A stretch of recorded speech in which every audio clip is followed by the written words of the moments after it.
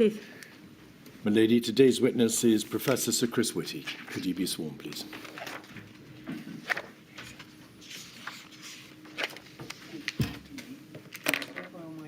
I swear by Almighty God that the evidence I shall give that the evidence I shall give shall be the truth, shall be the truth, the whole truth, and and nothing but the truth. So, Chris, may I give the same apology to you as I gave to Sir Patrick yesterday? I'm sorry that we have to keep imposing on your time. Thank you for all your help. Thank you. Chair. You are, of course, Professor Sir Chris Whitty. I am.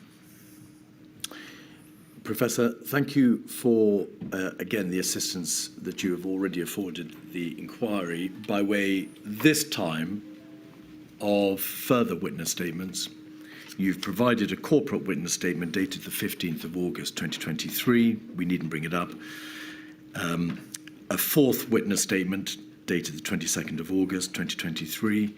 Together they run to hundreds, I think around about 340 pages. And you've produced for us hundreds of primary documents, as befits, of course, the magnitude of your role in the response to the pandemic. I'd like to start, please, with your qualifications and to detail some of your professional background. You are an epidemiologist and physician specialising in infectious diseases. You are or have been an NHS consultant physician in infectious diseases and tropical medicine at the UCL Hospitals NHS Trust and at the Hospital for Tropical Diseases. You hold a medical degree, a doctorate, and a degree in physiological sciences, all from the University of Oxford. You hold masters in epidemiology from the University of London, as well as MBA, an MBA, and LLM in medical law, and diplomas in economic and tropical medicine and hygiene.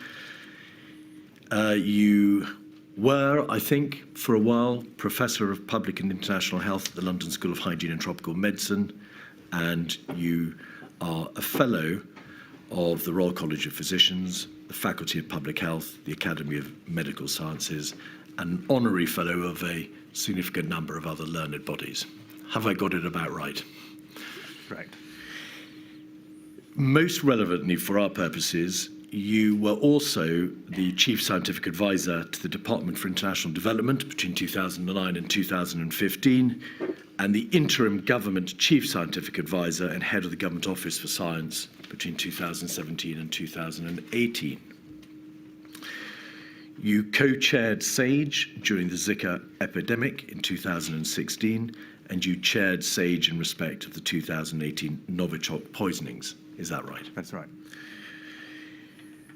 Most importantly, you were appointed Chief Medical Officer for England on the 1st of October 2019, and you held that post, of course, throughout the period considered by this inquiry. Yes. And do you remain the Chief Medical Officer? I do.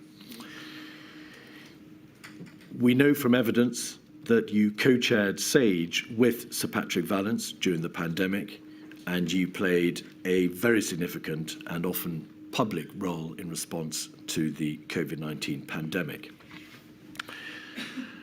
There is in your statement a reference to the fact that, in addition, you were head of the National Institute for Health Research. And I want to just depart for a moment from the chronology to look at what the nature of the NIHR is and what you did as its CEO. What is the NIHR? So the NIHR is the largest of the government funding bodies for medical research, and specifically it concentrates on practical medical and clinical research. The more basic science tends to be done by the Medical Research Council. Together, they form the government's contribution to medical research in the UK in terms of funding. And as you know, and I think most people know, the UK is very strong in this area, and I think this was important during COVID. As you give evidence, Sir Chris, may I just ask you to slow down a little bit? Our stenographer, who is absent and is working remotely, will need to, of course, keep up with what you say. The relevancy of the NIHR and the discharge by you of your role as CEO is that in the early stage of the pandemic in March 2020, did the NIHR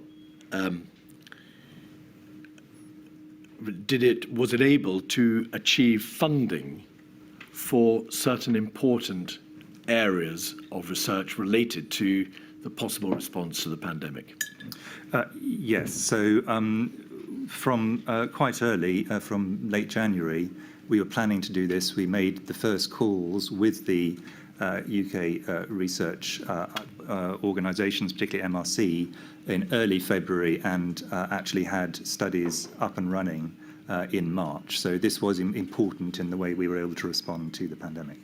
And was funding provided for a number of different areas, including clinical trials, phases of what then became the Oxford AstraZeneca vaccine, funding for COSIN, which the inquiry has heard is a system by which data was collected from hospitalised patients, and also for something called the COVID-19 Genomics UK Consortium, which provided vital research in relation to the sequencing of COVID-19 variants. So some of that was NIHR funding, some was from a combined funding group that Sir Patrick Vallance and I together controlled, but the same in practice applies. And I think we should add one more. There are many other studies that were covered, but I think a very important one was the recovery trial, which was the first to demonstrate that dexamethasone significantly reduced mortality in COVID. Is dexamethasone what is known as an antiviral, or at least a therapeutic, which became extremely important in being able to provide support to patients who were ventilated or who were receiving oxygen? It's a therapeutic. It was an anti-inflammatory steroid, but it led to a significant reduction in mortality for those who were on oxygen. And so drawing back from and looking at it overall, did your ability to be CMO as well as CEO of NIHR, did it assist you in being able to respond strategically to the demands of the pandemic?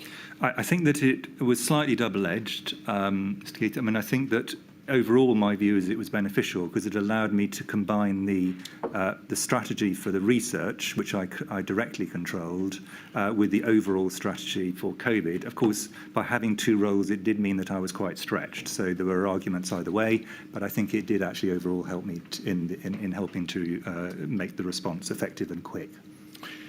And then turning to some aspects of the role of the Chief Medical Officer, does the Chief Medical Officer act essentially as the United Kingdom government's principal medical advisor?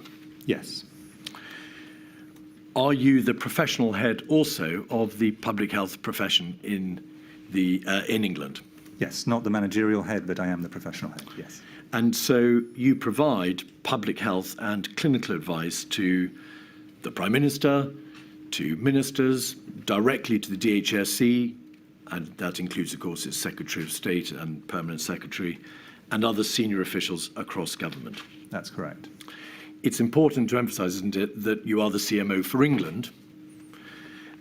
Is that because health is essentially a devolved matter, and therefore there are CMOs in the other nations of the United Kingdom? That is exactly correct. I think the one slight difference in terms of the UK role, because the CMO England is also the UK government medical advisor, is there are a small number of areas, mainly of international importance, where it is the UK government that leads rather than individual nations. But for practical purposes, it's England that was the majority of my responsibilities.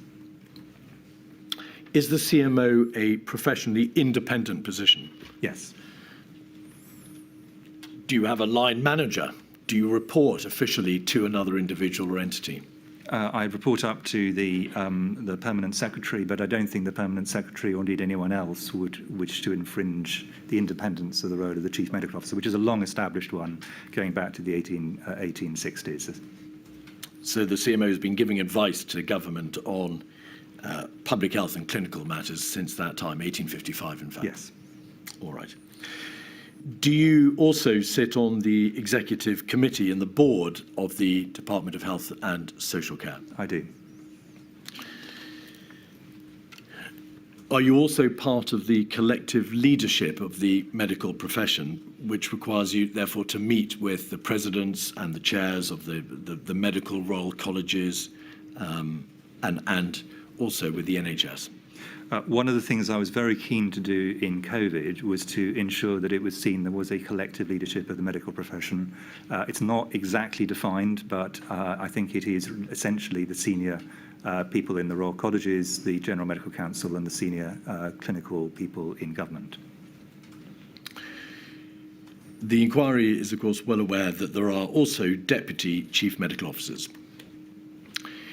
The DCMOs support you, the chief medical officer, but as senior medical advisors, are they also functionally independent? Yes. And do they provide advice similarly on public health and clinical matters? They do. Are the roles of the DCMOs separated in any way?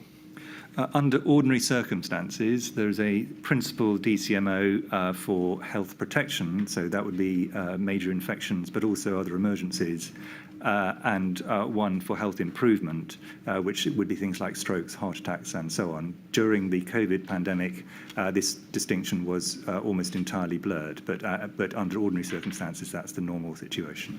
Because all of them lend their collective and impressive weight to the demands of the pandemic. Yes. I think there were 3 full-time DCMOs in post during the pandemic. Professor Sir Jonathan Van Tam, from whom we'll be hearing in due course, I think tomorrow.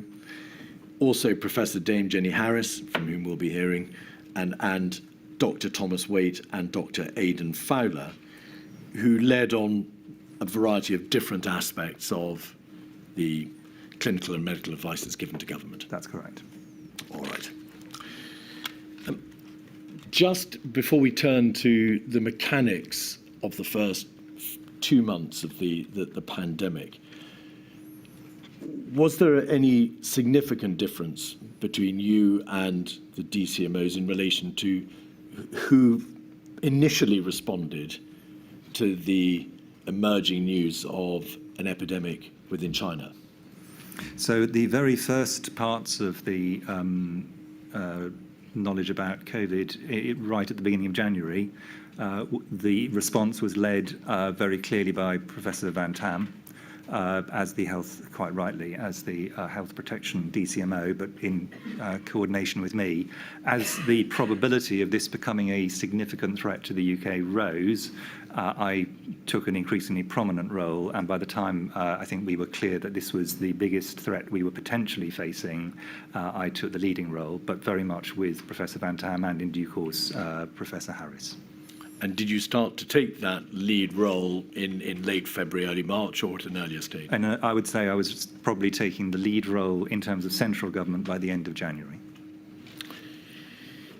Looking at the nature of the advice that you gave to central government and the means by which you gave it, could we have, please, your statement 248853 on the screen at page 50 and 51?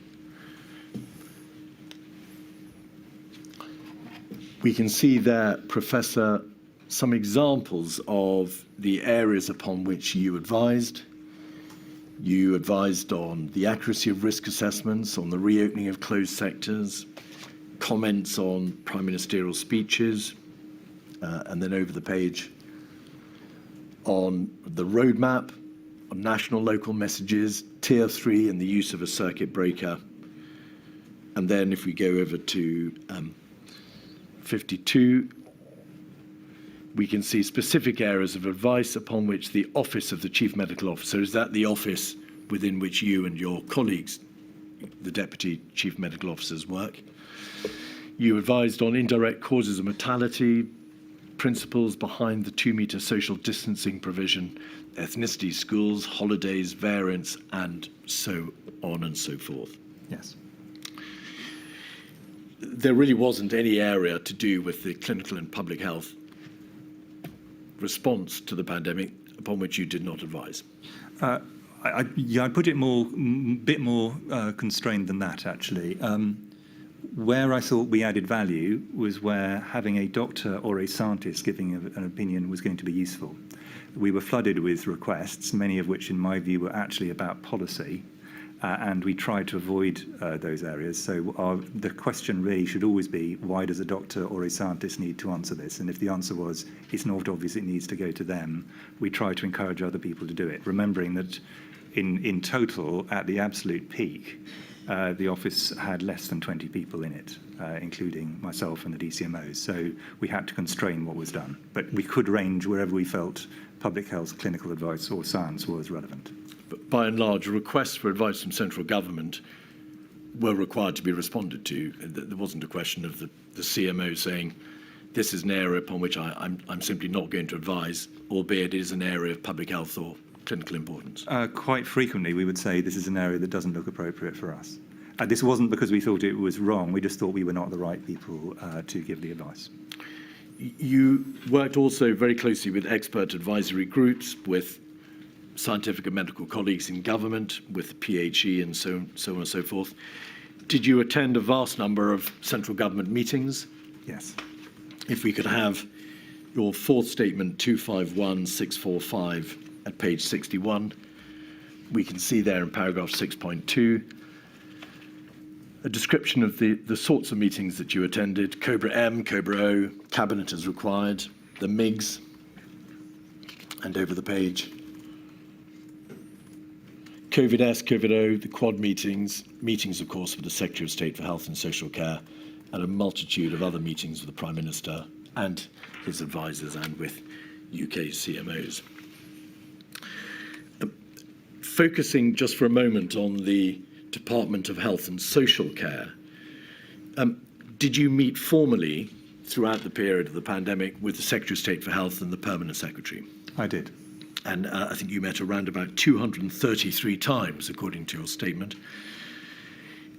Did the CMO, therefore, yourself, did you formally feed, therefore, into the DHSE decision-making process? So were you part of the functional structure within the DHSE by which it responded to the pandemic? Where a clinical, scientific or public health opinion was needed, yes. Were you therefore what was known as silver within the command structure within the DHSE? I think that makes it sound slightly different to how I, at that time, perceived it, but I was the person who chaired the technical meetings which collected and gave technical advice to the Secretary of State at various points along the path of the pandemic, particularly at the stages where there were regional approaches to the COVID pandemic. All right. We'll see in due course that you were also responsible for the clinical alert system, or at least for promoting the use of that system and for the sending out of alerts throughout England in relation to the pandemic. Did you also meet with a number of experts and scientific and medical peers internationally? I did. I met with many. Did you meet repeatedly with officials from the World Health Organization? I did, including going to the World Health Organization and meeting the Director General. Some have suggested that there was a general failure on the part of England and the United Kingdom to liaise sufficiently with overseas experts, with other countries, with other systems that were responding in their own ways to the pandemic. Did you, in fact, keep yourself extremely well informed throughout the pandemic as to how other countries were responding, and also as to the technical and scientific medical information which they were accruing?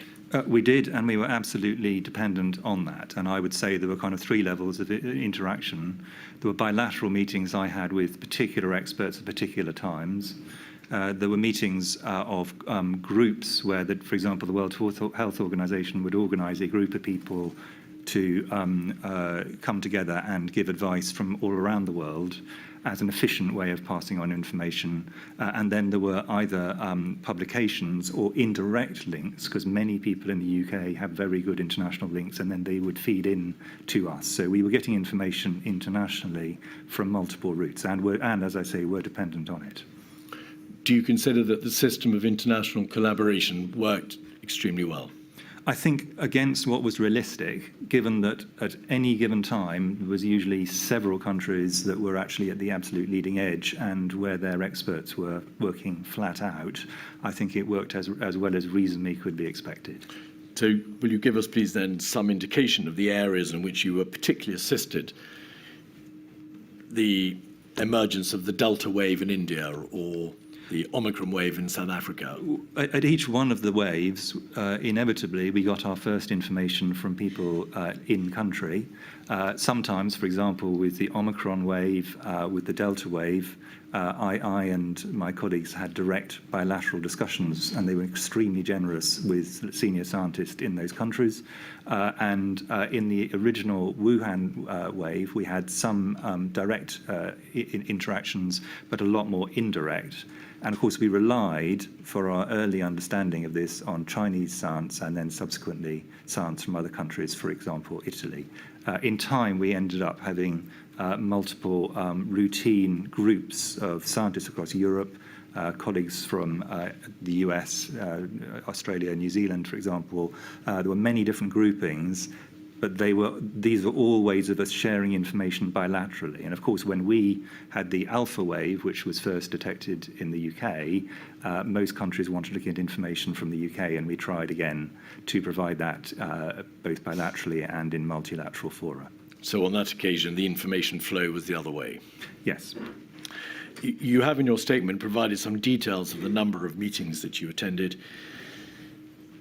I believe you had around 44 meetings between January 2020 and July 2020 with the representatives of other countries, and between August 2020 and February 22, you participated in a further 107 international meetings, we presume multilateral meetings. That's correct. But it's also important to stress that a lot of information in medicine is passed on in written form by papers, by emails, and by alerts of different sorts. So this is only the direct meetings were only part of the way we were learning from the international experience. You have described how you were the chair of SAGE. You were, of course, the co-chair with Sir Patrick Vallance. Was he the principal chair of SAGE? We agreed at the beginning that it would be much more efficient for one person to actually chair the meetings if they were present, and Sir Patrick was at virtually all of them. So he chaired them. Occasionally I would chair them if he wasn't there, but we would agree agendas, agree minutes, and I think most importantly actually try accurately to reflect the output of SAGE to policymakers together as co-chairs, and to agree where we felt the centre of opinion at that point in time was.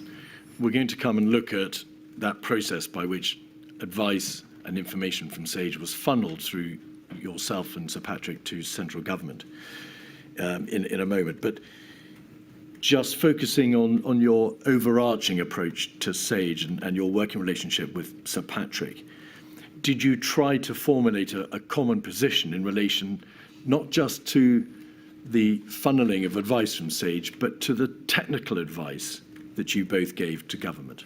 Yes, and I think it's important to, in a sense, differentiate. I felt I had two roles with SAGE. In one role, I was actually a member of SAGE and had expertise in areas that were complementary to other people, and gave an opinion as myself, if you wish, as an expert in this field. But once the agreement had been made and the minutes were agreed, and we'd agreed where the central position was, I would then try accurately to reflect the views of SAGE as a body rather than my own views, because I thought that was, otherwise, in a sense, why have the extraordinarily effective, in my view, model of SAGE sitting on top of expert committees, sitting on top of a large scientific effort, sort of funneling up. So very much once we had agreed a SAGE position, that was Sir Patrick's position and that was my position. It's self-evident that the ramifications of this epidemiological and public health crisis were enormous. These were difficult and nuanced issues. There must have been room for a wide spectrum of advice to be given. Was it not in practice quite difficult to ensure that yourself and Sir Patrick were singing always from the same hymn sheet? Well, I mean, I think we spent, firstly, the SAGE process, of course, helped because a lot of the discussions were had in that group and different ideas could then be tested more widely. Where we were unsure or where we were having to give advice in advance of SAGE or in an area where SAGE was unlikely to work, we did everything we could to have our discussions before we gave the advice to ensure that we'd thrashed it out and had a common position to put to the Prime Minister or other ministers as needed. You'll be aware from the evidence given by Sir Patrick Vallance that in his book, Jeremy Farrar observed that there was a friction, a tension perhaps, one between waiting and wading in between yourself and Sir Patrick in those early weeks of January and into February of 2020. Did he overstate the position, or was there a degree of difference between you? Well, Sir Jeremy, who is a good friend and colleague, had a book to sell, and that made it more exciting, I'm told. My own view was that actually the differences were extremely small. And the main one, and Sir Patrick, I thought, put it very well, was that I saw as part of my role within SAGE, and this is my first role as an individual, to reflect some of the very significant problems for particularly areas of deprivation I saw from many of the actions that we were taking in terms of what was going to be advised to ministers to consider for what they did next. And I think that was an appropriate thing for me to do. Sir Patrick also thought it was appropriate. Inevitably, it meant that we appeared to have slightly different starting points in SAGE, but the end product was the SAGE view, and we reflected the SAGE view when we went to ministers, which was, in my view, the correct way to do it. You refer in your own statement to the fact that there are risks associated with undercalling a crisis, for example, missing the start of a major epidemic or failing to get ahead of it, and overcalling, so leading, I suppose, to multiple false alarms. Sir Patrick, in his diaries, and again Jeremy Farrar in his book, refer to a tendency on your part to be perhaps more cautious than Sir Patrick, to a tendency to wait, perhaps with the experience of your long and highly distinguished career in this field, to wait to see how things pan out, that to recognise that you've seen it all before and we must be cautious and wait to see what the data tells us. Would you agree that, by contrast to Sir Patrick, that was more the stance that you took? I think we should be very careful of the narcissism of small differences here. The differences were small. But I did have a stronger concern, I would say, than some, that the biggest impacts of everything we did, and I was confident we were going to have to do them, to be clear, but when we started, the disadvantages of all the actions, not just full lockdown, but other actions before that, for example, what was initially called cocooning and then shielding, as an example, stopping schooling is another. The biggest impacts of those would be in areas of deprivation and those in difficulties and those living alone and so on. So I was very aware that we essentially had two different things we were trying to balance. The risk of going too early, in which case you get all the damages from this with actually fairly minimal impact on the epidemic, and the risk of going too late, in which case you get all the problems of the pandemic running away. Now, as we will, I'm sure, come on to, my view is, with the benefit of hindsight, we went a bit too late on the first wave, and I've been very clear about that for some time. We can come on to the reasons for that. But the idea that there was not some tension between those two and that you could somehow go without cost earlier than was needed, I think was incorrect. And again, everyone around the SAGE table would have agreed with that position. The degree of weighting, I'm talking here in terms of putting weight rather than weight as in time, between those two inevitably varied a bit between people, and I was probably further towards let's think through the disadvantages here before we act, and also in making sure that in giving my advice that ministers were aware of both sides of the equation. You've referred there to the very well-known harmful consequences of intervention to the damage done economically, societally by non-pharmaceutical interventions. Were those issues not, however, something better for government to resolve, these being intensely political decisions, as opposed to the CMO, who of course is primarily concerned with public health and clinical matters? Were you entitled to weigh up the adverse consequences of early intervention when advising on public health and clinical matters? So the point you make is absolutely correct. I was not only entitled but should have and did weigh up the negative aspects from a public health point of view. It was no part of my job, nor did I ever do this, to say what are the wider economic, what are the wider social, what are the wider geopolitical questions. That was not my job. Sorry, I'm going to interrupt. Please try to go a little slower. Apologies. So let us take some practical examples. The question of someone who goes into shielding before need and then ends up with loneliness, depression, and so on, that is a clinical and public health problem. The problem of someone living on the borderlines of deprivation, pushed over the edge into deprivation, is a public health problem. Questions of the wider economy are not a public health problem and were not for me, but the first two, in my view, firmly are within the realms of public health, and I don't think any public health expert would disagree that they are. They might disagree on the exact approach I or others took, but I think the principle that those are firmly within the scope of public health, I think, is widely accepted.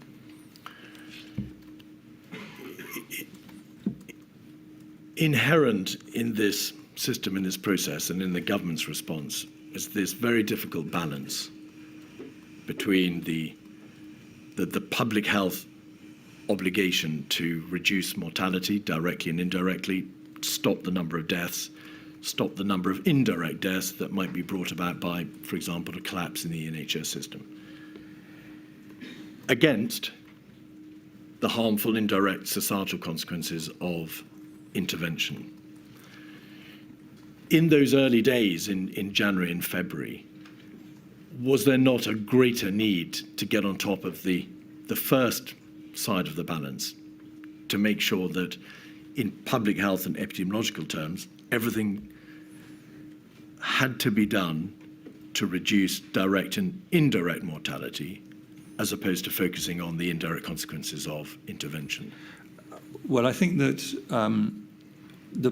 one of the problems with that argument is if you get up to and including the beginning of certainly March, we didn't have any mortality in the UK, and we'd only just, in fact, had evidence of internal transmission. There then is a very difficult period, really, from the beginning of March till the 16th and then the 23rd of March, where the exact point along that path where the intervention should happen was a matter for legitimate technical debate from a public health point of view. Then after that, there is a wider set of discussions, exactly as you say, on the wider impacts on economy and society, which are not for me, Sage, or others. This is not our role. But in those, those technical questions, what we should actually give in terms of the public health advice, you had to actually give both sides of that advice. Let me give an example in a slightly different way, if I can try and make this clearer. If, as a doctor, you only say to someone you need an operation, and you don't lay out to them all the things that will potentially go wrong with this operation, even if you think personally it's the right thing to do, you are failing in your medical role. And in fact, if it came to a court, there would be firm direction on that from the legal profession. So it is important that when giving advice, you give advice on both sides of the equation. That is central, in my view. Additionally, you have to actually think through the public health implications. One of the problems I had in thinking this through was I think some people were thinking that this was just a matter of getting through a few weeks and then we're out and then it's all fine. My view is you had to think about this over the course of the epidemic as a whole, and that was clearly going on to go on for a lot longer. Hence why we put so much emphasis, for example, on research. My view was always that you were only going to get to a situation you would not have to consider NPIs for the sake of argument once you'd got medical countermeasures, so vaccines, drugs, and other areas, and that was going to take some time. So you had to be able to do whatever you were doing for the period of time until essentially the cavalry came over the hill in the form of medical science. In that period before it became apparent that there were cases and then subsequently deaths in the United Kingdom, there are references to you in the email correspondence with government and also in meetings, referring to the risks of overreaction. On the 23rd of March, as late as the 23rd of March, in a meeting with the Prime Minister, you were reported by Imran Shafi in his notes of that meeting to have said, overreacting will have impact. So I want to ask you, to what extent did the need for the accumulation of data, to be sure about what the position was, knowing the lie of the land before systemically the country reacted, impacted your decision-making, or rather your advice? My advice was, by the time that SAGE had advice, my advice was the advice of SAGE. And the advice of SAGE at this point was extremely clear that without action, we were going to be in very deep trouble. And they'd said that from the 16th onwards, really, I think, in my view, extremely clearly. It is important that if you're, in giving advice, that the downsides of the advice are also laid out. That is good medical practice. Is also, actually, as it happens, good civil service practice. That is what you should do. It doesn't mean you do not think that the action should occur. And in my view, by the time we got to the 23rd, the options available to ministers, unless they wish to see very heavy loss of life, were pretty narrow, actually, but they needed to be aware of the downsides nevertheless.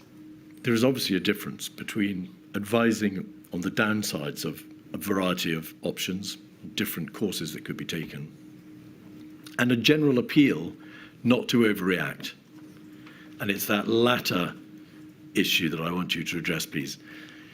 Did you, during that time, January, February, March, call the risks of overreacting? Did you call out that there was a danger that if the country went too soon, too rapidly, there would be other, perhaps indirect, but other significant consequences?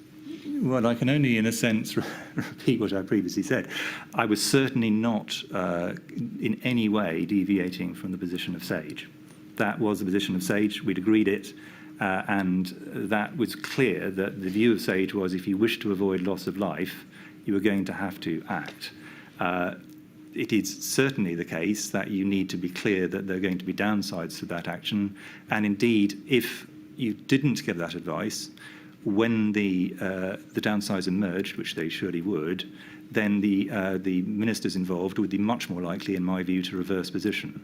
So they need to have a firm foundation when they take an advice that this is, if you wish to minimise loss of life, this is a path down which you're going to have to choose a number of very, very unpalatable options.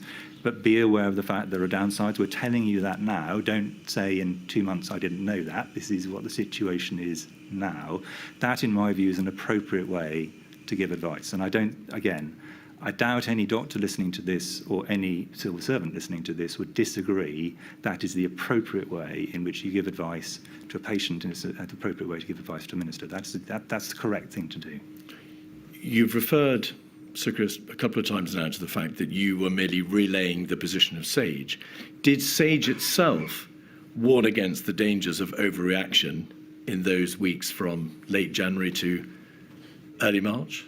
I don't think that I would have used the phrase, and certainly SAGE would have used the phrase, overreaction. What we'd have said is, here are some downsides. And these are things you need to be aware of. And, again, to go back to my earlier point, the differences between different people on SAGE on this were not of, are these downsides there, etc. All of these things were agreed.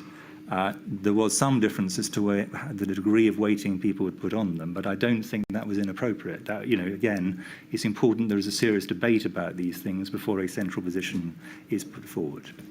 Of course, there is a debate. And of course, individual epidemiologists and advisors would naturally differ as to the speed with which the system was required to react, whether or not steps should be taken, whether or not further data should be accumulated, and a better understanding accrued.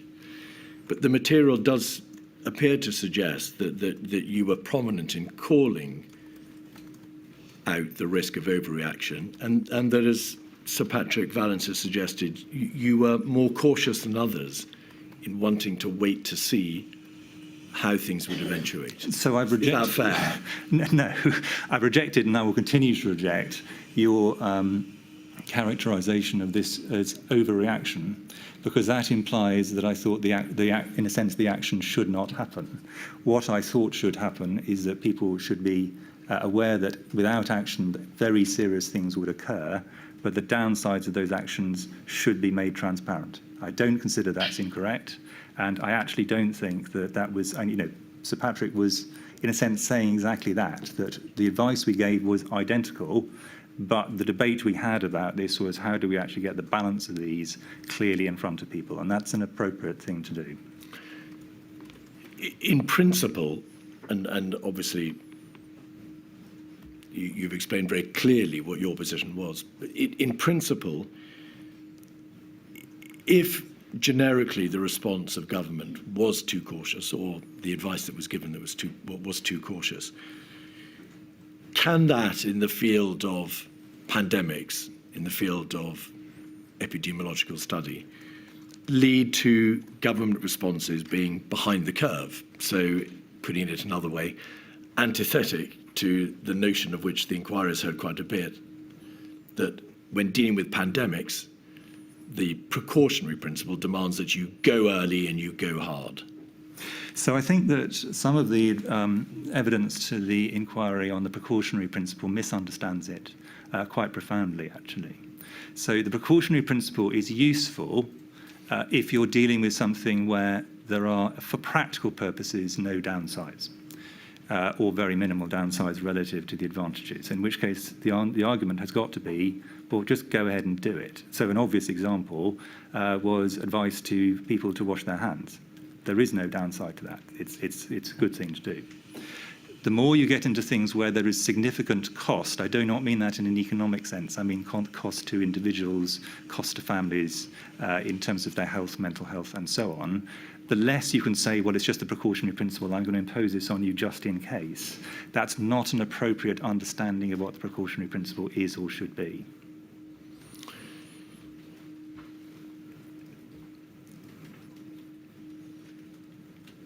You gave a presentation at the Royal College of Physicians on the 12th of February, and if we could just have up a note of what you said. 274050.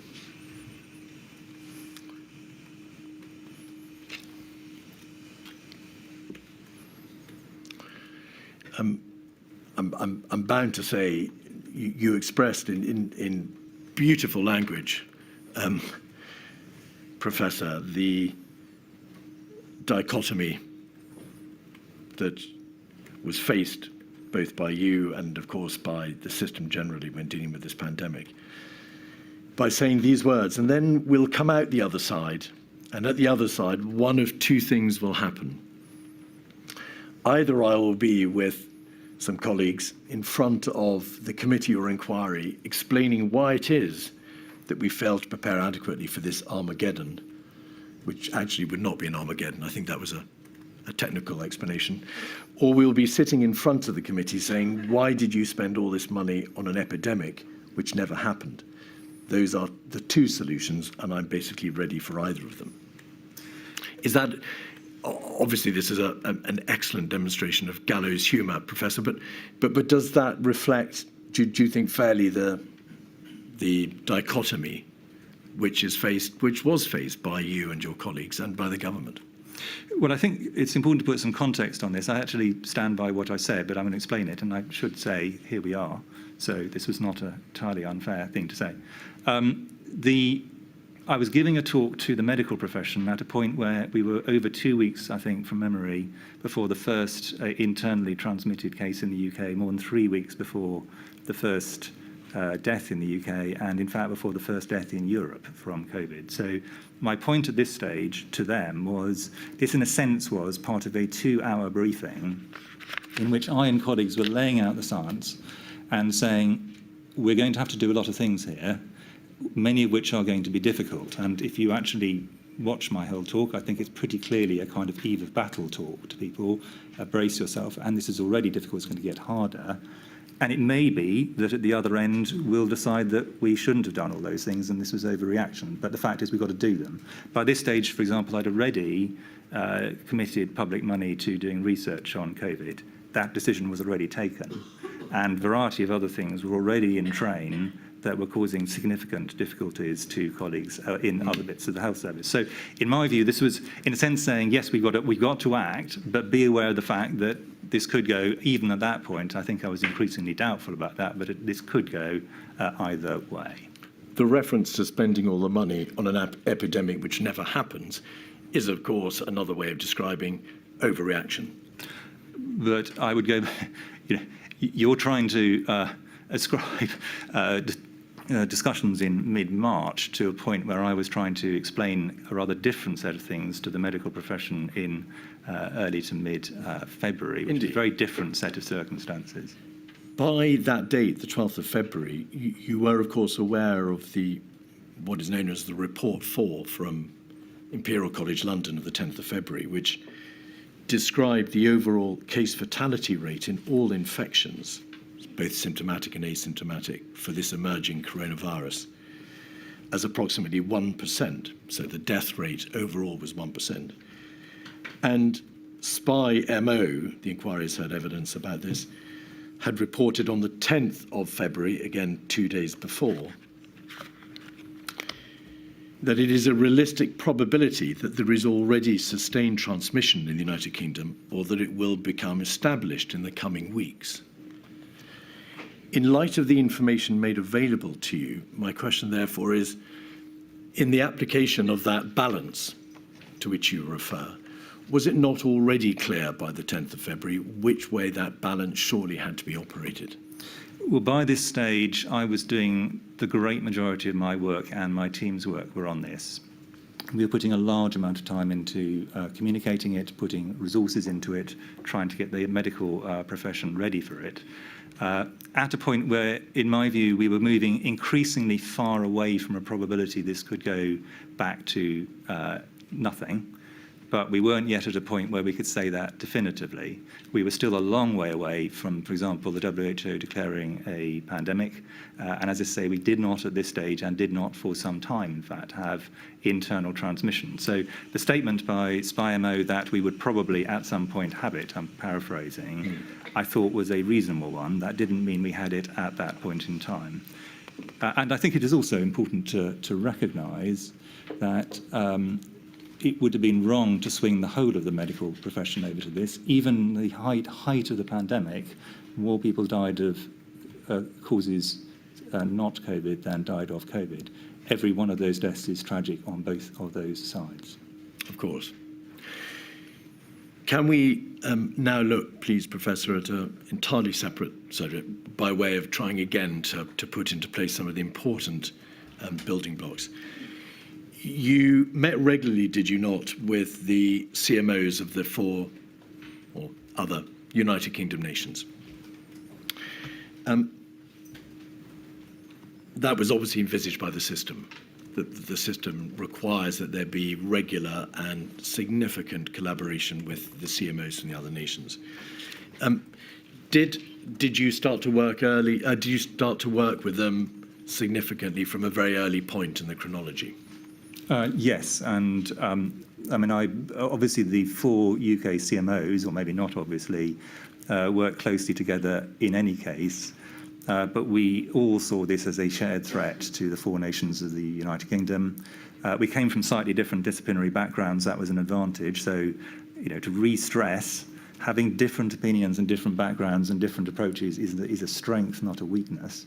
And it allowed us to make sure that the advice we were giving ministers from a technical point of view remained as aligned as possible. Ministers then obviously could take different political decisions, but that was, I think, remained the case all the way through. I'd like to pay great tribute to the other CMOs and DCMOs in the four nations. I think we worked together collectively as a team quite effectively throughout, very effectively, actually. I think you met around about, well, according to your statement, 274 times. That's true, and we were messaging one another in between those and so on. So it was a very close interaction. And no doubt you gave advice collectively. We gave advice collectively where there were important issues so that we gave advice collectively under a number of circumstances. The most important one was where we thought there was an issue of great public importance, where we wanted to signal to the public that this was a collective view. Shall I give an example of that? Please. So, for example, when schools were going back, we wanted to give a collective view about the risk-benefit in a very clear way to the general public and to teachers and staff members. We wanted to give a clear view about vaccination of children, and we gave those views as a collective, because our view was, as a collective, in a sense, we were demonstrating this was not just one person's opinion, this was a general opinion of the profession as represented by the chief medical officers. And in some cases, we did it collectively also with the deputy chief medical officers. So you were doing it not just to aid collective decision-making for trans-UK matters, but to make a strong collective public statement. Correct. And then sometimes we would get other senior clinicians from other areas to do this as well. And I think one bit of that, which I hope that the inquiry will find useful, we collectively wrote a report to our successors, along with Dame Jenny Harris in her new role, and also Steve Powis from the NHS, to say this is our professional opinion on the technical matters, fully saying, to be clear, that the narrative of the inquiry will come from, the narrative of the pandemic will come from this inquiry, but we wanted to have a collective view to whoever was next having to face the pandemic in the UK, here's what we learned from this. Can you recall any significant scientific disagreements between you, albeit I'm sure there were times that you were testing each other's thinking and testing the conclusions that the others might have reached, but any significant disagreements? Not that I can recall. I think there were several points where we had to choose something over quite hard to reach a collective view. But these were usually things which were in practice 49%, 51% calls, where it's not really clear what to do and there is a legitimate spread of opinion. And we wanted to, when we gave our collective view, be pretty confident that we were giving one that we could all sign up to and felt comfortable with, and we'd thought through the pros and cons of that. But I don't think there were any from a technical point of view. The most difficult one tended to be on borders. And you gave advice on borders, balancing risks and benefits in education, of course, vaccination, dosing schedules, All of these. clinical trials, and also winter challenges. Exactly. Challenges faced by all the nations. There has been some suggestion from some quarters that there was an absence of proper collaboration on the clinical medical front with the devolved administrations. Do you consider that there was, in fact, the closest of collaboration with all four nations? Well, I mean, just commenting on the areas where I was involved, there are many others. I think the CMOs demonstrably did a lot together. The different public agencies did a lot together, and, for example, all the issues around PPE were agreed on a four-nations basis, usually at a technical level. The presidents of the Royal Colleges, with whom I met regularly, are on a UK-wide basis, principally. Some of them are more Scottish-based or English-based, for example, but they are a UK resource. So, and the General Medical Council, which is involved in some of these, is a UK body. So we were working from a purely professional, technical point of view, clinical and public health, in my view, very closely all the way through and at multiple levels, and this carried on all the way through the system. That doesn't mean that there weren't different and perfectly legitimately different responses to the pandemic at a operational, political and other areas. So I'm not claiming that this is identical across the UK, it clearly wasn't. But I think at a technical level, we did whatever we could to ensure that the advice was shared and also tested across the UK. And I think that was actually a real strength. As a matter of interest, it's obvious that there were a very large number of meetings from the 24th of January 2020 onwards. In terms of the formality of that process, do you recall whether or not your various meetings with the other UK CMOs were minuted? We had, essentially, we met in kind of three different ways. There was just informal discussions. There were formal things where we were trying to come to a decision, and essentially that either ended up with a minute or it might end up with a joint letter, but that essentially is the minute of these are the positions we've taken. And then there were discussion groups, of which the most, probably the most prominent was something called the Senior Clinicians Group, which I chaired. And that didn't just have CMOs, it also had people from the NHS. At some points it had chief nurses and others. So this was very much not a decision making. It was for just people to share information principally. But these were, where a decision was taken, then there would be a formal record of it. And that, I think, was the key point about this. Moving on to another part of the system, Public Health England. You say in your statement that, because you were asked to comment on the effectiveness of Public Health England, that it did play to its considerable scientific strengths in January and February. And of course, we remind ourselves that it was in January that it created at great pace a PCR diagnostic test for SARS-CoV-2. But that operationally, it struggled thereafter to scale up the system of testing based upon the diagnostic test that it had invented. Is that a fair summary? That is a fair summary. There has, in fact, been a great deal of evidence before this inquiry that there was a whole-scale absence of a sophisticated, scaled-up test, trace, isolate system in the United Kingdom at the beginning of 2020. You must have reflected long and hard on this issue. To what do you ascribe that absence? I think that, in a sense, there's two levels of it. The countries which were best able to scale up, particularly using their public system, and I'm going to use South Korea as a proxy for that, but there were others, had very significant investment in public health infrastructure.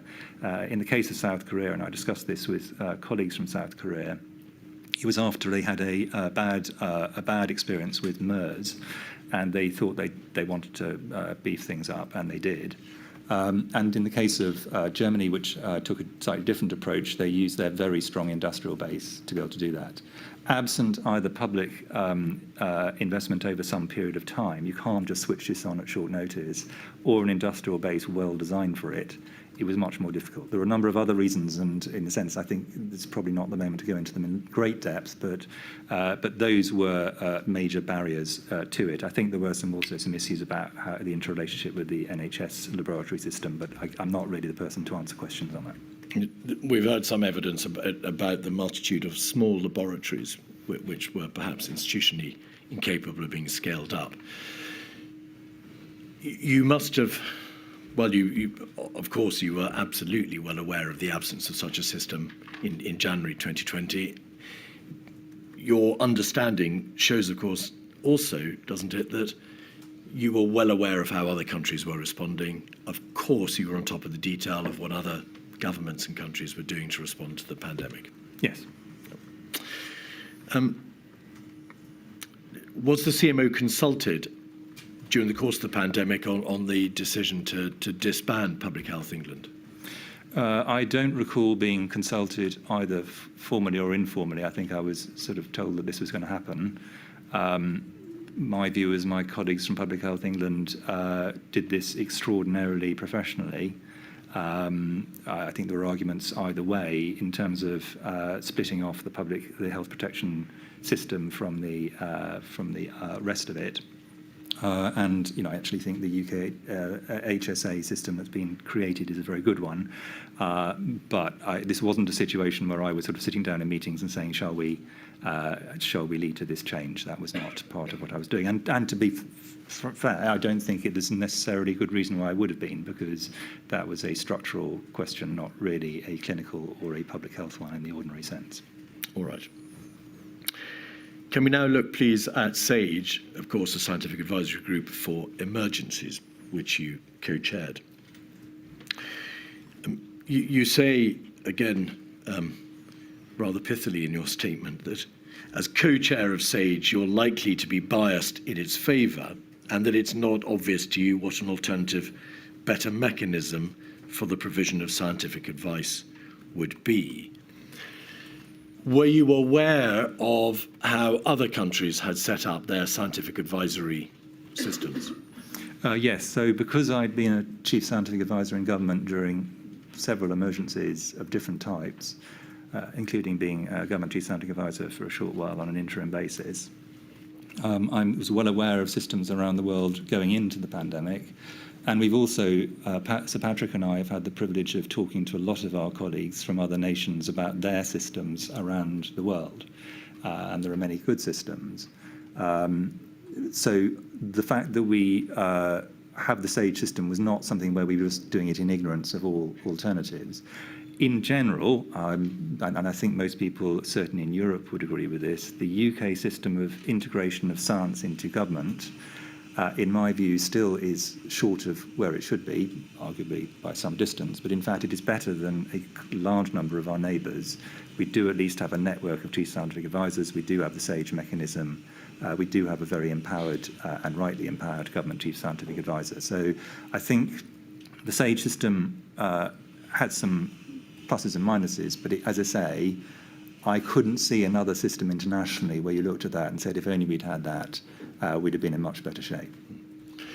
Just looking in a more narrow way at some of the particular aspects about surrounding how SAGE worked, a number of witnesses have noted that the tension that you identify in your statement between having a group that's small enough to allow significant, proper expert debate and having a body that's large enough to be more representative, but so large that it acts contrary to the ability to have a proper focused debate. Do you assess that that balance was correctly drawn in the case of SAGE? Was its membership sufficiently diverse in terms of comprising not just epidemiologists and modelers and behavioural scientists, but members of other disciplines? I think in the very first meetings of SAGE, I think it was too small. And I think it was recognised as that. And Sir Patrick and GoScience did a lot of work to deal with that. Arguably, at other bits of the pandemic, it actually arguably got too large. There was a very wide spread of outstanding scientists, but it was less easy for people to challenge one another. So there is undoubtedly a sort of point between those, which is the most effective one. It's important also to recognise that SAGE is not a fixed body, even in a single emergency. So people come onto it and go off it, depending on what the set of problems are that are being considered. So the only person who's actually fixed on SAGE is the Government Chief Scientific Advisor, Sir Patrick. All others, and obviously now Dame Angela McLean, who you'll be speaking to, I think, later in the week, all others come or go as needed for the particular needs at that point in time. Can you recall whether or not those additional members of whom you've spoken came from other particular disciplines beyond epidemiology or behavioural science or modelling? There was quite a wide range of people came and went at different points. Some of all of them of very considerable eminence.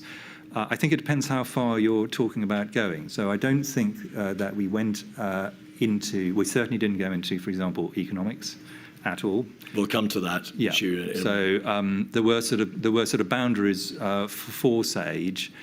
quite a lot of the hard work scientifically was in fact done in subcommittees, and by the middle of 2020 there were quite a number of subcommittees that brought in experts in areas that were relevant to, for example, social care, to child care, and so on. Well, So, yes, well, may I ask you then directly, Professor, a number of witnesses have spoken of how there was a deficiency of experts dealing specifically with matters such as infection control or community mobilization, the public-facing side of public health, as opposed to the biomedical specialists dealing with issues such as modelling and epidemiology and so on. Well, I think probably there are, I mean, in a sense, you can make a case for almost infinite numbers of sciences perfectly reasonably.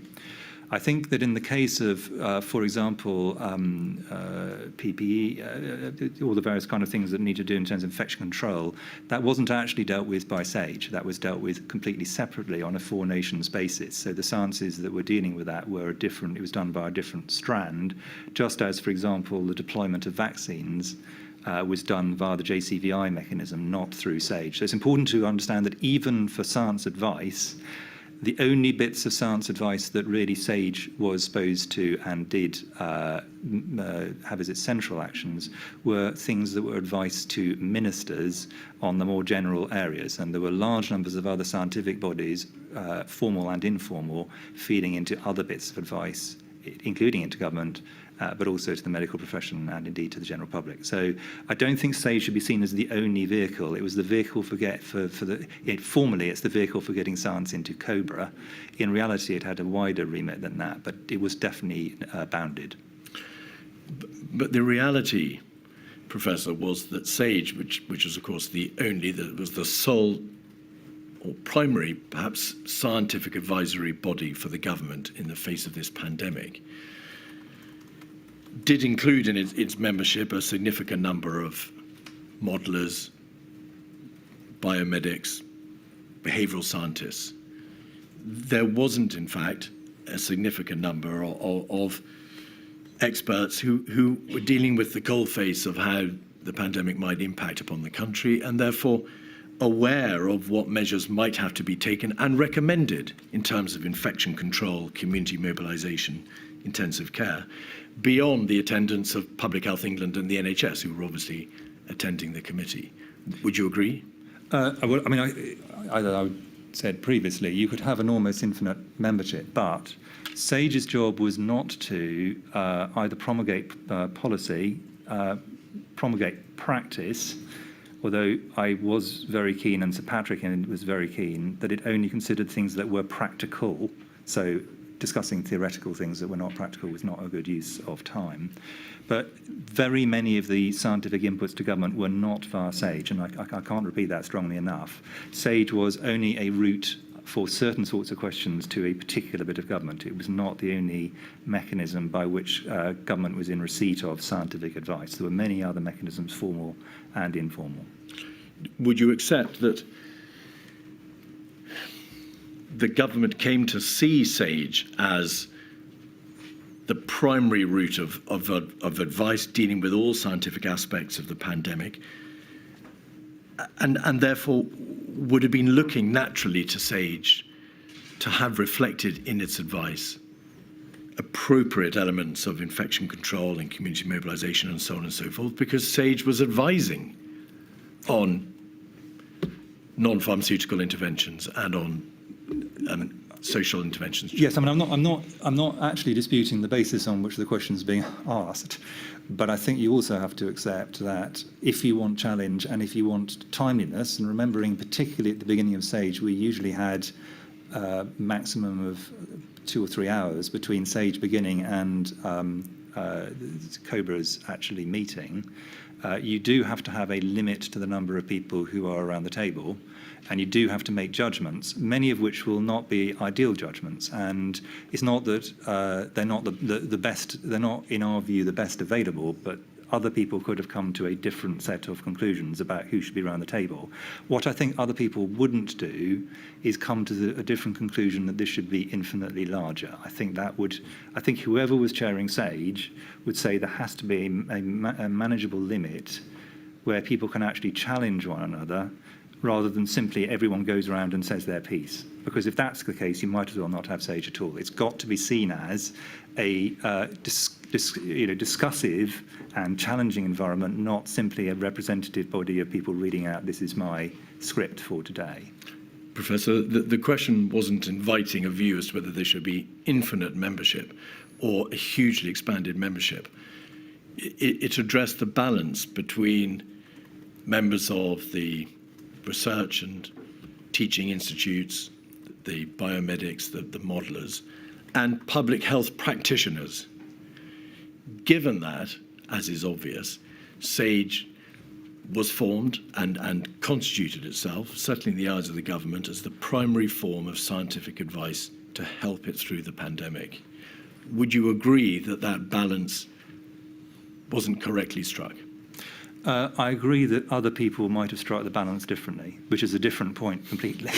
And were they the chief medical officer, they could have come to a different conclusion. But Sir Patrick and I took the view that given the questions ministers are asking, I think I'd like to differentiate here, and maybe this is where some of the confusion comes from.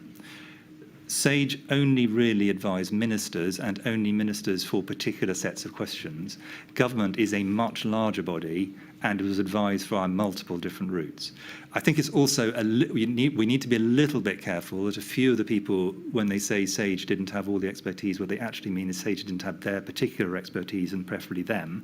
That is a different thing again. But I think many of the challenges were quite legitimate. I got written to by specialist groups, as did Sir Patrick, distinguished groups of distinguished scientists quite regularly saying, why are we not represented better on SAGE? And they were all legitimate questions. So I'm not disputing this. I'm simply saying you have to make a judgment at some point, but you do have to have a group which is not unwieldy. I don't wish to spend too much longer on this point, Professor. I think some of those witnesses may balk at the proposition that they were only advocating a wider membership in order to reflect their own sectarian position. But no, that's not what I was saying. I think they genuinely feel that their expertise was one that the country would have benefited from. I'm not in any sense disputing that, but I'm just saying that it wasn't often virology wrote to say, can't we have more anthropology, or anthropology wrote to say, can't we have more public health? It tended to be groups saying our group is not sufficiently represented, perfectly legitimately. And equally legitimate, the argument that there should have been more public health practitioners, more experts with infection control, and so on and so forth. They're legitimate, as you say, a judgment call. Yeah. In hindsight, it's no doubt a proposition with which you would agree. There should have been a greater focus on that sort of discipline. Well, I mean, in terms of the advice that you got to remember that I also had the benefit of huge numbers of people giving me advice not through SAGE. So, for example, I met regularly, very regularly, with the directors of public health across the entire country, an extraordinarily able and dedicated and very experienced group. They gave me public health advice from all parts of the country, not through the SAGE mechanism. And these kind of mechanisms were replicated for Sir Patrick in other areas and so on. So I think it is I just think, I think we should be a bit cautious of implying that SAGE was the sole mechanism by which science entered government. It was one route for one set of issues, and I think that is where I think some of the misunderstandings sometimes arise from. In your statement, you make the point that legitimate outlier opinions often tended to dominate media discussions, but the job of SAGE was to provide a central view of current science. Central in whose view? Well, that is part of the judgment of these. So what we wanted to do with SAGE, and this is true for all SAGEs, not just true for this, is as best we could say at this point in time, at this level of knowledge of this pandemic, as it happened in this particular case, which of course developed very substantially over the first 18 months of the pandemic, this is where we think the midpoint of national and indeed international science is. So it wasn't the job of SAGE to advocate for one position or another. It was the job of SAGE to sense the midpoint and say to ministers, at this point in time, here's the midpoint, and also at this point in time, here's the spread, which of course was in some areas quite narrow. There was some areas where there was basically pretty universal agreement, and then there were quite a lot of areas where there was quite a widespread, and it was appropriate and necessary that was, to the best of our ability, reflected in the way we described it to ministers. One last question on this topic, if I may. Elsewhere in your statement, in the context of describing how difficult it was to contemplate in January and February the notion that there might in due course have to be a full lockdown, a mandatory stay-at-home order, effectively suppressing day-to-day life and closing all high-risk, indeed every major economic and social activity. And you say this, that the absence of contemplation of that notion, of that possibility, might be considered a failure of imagination by a group of scientists who understood the nature of epidemics and their history. If anybody was going to understand the lessons to be learned from past pandemics and the necessary epidemiological lessons, it was, of course, surely the members of SAGE. What did you mean by that reference to a failure of imagination? Well, I think that, so within SAGE, certainly I was one of the people who was most concerned that we captured the reality of previous pandemics. So let's start off with that. And for example, I was throughout, and I think this has been pointed out by some of the other witnesses, concerned about the fact that there would be a surge in winter, irrespective of where the first wave occurred. And that was partly for logical reasons, but partly because if you look back over the last, certainly over the three significant flu pandemics, for example, in the 20th century, starting with the 1918-19 one, the first wave was actually fairly moderate, and the winter surge that followed it was in fact killed a lot more people than the first wave. That was a really critical, in my view, fact. That wasn't picked up in the modelling, as that wasn't the reason, it wasn't that the modelling couldn't pick that up, but that wasn't derived from modelling, that was derived from, in a sense, historical experience. So there's a lot of things that we could usefully pick up from previous pandemics. Secondly, within previous pandemics, a large number of NPIs had been used, and we were aware of them and modelled them, including... Just pause there. Do you mean, is that a reference to quarantines and so they would include self-isolation and the like? Exactly. Quarantines, self-isolation, school closures, stopping high contact professions. These are things which had been done over decades or centuries. So these were mechanisms that were well known. The idea of essentially by law locking down all of society is not something which had previously been used. And you could argue, and I think it is reasonable to argue, that that's something we should have cottoned on to at an earlier stage. In reality, my view is that the band of situations where that would be relevant is in fact relatively narrow. So if a pandemic was much milder, like the swine flu pandemic, then it would be seen quite reasonably as disproportionate.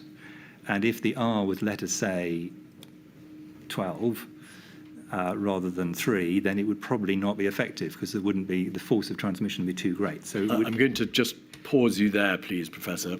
We'll be coming back, of course, to the epidemiological justification for lockdowns in a later part of your evidence. But just on this point of principle, if there was a failure to cotton on to the notion or the possibility of a mandatory stay-at-home order, does it not necessarily follow that the government wasn't made aware in good time of that possibility, that the government wasn't advised in good enough time that this was an option, and had SAGE been alert, perhaps imaginatively, to this being a possible intervention, consideration would have been given to that possibility at an earlier and more appropriate stage? I think what you see with SAGE, and maybe we will come on to it later, because there's quite a lot of layers of technical points behind it, is that what SAGE was clearly advising by the time we get to the middle of March was that if ministers intended to prevent the NHS from being overwhelmed, which was one of their principal drivers, they had many others, and reduce the loss of life, they were going to have to significantly reduce interactions between households and individuals. And there are a variety of ways by which this could be done. The question about whether it was done by law actually is not a scientific question. It is a political and to some extent legal question, not a scientific one. Now, when you say that were they aware of this possibility, well, it clearly had been used by China. So there was very recent, it was all over the newspapers. Politicians were aware that that possibility existed. And indeed, it started to be used across Europe, although not that far in advance, actually, of where we did in the UK, by a matter of really days in general. But so the principle that this was actually available as a policy response didn't require SAGE to make that point.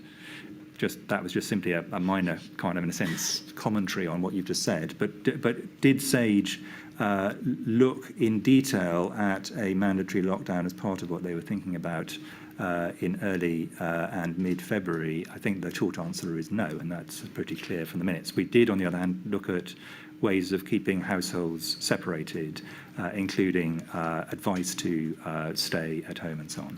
As the primary provider of scientific advice on these issues to government, surely it was incumbent on SAGE to put forward, not the Chinese, but SAGE to put forward as a possible policy response the notion of a lockdown, and to do so in good time. Would you agree with that general proposition? I think you have in your, as you said, many documents from me, one where I make the point that we need to find out a way of getting R below 1, which in principle is the key thing for getting a wave to turn over, which is really what we were talking about.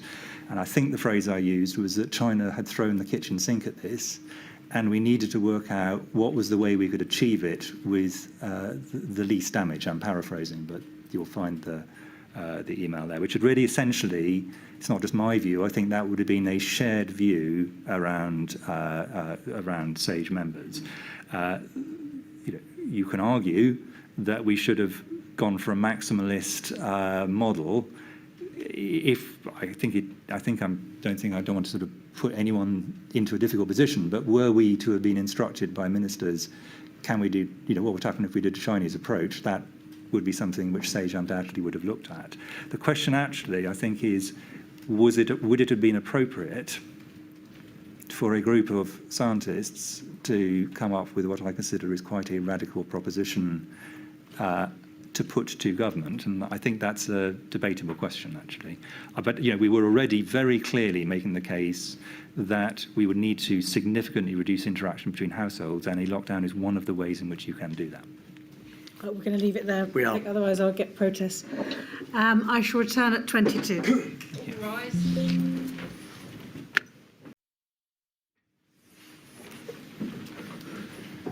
Mr. Keith. Professor, still on the subject of SAGE,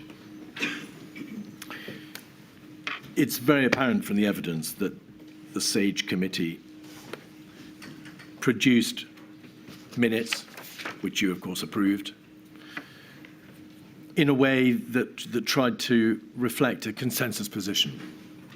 And whilst some of the minutes do provide levels of certainty rating, for example, in relation to subject X there's a high confidence or subject Y there's a low confidence, would you agree that in general terms, dissenting opinions, changes of opinion or differences of opinion were not, as a general rule, reflected in the minutes?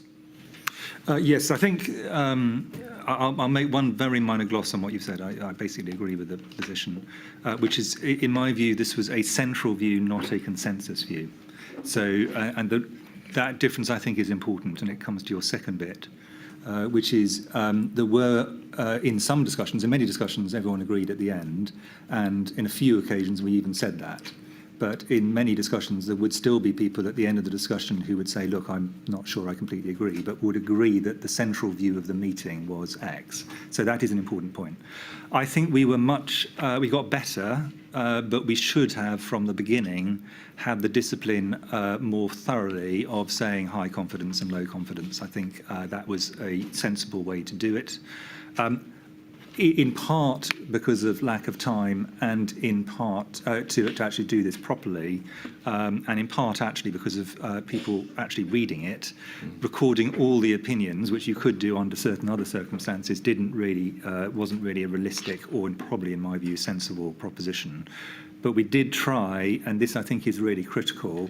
Sir Patrick and I tried to reflect the range of views when we were briefing ministers. To the best of our ability. So we try to capture the fact that there were outlier opinions, and I don't mean that in a negative sense, I mean that in a positive sense, around the central view. But that process was, of course, often not recorded because you were communicating your views in verbal briefings. And the government, as a general rule, didn't therefore fully understand or appreciate the full range of dissenting opinion. And obviously, one understands the point you make, that if there'd been long, detailed minutes, perhaps government ministers and officials wouldn't have read them with the same degree of detail that they would have read a shorter document. And it's important to get the key points out. But in the sphere of these extremely difficult issues and the very difficult judgment calls that were having to be made, might it not have been better for government to have a better understanding of the range of scientific opinion, of the dissenting opinions, of the lone voices calling for a particular option, but which were not reflected in the consensus opinion? Well, leaving aside the occasions when lone voices chose to share them with the general public by the media, but that's there were two mechanisms by which people could get the spread of opinion. One was Sir Patrick or me briefing ministers, and that, many of the things in Sage were for specific ministerial meetings, and one or both of us would give a briefing on the spread of opinion, and if either of us or the other had not fairly reflected it, we would then chip in. So there was, in a sense, the fact we were both there was helpful, just as, for example, the fact that co-chairs of some of the key committees were on Sage was helpful. So you avoid a situation where one person's view dominates. But there was a different mechanism, and I think people have underestimated this in some of their commentary on this, which is it was available to and used by very large numbers of government departments to have observers at this who listened to the debate directly. For example, there was almost invariably someone from Number 10, there was certainly almost invariably someone from Cabinet Office, there was almost invariably someone from the Department of Health. So they were able, and indeed the Treasury for large parts of it, they were able to reflect as they saw fit, and certainly if they had felt that the minutes were actually not what they had heard, it was entirely open to them to say, I know this is what the minutes say, but I was at the meeting and that isn't what I heard. And then what I would expect to happen, were that to occur, is that the relevant minister, if they thought this is important, would summon Sir Patrick or me and say, I've got two versions of this, the minutes and what my own woman or man has said. What do you say? That never happened, but certainly that mechanism could have occurred if people had wished to, because many departments and indeed devolved nations had observers. So, Chris, Mr. Keith's question was premised on the basis that ministers would read the minutes. Was it your impression that they read the minutes, or somebody read the minutes and told them what they were, or was it your impression the ministers relied on your verbal advice? I think that in most cases the ministers were more reliant on the verbal, but that depended on the minister. Some ministers are more, in a sense, paper-based in the way that they absorb information. Others are more verbally based, and as always, our job was to fit our communication style around that. But the minute was there also for, we weren't in every meeting with the ministers, so the minute was also there for other officials to have as an anchor point as to what had Sage actually said as their central view. So that was part of what they're there for, and of course they were also a record, and in due course, and I was very pleased by this, a public record, so that others could comment if they wished. Thank you. But the dissenting views, such as they were not recorded, generally speaking, in the Sage minutes. And of course, only those persons who were in the room with you and Sir Patrick would have been privy to the verbal briefing, which you've described was a useful conduit for perhaps giving a wider range of the reflection of the Sage views. No, that is correct. And I fully accept that this is a potential weakness. All I'm saying is that there's more than one mitigation. There was the verbal with two different people in the room to check the other wasn't misunderstanding, and there were observers. So I think I think you can come up with better solutions to this, but something where the minutes run to 20, 30 pages would move from a situation where a few people read the minutes to nobody read the minutes in reality in these kind of situations. These things are always a judgment call, are they not, yeah, Professor? They are. There are plainly degrees by which they can be altered without throwing the baby out with the bathwater. It would have been possible, in my view, in retrospect, and there is an argument for this, to have had two sets of minutes, an immediate set that accurately reflected the central view, and a longer set that people subsequently did. But the one slight caution I would have on that is my experience of minutes in difficult areas is that everybody feels their own view is being misrepresented almost whatever you do. And clearing minutes is a slow and quite laborious process because you have to be accurate. And if you make them longer, it therefore becomes a longer process. So I think there are arguments either way, but I think that would be the only thing I can see that would be easy to do that would meet that need. You've mentioned, by way of mitigation, Professor, that there were other attendees at SAGE. But of course, those PHE and NHS and other government officials who were attending SAGE were not necessarily present in your verbal briefings to the Prime Minister. Some were, some weren't. So, but not always. Of course. To have had that would have meant a very large room. Indeed. And Mr. Cummings has given evidence that one of the reasons why he asked that there be attendees from number 10 and Cabinet Office at SAGE was because the SAGE minutes did not, in his opinion at any rate, capture anything like, to use his words, what we needed. So that was why members of the Cabinet Office and number 10 began attending SAGE, because the minutes didn't adequately reflect the full range of dissenting opinion. And there was a mechanism for them to pick that up. I think my reading of Mr. Cummings' evidence on this, which I found very interesting, was he actually felt it might have been helpful for some ministers themselves to have come and listened to the debate in SAGE. I think that would, of course, have been open to them. When Mr. Cummings himself, when it was known that Mr. Cummings himself sometimes came to SAGE, this caused quite a row, actually. I wasn't the person who made the decision to make that possible, but I thought it was perfectly sensible that one of the most senior advisors to the Prime Minister, if she or he wished to, could listen in on SAGE, struck me as a sensible thing to do. What wouldn't be sensible if they then tried to contribute? Well, they could ask questions potentially, but try to bias the answer that was given. That would be extremely unacceptable, but that wasn't the situation, in my view, that happened. Another aspect of the SAGE process that's been reflected in the evidence before this inquiry is that because of the commission basis upon which requests to SAGE were made for particular advice, but because of the way in which that system operated, there was an inadequate opportunity for SAGE to understand what decision makers and ministers were driving at, on the basis that if they had been able to speak to them directly, if they'd engaged with them, they would understand better what the minister's needs were and what it was that they wanted from SAGE. Can you think of any way in which the system might have been recalibrated to allow that one-way street to be opened up or reversed? Well, I'll give a narrow answer, but you may want me to go wider. The narrow answer was when we were certain what ministers wanted, we did our best to reflect that to SAGE participants so that they could reflect that in their pre-work and in the meetings. Sometimes, and this is not a criticism, it's simply a statement of fact. Can I pause you there? You mean you would speak to members of SAGE individually, out with the formal meetings and out with the minute process, yes, and say this is what government has in mind?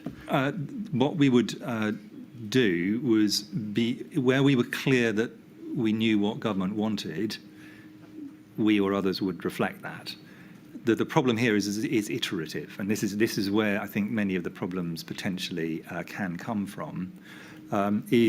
Sage, it wasn't helpful to say to Sage, there's a considerable debate going on in government, and lots of people have got different opinions. That wasn't actually a terribly useful thing to say. It was helpful if we could say, well, government's strategic aim is X.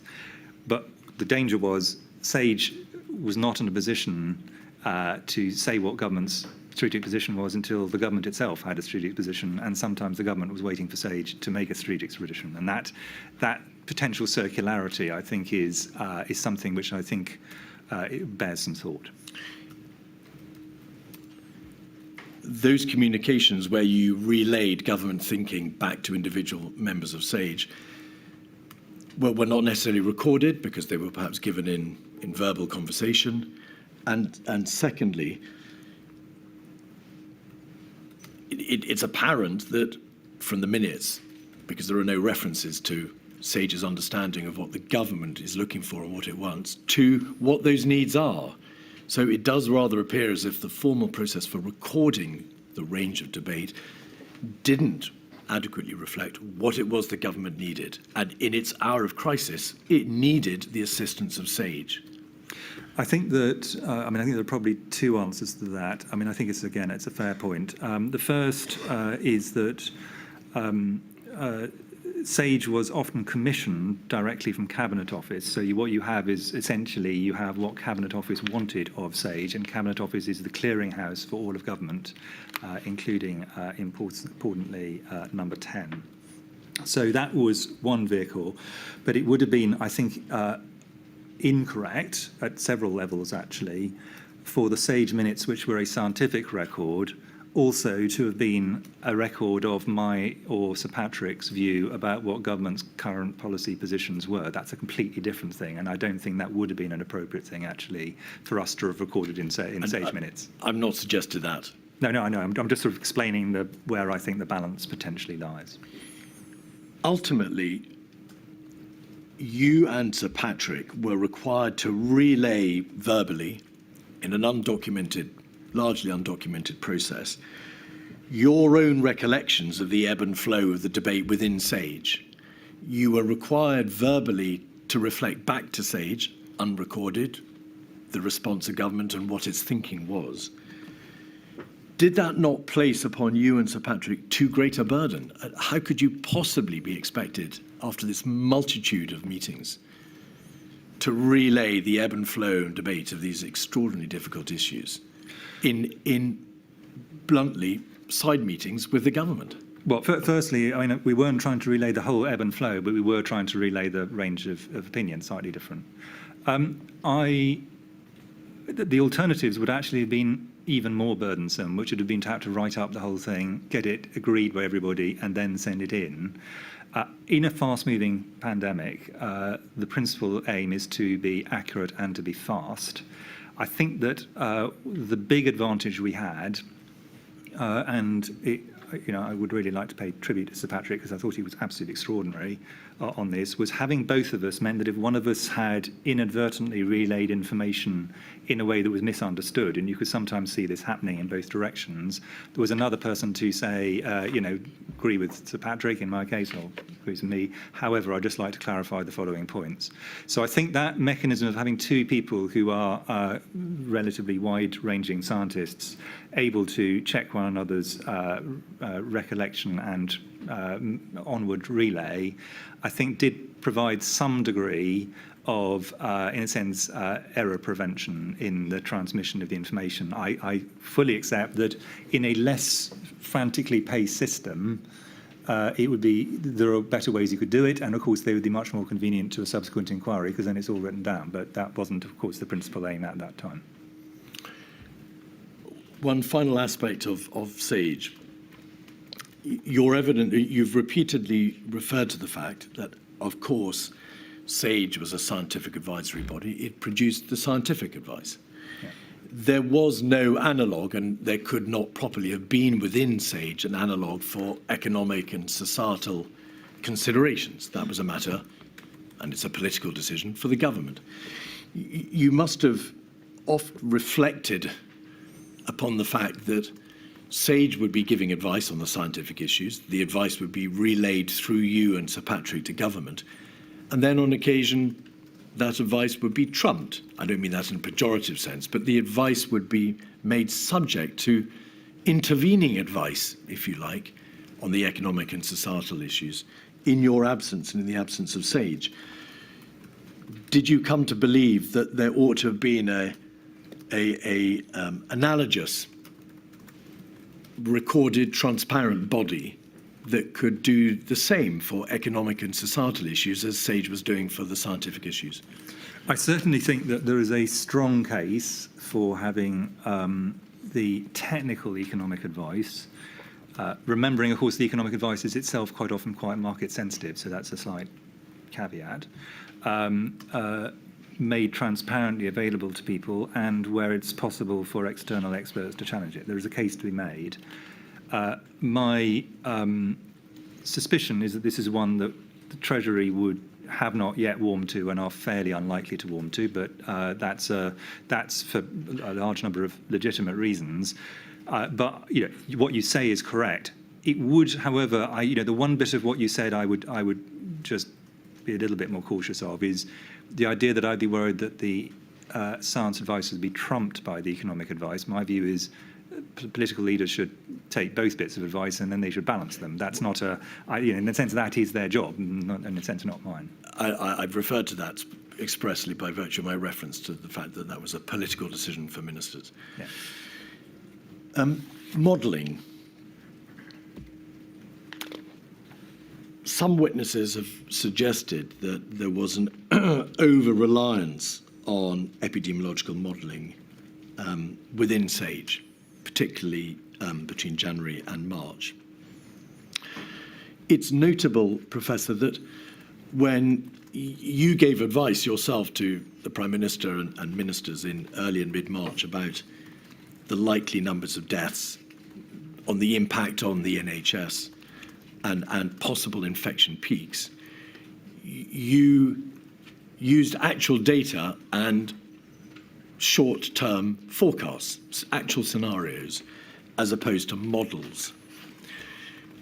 Ultimately, and I appreciate this is a very wide question, what was too much reliance, or at least too much time spent on modelling in February of 2020, and thereby damaging focus upon the actual data of infection hospitalisation rates, infection fatality rates, and the obvious emergence of the virus? Well, excuse me, I have, and actually Sir Patrick has, and if I'm honest, most sensible modellers have, a strong preference for actual data over model data where that is available. The problem we had, and models have many uses, the problem we had early in the pandemic, in the first 3 months, was we were dealing with very sparse data and data that had to be integrated from lots of different areas, where the actual data didn't tell you a terribly clear story. As the numbers sadly ticked up, and there were many more cases in the UK, then the actual data was relatively easy to interpret. It was much harder earlier on. So that was the first thing. Models also have a separate use, which is in testing out various scenarios and saying, if you do this, what's the likely effect? I think it's always important, and again, modelers will also agree with this. This is a cliche of modelling, that all models are wrong, but some models are useful. And the point about these models was they helped to explore and test some policy options. They were not predictions of the future, and I think this is where some of the problems arose. These were not meant to be predictions. They were not presented as predictions, but they were often interpreted as predictions. I'm going to come back to the public perception of models in a moment, but just remaining focused, please, Professor, on this issue of the extent to which modelling was required to understand the basic data which would inform your advice to government as to what the state of the emergency was, how quickly the virus was emerging, and in relation to the spread of the virus, its transmission. Modelling wasn't required, was it, to inform you of the infection hospitalization rates, how many people who were infected would be hospitalized, how many people would die of those who were infected, the infection fatality rate, or what the impact on the NHS was likely to be. Those judgments rested upon actual data or short-term scenario planning, just basic standard assessments of what was likely to happen. When we had, from late March onwards, unfortunately, a lot of people with COVID in the UK, a lot of people going to hospital, a lot of people dying. And a bit later than that, we had very good data flows that meant we could see where things were going. I completely agree with you that that was far preferable to rest on those as the principal reasons for making decisions, presenting data to ministers, presenting data to the general public. That wasn't the situation, though, we had in January, February, and early March. Remembering the numbers at that point were extremely small, and in fact, we were not picking up very large numbers of them. And if you look at the decision making, it had to be based on extrapolations of the true numbers. So, for example, early on, there was a very useful analysis done by Professor Ferguson saying that the numbers in China must be substantially greater than the numbers being reported, based on his modelling about what must have happened if it had left China. And I'm just going to pause you there. I'm so sorry. That was not, however, a modelling exercise. He looked at the number of flights that were coming out of Wuhan, worked out for the number of people in hospital, how many people, therefore, were likely to have been infected, and worked out the infection hospitalisation rate from that. It wasn't a modelling exercise. That sounds like a model to me. All right. Well, then, let me ask you this. It's obvious from the 28th of January SAGE meeting, for example, that SPI-M were asked to advise, and the modellers in SPI-M were asked to advise on the actions the United Kingdom could take to slow down the spread of the outbreak. Why was it thought necessary to ask modellers to be in the vanguard of that response, to give advice to SAGE about how, in practice, the government should respond? Modelling could never be a substitute for basic epidemiological analysis of death rates, hospitalisation rates, and impact on health services. I think you're probably using modelling in a much narrower sense than I would. So a lot of the things you've just talked about, in my view, do depend on models. So, for example, how you calculate a clinical fatality rate or a population-level fatality rate is a modelled number, particularly early on when numbers are changing very rapidly. So I think modelling has some quite small and discrete uses, and these are laid out quite nicely in several of the witness statements you've already received, so I'm not going to go into them in detail. So I think quite a lot of the relatively simple data are still model-derived. I think what you're talking about are scenario models, which actually test out, but the point about this is they don't propose, they test various approaches and say, how will these, if you did this or if you did that, what, in the view of the model, with the big caveat I made that models are not predictions, which are the ones that would have big impacts and which ones would not. Now, you can try and do that without a model, but a model will give you a lot of information you otherwise would not have. And so was this the position that a great deal of time and energy and resource was spent in February on that sort of future modelling, that is to say, trying to model what the various contingent outcomes would be of steps that might be taken by the government, what impact measures would have. But that, of necessity, relatively less time was spent focused on the actuality of the scenario faced by SAGE and the government, which was that there was emerging data from China and from the Diamond Princess episode and from the basic ICL and London School of Hygiene and Tropical Medicine reports telling you what the death rates and the hospitalisation rates were likely to be.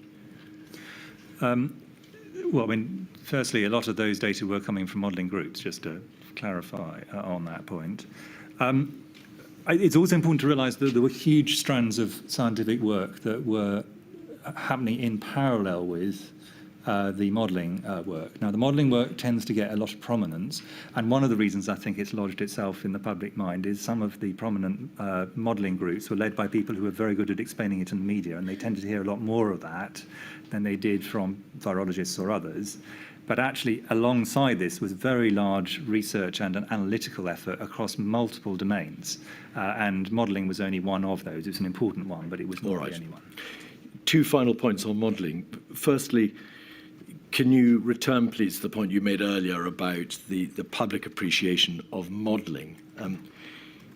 There is very plain evidence before the inquiry that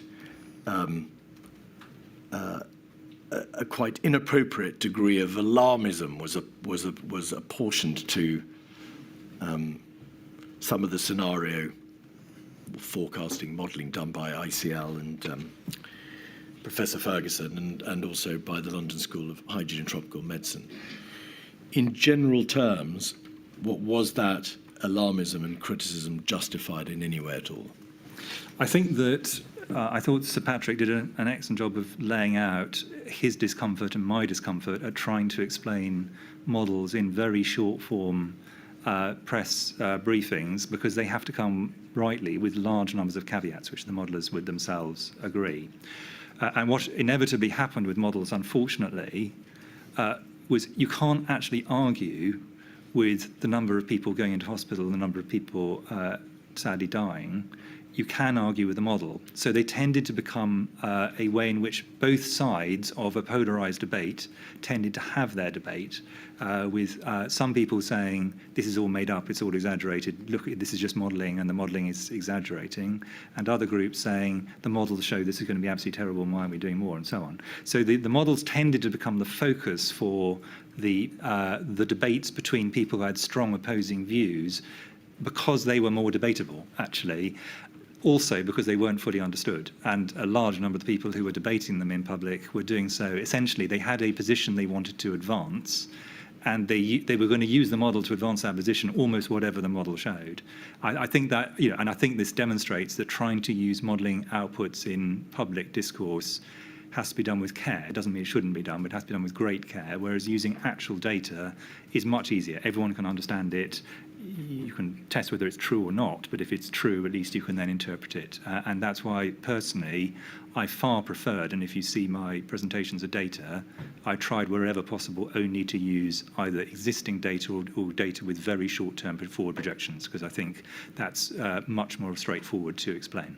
And in truth, is that why when the change of strategy, as we've heard, and we'll debate in due course whether it was indeed a change of strategy, but what has been called the change of strategy occurred around about the 13th or 15th of March.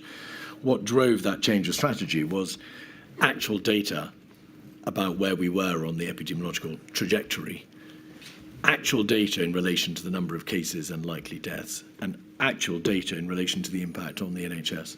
That is exactly right. So the problem we had was both where we thought we were in time and where we thought we were in terms of the force of transmission, and therefore the number of measures you would need to actually get on top of things changed quite significantly once actual data started to flow that was more reliable.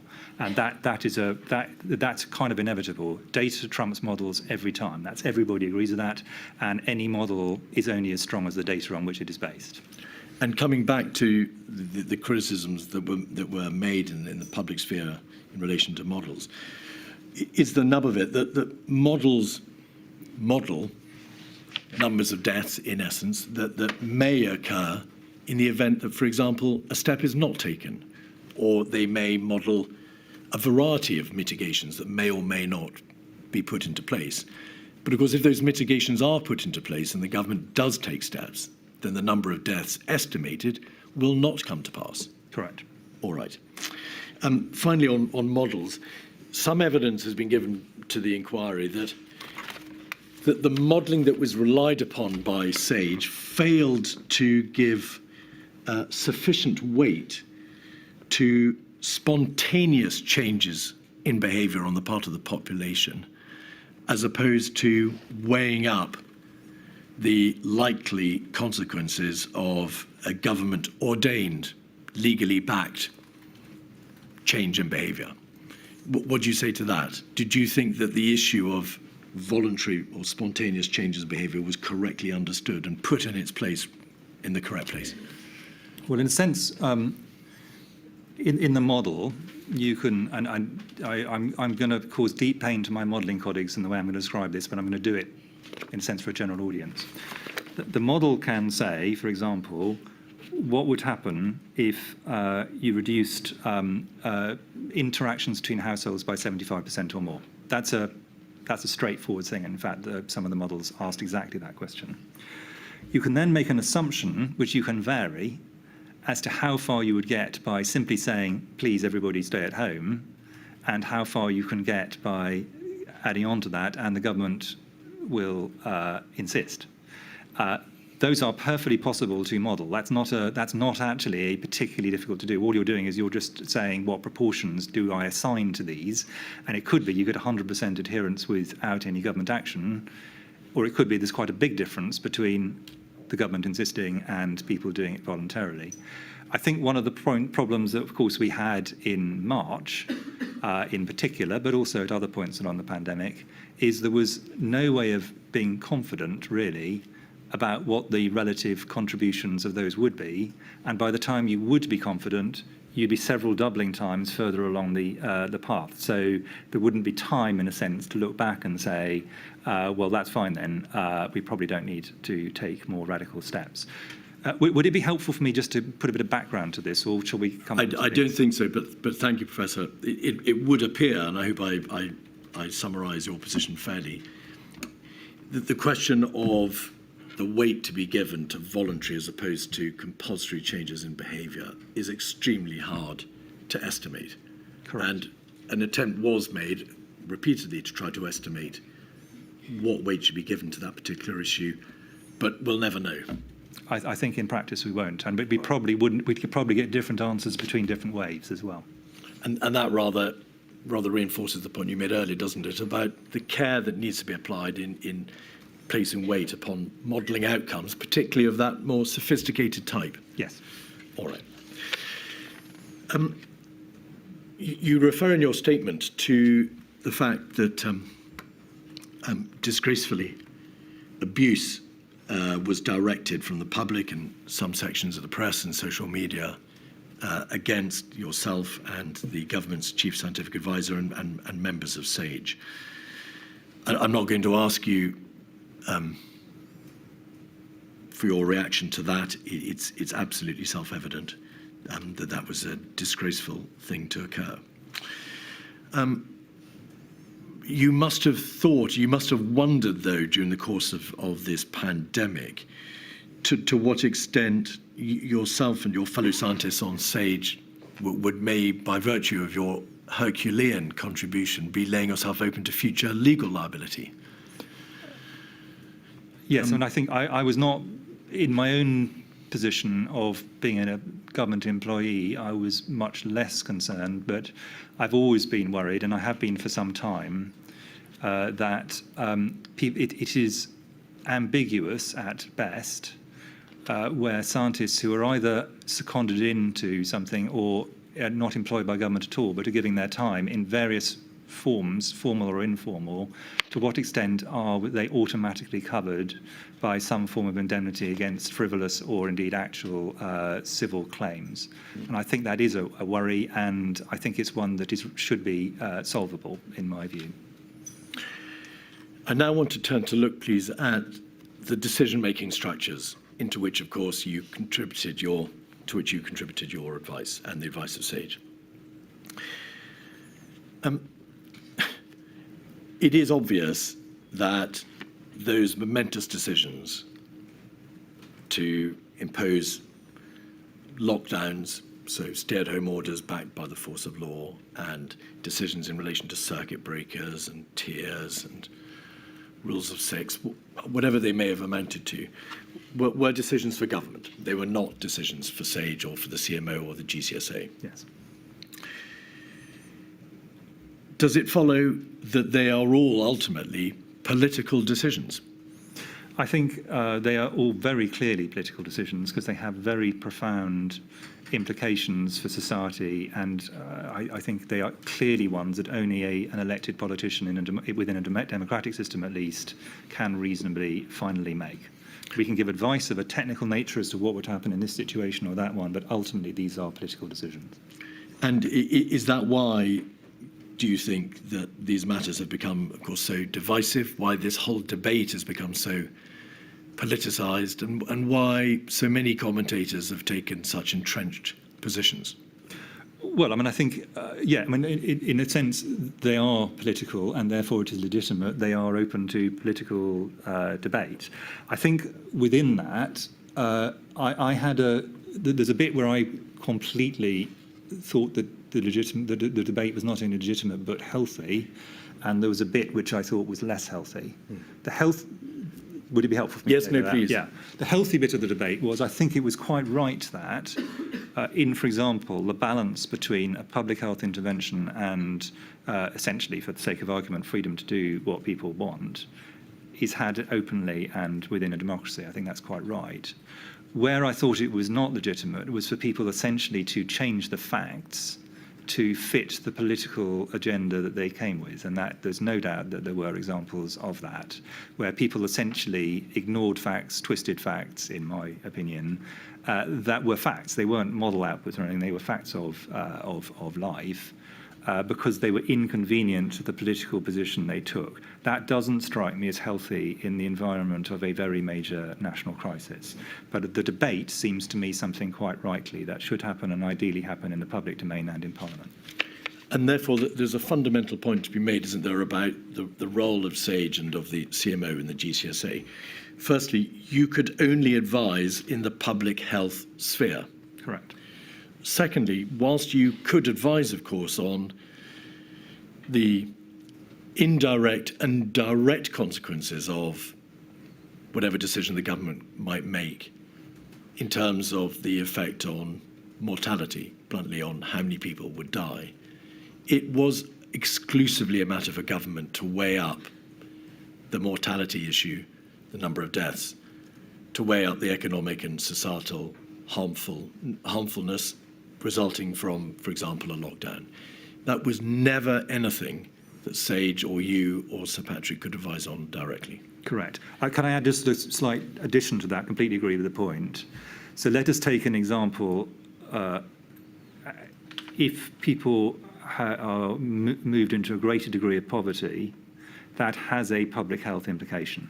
You referred to this earlier. Yes, so I think that is a legitimate thing for us to put before government, but the decisions absolutely have to be for government via elected ministers. Because there is a very clear and recognised link between poverty, deprivation and public health. Correct, and also education, same is true. You've described in some detail how you relayed the advice from SAGE. And you've now described the limit on the role of SAGE and the CMO and the CSA. Does it follow that you never said ever to government, my personal opinion is that you must follow a particular route or outcome? You must, for example, impose a mandatory lockdown. You must impose a circuit breaker. You must do this. Did you hold yourself back from opining on the ultimate issue, if you like, and restrict yourself always to giving advice on the outcomes, the risks of whatever decision the government might make? I hope, and I think the evidence from the ministers has said this, that I was and Sir Patrick was very careful to be clear and blunt about the public health implications of decisions taken or not taken, but not to say, therefore you must, or I think you must, because that is absolutely a political decision at the end of the day.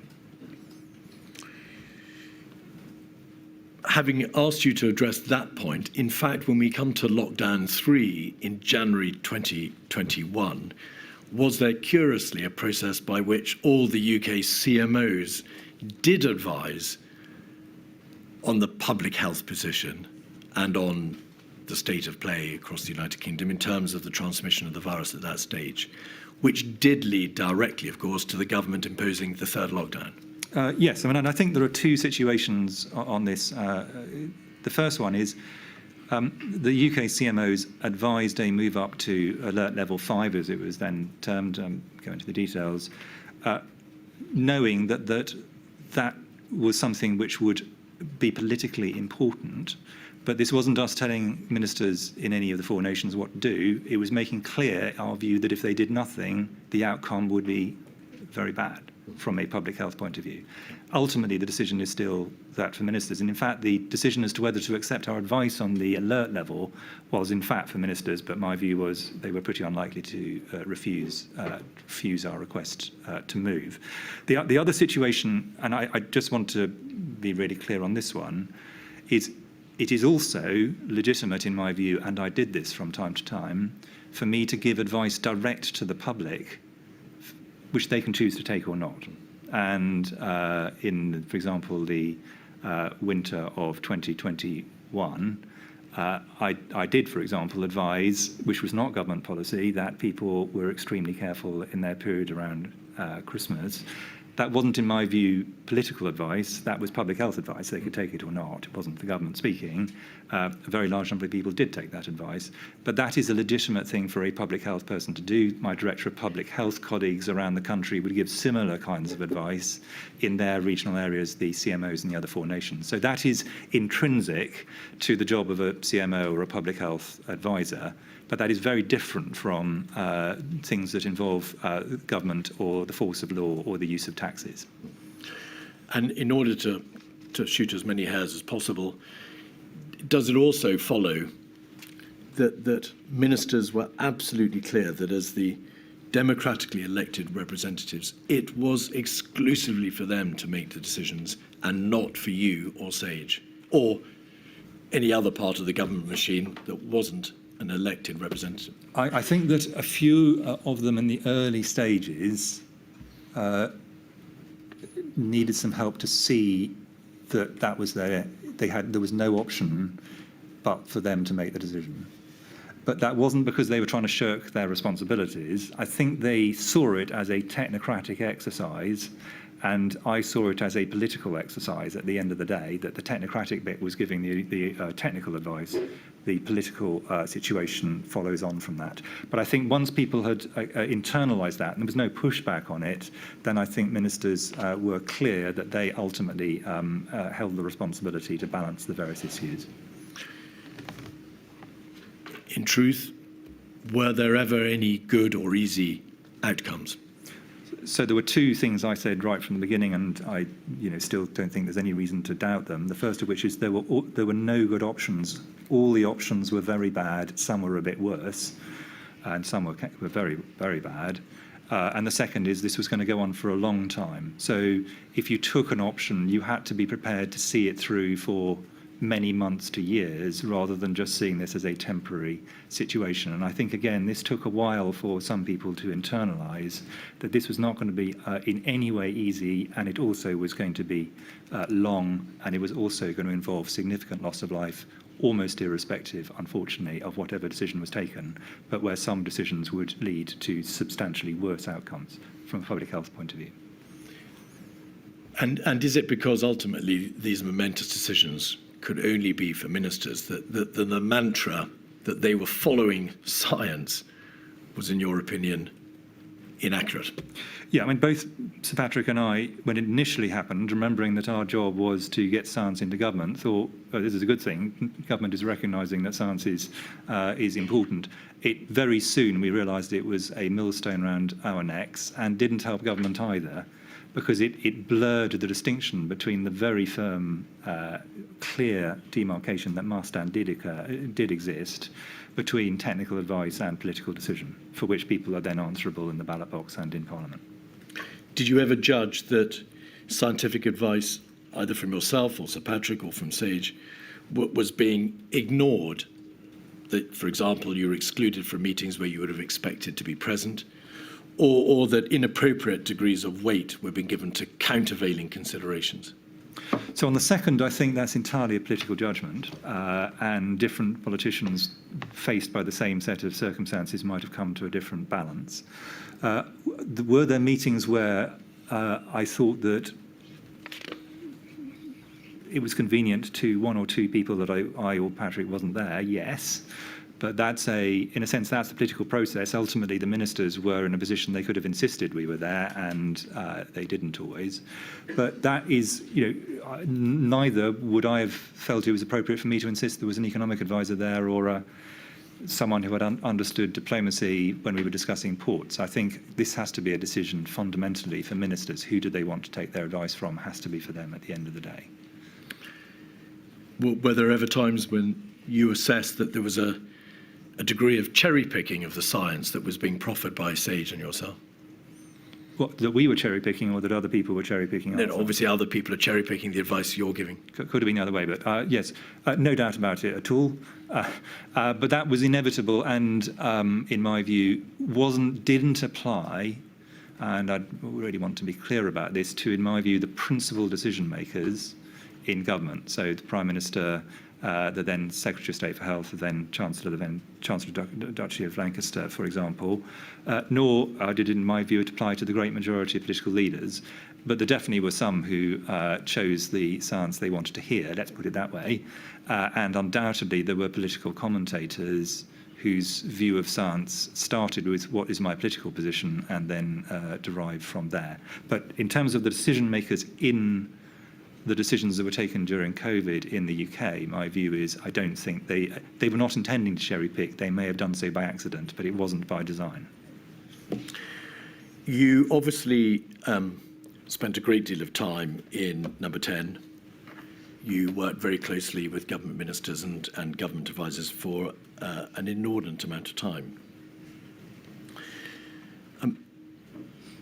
A certain degree of administrative confusion can be expected in any government dealing with a crisis of this magnitude.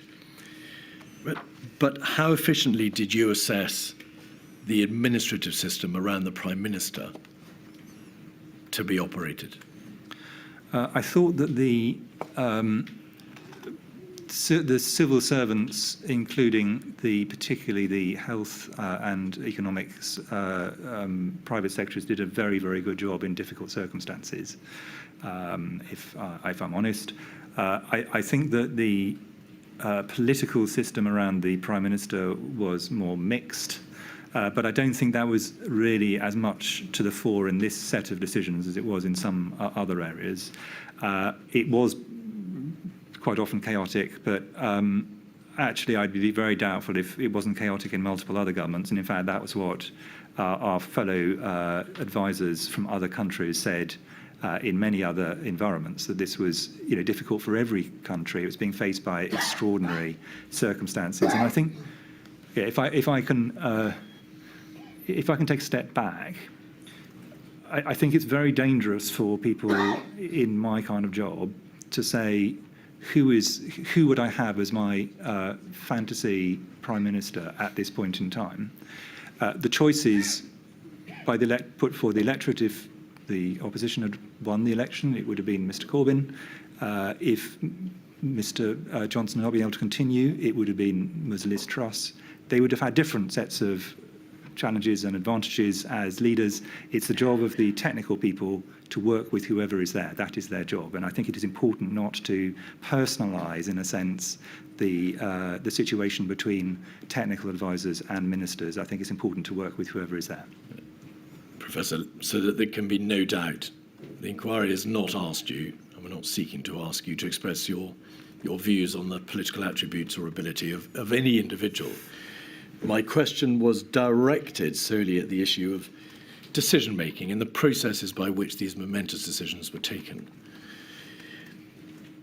There is clear evidence, although ultimately, of course, it is absolutely a matter for Milady to determine, that there was a difficulty the Prime Minister had a difficulty in reaching clear, consistent positions. Ample evidence relating to oscillation or backing and veering, whatever have you. Did you observe that? Because, of course, you were there.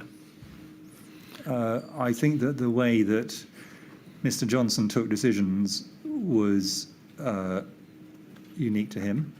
Well, now, if I may interrupt, that's a euphemism, if ever I've heard it. What do you mean by that? Well, I mean, he has a quite distinct style, but I think lots of other people have got quite distinct styles, and I do want to, in a sense, take your invitation not to make commentaries on individual politicians. I don't actually think that's my role particularly. No, but you gave advice within the confines of SAGE and your role, of course, on the public health issues, and you expected the government to be able to respond efficiently, speedily. You've referred to the need for speed earlier. It must have been apparent to you that the government encountered significant difficulties in being able to reach collectively, through the Prime Minister or otherwise, decisions that they then stuck to and they consistently abided by. This degree of oscillation and chaos is apparent. That's correct, but I think it's a matter of record that many other nations had similar problems expressed in different ways in this major international crisis. Finally, on the subject of decision making, you've already confirmed that obviously there were verbal briefings in number 10 that were unrecorded, but in the nature of these things, principal private secretaries and advisors would keep notes. There'd be readouts of all the meetings. Do you assess that that all the meetings that you had, all the engagements, the verbal briefings were adequately recorded? That there were thousands of hours of meetings between yourself, Sir Patrick, and government, and they're not all recorded. Do you think, in hindsight, that the lack of formality, the lack of transparency, may have contributed to that degree of chaos, or perhaps to the oscillation which witnesses have described the Prime Minister suffered from? I think that, well, firstly, I didn't get to see ministerial minutes for many of the meetings I went to. And in fact, one of the interesting things in this process has been reading minutes where my memory of the events is not exactly in accordance with the minutes. I'm quite sure they were done in good faith. I'm just making that as a comment.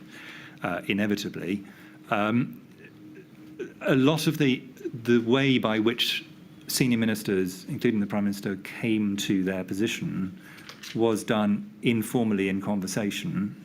And for example, one of the times where we had the most conversation with the Prime Minister in a small group, where he tended to be at his most focused, was in the briefing just before we did press conferences.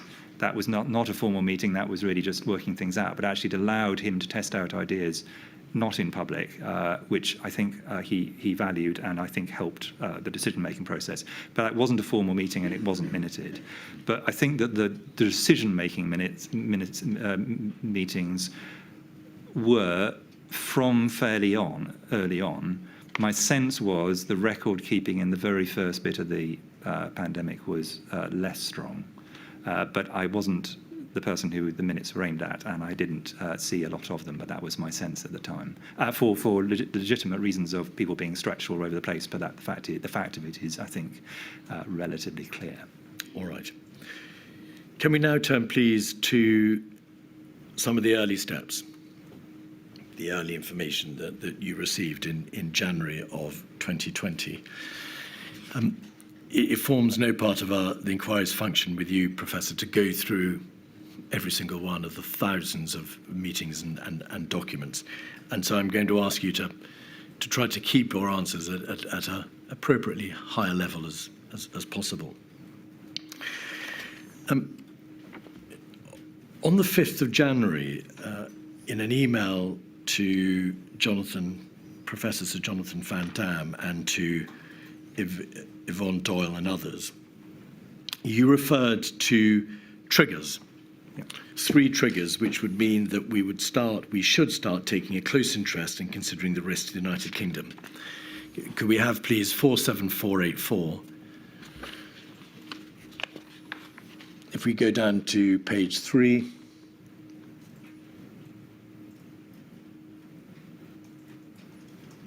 we can see that the genesis of the email string was a report from the press, I think, but of a report from ProMed, the organisation about which the inquiry is heard, which provided information about the undiagnosed pneumonia in China.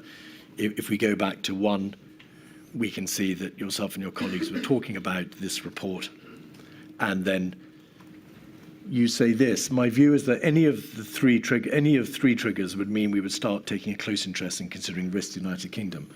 Healthcare workers dying, evidence of person-to-person spread, for example, in families, geographical spread implying a zoonosis is spreading.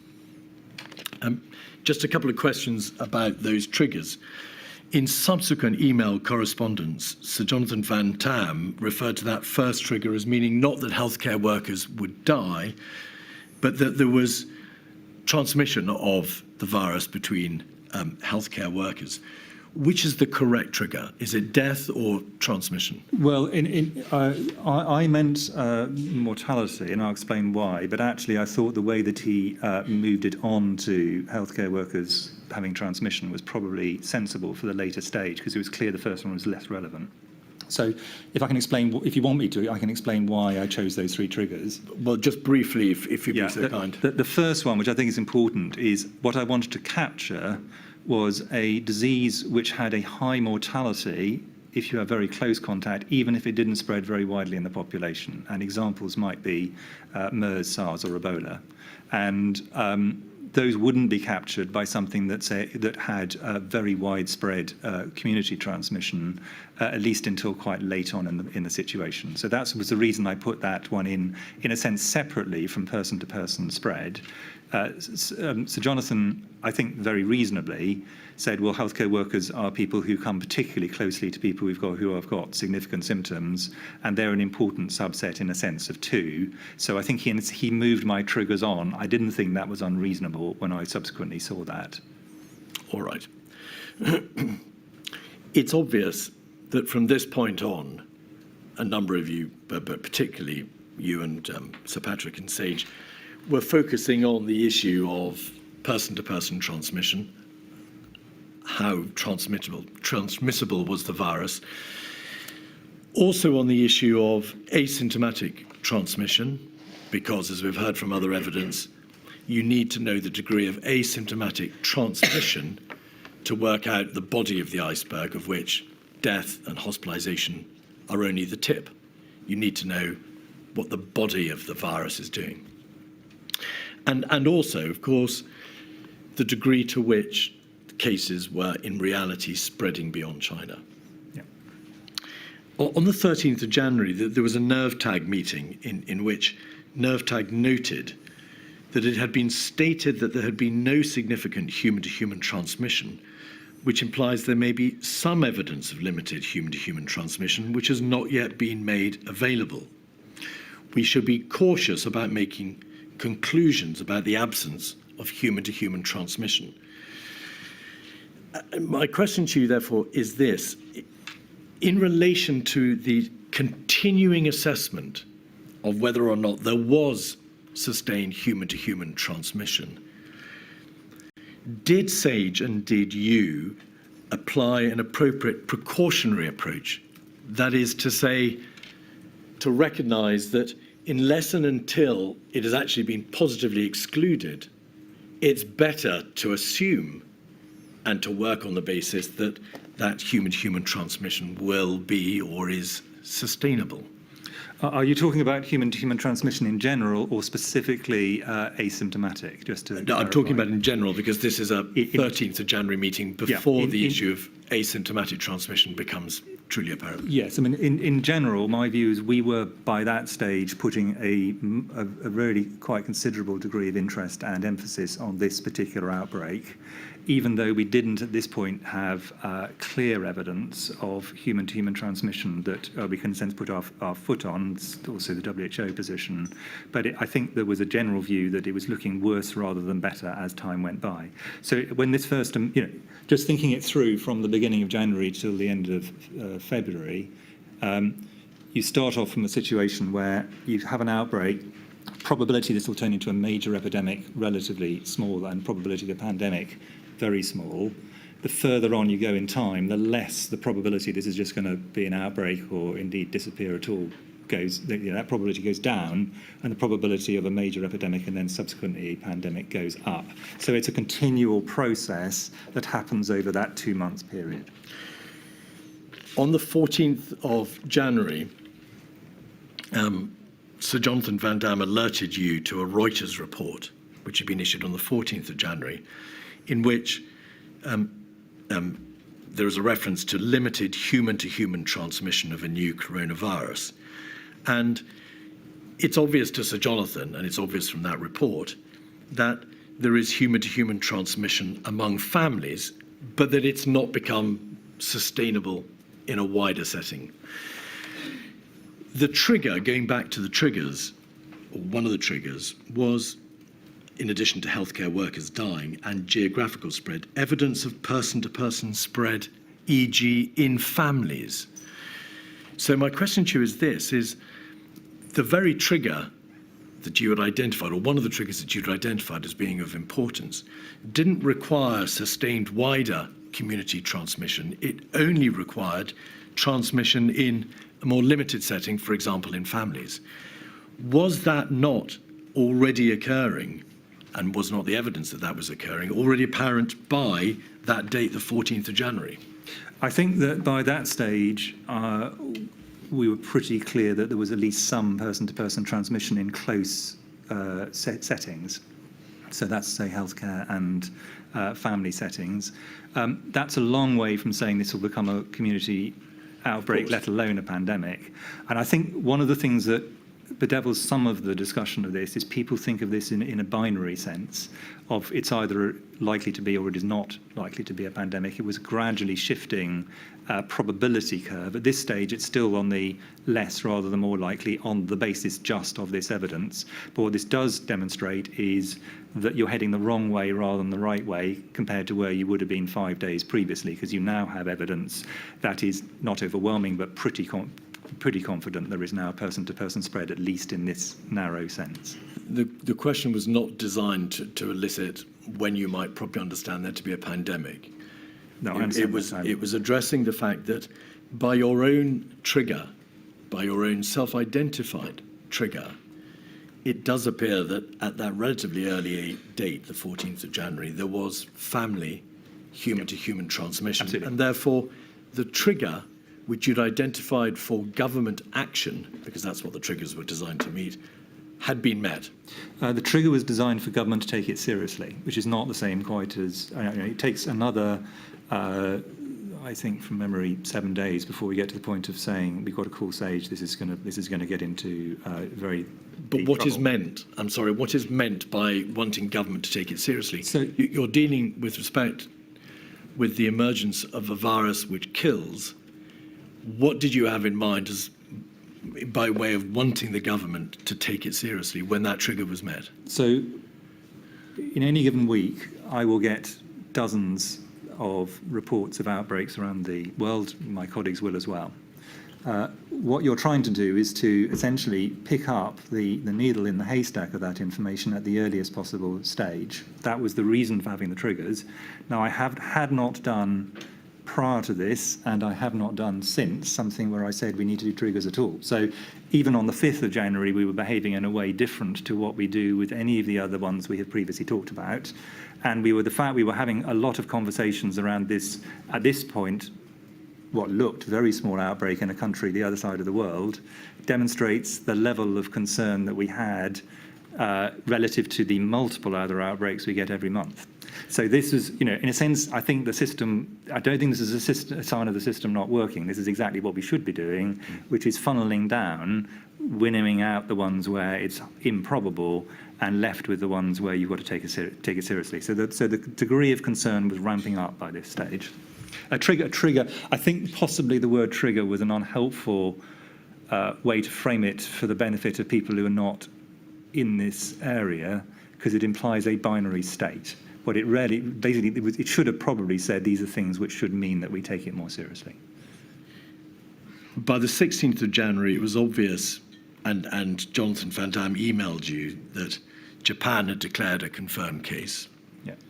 On the 16th of January, Professor Ferguson had made available the Imperial College's report number 1, in which he said past experience suggests self-sustaining, i.e. sustained human-to-human transmission, should not be ruled out. And therefore, by the 16th of January, you were aware that there was a novel coronavirus with a 12% case hospitalization rate. That was on the limited data coming out of Wuhan. There had been geographical spread. Only a small number of infections had been identified. It was obvious that the outbreak was much greater than the cases would indicate. There was human-to-human transmission, albeit not sustained, and Professor Ferguson was saying, in principle, in a precautionary way, you can't rule out the fact it is sustainable. Yeah. Did that not altogether indicate that a higher degree of alarm should have been sent round government than was in fact sent round government? I think on the 16th, and with that information, remembering that the cases that were found outside China were not ones that were transmitted outside China. These were people who'd been in China and had travelled out. So these were Chinese cases just detected in another environment. So that's quite an important, non-trivial distinction. But what we're now getting is a rippling out of people getting more and more concerned, remembering that this is only just over 2 weeks since this thing has been declared at all, and the amount of information is still quite minimalist. So I think, I don't look back on this and think, well, it was obvious that we should be calling SAGE and getting COBRA involved on the 16th. I think that would have been difficult to sustain, and nor is it obvious what they would have discussed, other than the facts that are there, which are relatively clear, don't need further interpretation. I ask, Professor, because in his statement, Sir Jonathan Van Tam says this: the date on which I recall first being seriously concerned about the threat that this virus potentially posed to the United Kingdom was the 16th of January. By that date, it was clear this was a novel coronavirus. It was fairly clear that human-to-human transmission was occurring. And then he uses these words, and obviously we'll hear from the professor himself. My view was that this would be, so not may, but would be, a significant, so not trivial, pandemic, not epidemic. And he says he raised this with you, and to the best of his recollection, his response, your response, was to agree that the situation may well escalate, but for now we needed instead to wait and monitor developments. In hindsight, and of course this is a hindsight debate, should you have raised a greater alarm at that stage than that piece of evidence from his witness statement would indicate? I don't see what I would have done differently at this particular point. Sir Jonathan, and I think he would agree with this, is quite instinctive in some of his decisions, very often rightly. He's a very able epidemiologist and thinker in this area. But if I'd said to him, okay, what's the evidence on which this is going to be a pandemic and lots of other things aren't, he would have said, this just feels like that to me. That's quite a narrow basis on which to make quite big decisions. But I think, I took his view that this was a serious issue. I don't recall him actually saying this would become a pandemic, but I certainly recall him being very concerned about it, and rightly concerned about it. I don't see evidence that this is not the system working as it should at this point, because it is not clear to me what an alternative path would have led to a better outcome on the 16th of January. The inquiry has been treated to debate in completely different contexts about the difference between process and substantive outcome. You've already referred to the precautionary principle, and Professor Costello in his evidence said, in an emergency, there is a need for fast decision-making. Emergencies require rapid action based on precedent and best practice. We would suggest to you, instinct plays a very important role in this. Was Sir Jonathan Van Dam's instinct not correct? And was your response, which is to wait and see whether more data should be accumulated, with hindsight, the wrong approach? I don't think I can see anything obvious that should have been done on the 16th of January that would have changed even marginally, actually, the outcome subsequently. So I think, it's all very well saying theoretically you should start panicking. Actually, the question is, what should you do? And at this point, we had a large number of people who were now engaged in this. We were taking it very seriously. It was being discussed quite widely. This was a short period before we asked for SAGE, which I've almost never called for a SAGE before. So, we were taking this very seriously indeed. But at this point, unless you can point to something where it's obvious we'd have done something different, I'm not sure. Well, you're the CMO with respect. Yeah, I know. That's the point I'm making, is that was my judgment, and that is still my judgment. The triggers were designed to identify an appropriate response on the part of government. They weren't just there for your scientific amusement.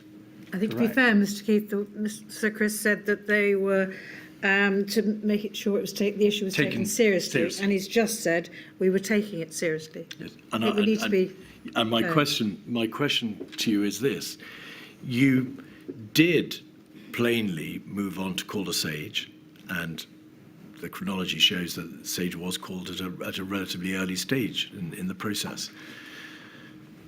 But with your experience as the Chief Medical Officer, what do you mean by wanting the government to take it seriously?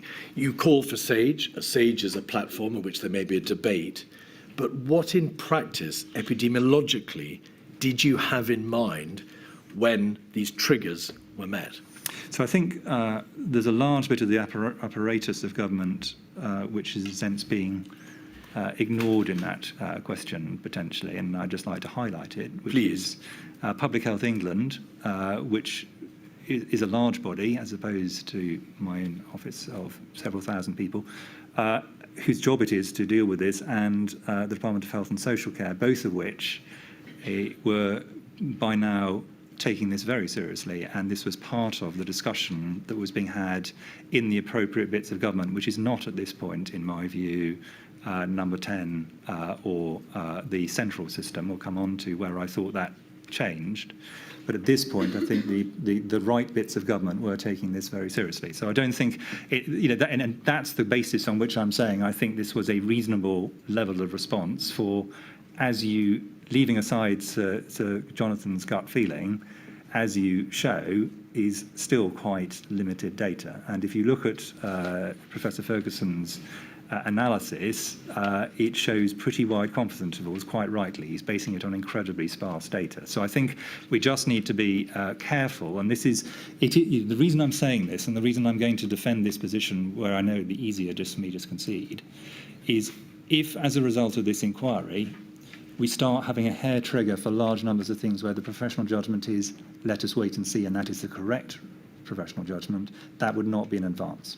It's the judgment as to when you're moving too slowly and when you're moving too precipitately is a judgment call ultimately, and you have to be able to make it at particular points.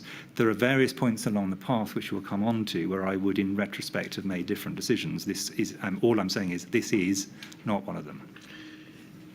You've used the phrase just then, let's wait and see. Did you say that, Professor, because at this stage, around about the 16th of January, your primary consideration was let's wait and see what the data shows? And the reason I ask you is obviously there are any number of things that might or need to be done. Finding information about the transmission of the virus, getting data about its impact, hospitalization and death rates, whether or not it's likely to spread from China or surrounding regions, what the geographical spread's likely to be. But also, what can be done by way of preliminary steps to prevent a virus coming to this country, or what steps can be put into place preliminary by way of controlling the virus if it comes to this country. And I want to know to what extent you had in mind steps being taken by the government beyond the accumulation of data.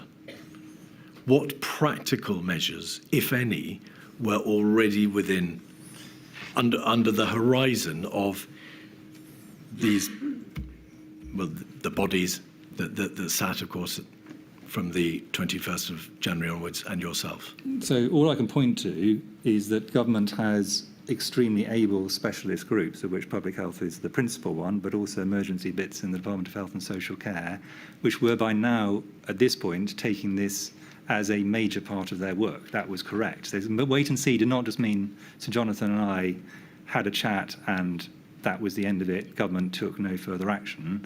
It simply means in this situation that more data will allow us to actually decide whether we need to activate at a central government, cross-government basis, or whether this stays within these specialist agencies within which it was at that point in time still being assessed.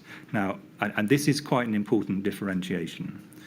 There is rightly a stage along the process which is done within the technical sphere, is done by Public Health England, done by the Department of Health, and there's a certain point where you cross a threshold, and there's a judgment call, where this becomes a cross-government problem, where wider bits of government, wider bits of the system need to be brought into play.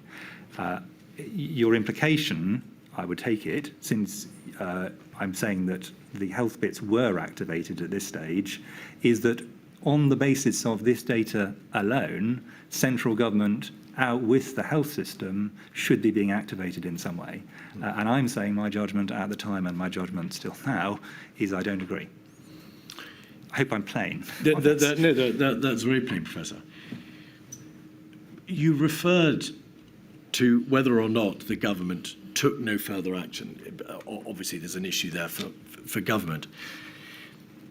But I want to press you. Was this the position then that it was important, as you saw it, to wait to see, use your words, what data there was out there, how things would develop, and also, and this is your reference to PHE and other government bodies, bringing government into play, bringing those important and necessary parts of government to life to be able to respond to whatever might eventuate. Is that a fair summary? You wanted to see what the position was, what data could be accumulated, and generally bring the government to life to be able to deal with whatever your inquiries discovered. Yes, but if consistently you go to all of government and say, I have no data on this, I'm a bit worried, got a big gut feeling this is going bad, you don't get very much traction, and the time you need to, you also get not very much traction. Waiting and seeing, as the record clearly demonstrates, was a matter of a few days, and in that time we got enough information to be able to start making some really quite serious judgments as to what the level of risk potentially could be. I think that the argument for always acting early can be made in the absence of looking at all the occasions when you decided not to act early, and that was the correct thing to do. In medicine, we have the idea of sensitivity and specificity, where sensitivity is you're good at picking up the thing that matters, and specificity is you're good at not picking up the thing that does not matter. Sometimes, in medicine, the other aphorism is time in small doses is what gives you the diagnosis. In my view, this was one of those occasions. The question was not, in fact, asking you, Professor, whether it's important always to act early. Was it necessary, in fact, to have acted earlier? Than the 16th? Than the 16th? Not in my judgment. That was my judgment at the time, and I'm going to repeat it. That is still my judgment. And I think you have answered the question very carefully, Sir Chris. Right, we'll pause there, and I shall return at 2 o'clock, please. All rise.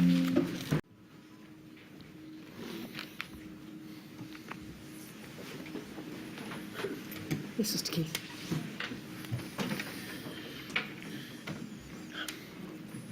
Professor, in your statement, in fact, at paragraph 7.39, you say this: as of January 2020, I had a good awareness of the UK's capability to respond to a pandemic. You thought that it was, or you considered it was capable of responding effectively to small outbreaks. And then this: I had no illusions that the United Kingdom, or for that matter any other Western nation, was well set up to meet the challenges of a major pandemic with significant mortality. in a few sentences, could you just outline for us, please, where the deficiencies in capability were to which you were referring there? So I think that there were problems with planning, but the much more important ones are problems of establishment. So if you compare, let's start off with the establishment and I'll go back to the planning point. The model for healthcare at the foundation of the NHS was a very heavy bedded one, large numbers of beds, many more beds in the NHS at that point for a much smaller population. A medical system that was largely designed around infectious diseases, or infectious diseases as a major part of its work. For example, a lot of TB in the early parts of the NHS, so many, and then the erosion of public health facilities, which wasn't a dramatic one, but it was a continuous one over really quite a long period of time. And I think the inquiry has had from expert witnesses a laying out of how essentially that was whittled away over a whole series of administrations over a long period of time. So that's the system in terms of That's public the system, health. exactly. What about plans? So I looked at the pandemic flu plan at the point when we were beginning to worry about this, about the time we're talking about now, and it was pretty clear that it wasn't going to give us any particular help, frankly. So my view was we didn't have a plan that was going to be useful from a prevention or management point of view. It had a large number of useful components within it. There wasn't nothing helpful there. But the idea there was a respiratory pandemic plan for the kind of pandemic this was going to be, if it was going to be a problem, that we could just take off the shelf and follow the playbook was optimistic at best. So Can I pause you there? Yeah. Just before we move on to perhaps the last part of your answer. Could you just explain why, although we've obviously heard a great deal of evidence about the 2011 pan-flu strategy and the planning for flu, why in essence was the flu plan, whether it be the government strategy or any associated material, not of great or any particular help to this coronavirus outbreak with different characteristics and different potential countermeasures? yeah, there were some differences that were to do with the difference between flu and COVID, which are more technical. Actually, my view, having looked at it, was had we had a flu pandemic with a virus that had a mortality of, for the sake of argument, 1% to 2%, which is what we were thinking of at this point in time, it would also have been woefully deficient. So it was not that it was about flu and this was COVID. That had some important differences.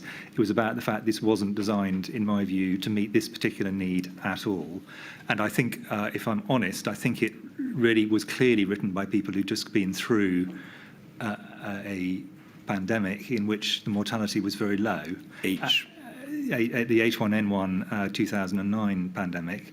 And I think that had just led to it wasn't that they were modelling it just on that, but it clearly didn't really meet the needs of a 1918 style flu pandemic, which in my view was the kind of model we should need to be thinking about. So the three big flu pandemics of the 20th century, so 1918, 1957 and 1968, seemed to me much closer to what we were going to see than 2009 if we saw anything at all.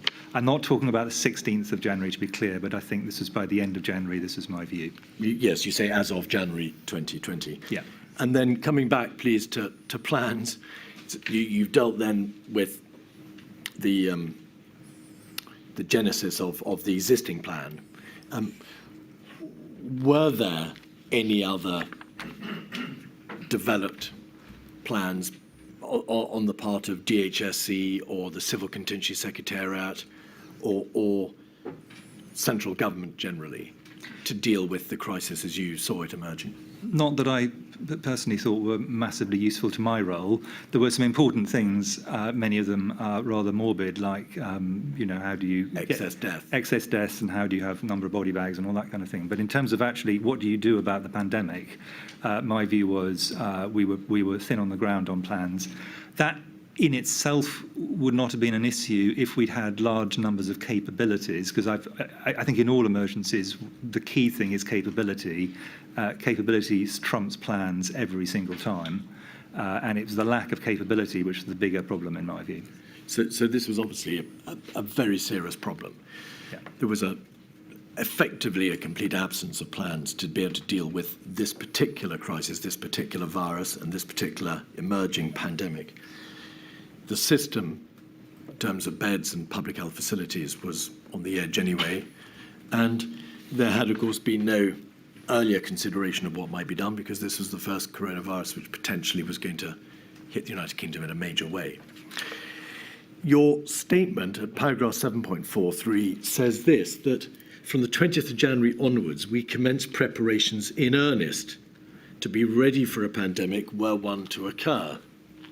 Now, you'll know, of course, because it's in your statement and you were there, that there was a meeting on the 25th of February with the Prime Minister, the Health Secretary, Foreign Secretary, Sir Patrick and yourself, in which ministers ordered that a plan be brought together, be drawn up by the Civil Contingency Secretariat. And as you know, they did produce a plan. But that plan was produced on the 28th of February. It was a paper called The UK's Preparedness. That was self-evidently over a month later. Do you have a view as to the length of time that was required to elapse before even that first attempt to bring together a combined plan was produced? There was a lot of planning for individual components. There wasn't, as you say, an overarching plan. For what it's worth, I, with some others, came up with the formulation, which I think has been misunderstood, but of contain, delay, research, mitigate, principally to get the first three underway. And I think if you look at some of the plans as they came out, those three components were the components that were relatively worked through in terms of having some kind of meat on the bones of the plan. The bit that I was directly responsible for was obviously the research bit in my role as head of the NIHR. And we really moved on that quite fast, I think. We didn't wait for a plan from anyone else. Then there were various elements on contain. I think those were really the ones where I would say we were moving practically by the end of January. Professor, I'm going to ask you again, please, to slow down. I apologise for this in her absence. Sorry. I know you know that I'm waving my hand at you to try to slow you down. It's my enthusiasm to answer your excellent questions. Well, long may it continue, Professor. Yeah. You must obviously have been very considerably concerned by the absence of plans, because whilst there were no doubt many documents dealing with particular hospitals and NHS trusts and high dependency or HCID beds or facilities and ICU beds and so on and so forth, there was, in essence, and there had been no real consideration of what sort of countermeasures might have to be thought about and ultimately deployed. Is that a fair summary? Yes, but can I... And before you answer, noting, of course, that such countermeasures as had been used or envisaged for the purposes of flu were not necessarily applicable to coronavirus. Yes, but can I gloss on what you just said, because I think this is a very central point. If there had been a plan, and I'm going to cause upset to some of my planning colleagues, but I'm going to do it anyway, a plan that was laid out, this is how the playbook should run, it would almost certainly have been the wrong plan and could even have slowed us down, because we'd have then spent ages arguing about whether this was the right plan and adapting the plan. So sometimes it is easier actually to start with a new plan, but what we needed was all the building blocks. And in my view, we had some of the building blocks, intellectually and practically, but we definitely did not have all, and they were constructed in many cases in quite a rush, really, in February and early March. But preparations, although you say they commenced in earnest, had to await, did they not, the outcome of whatever planning central government decided needed to be done, in large part? I would say that, as is usually the case in emergencies, in my experience, the people who needed to act started acting well in advance of the plan they were supposed to be acting on. Well, you've referred to the action plan to which you contributed, and we'll come back to that in a moment. That's the coronavirus action plan of the 3rd of March, which set out the government strategy. It's been described as a comms communication by some witnesses. And as you've accepted, obviously there were plans within NHS trusts and within particular parts of the system. But none of those plans, such as they were, or thinking, went directly towards the issue of what sort of countermeasures nationally might we have to contemplate. That came later, did it not? It did, and that, I completely agree.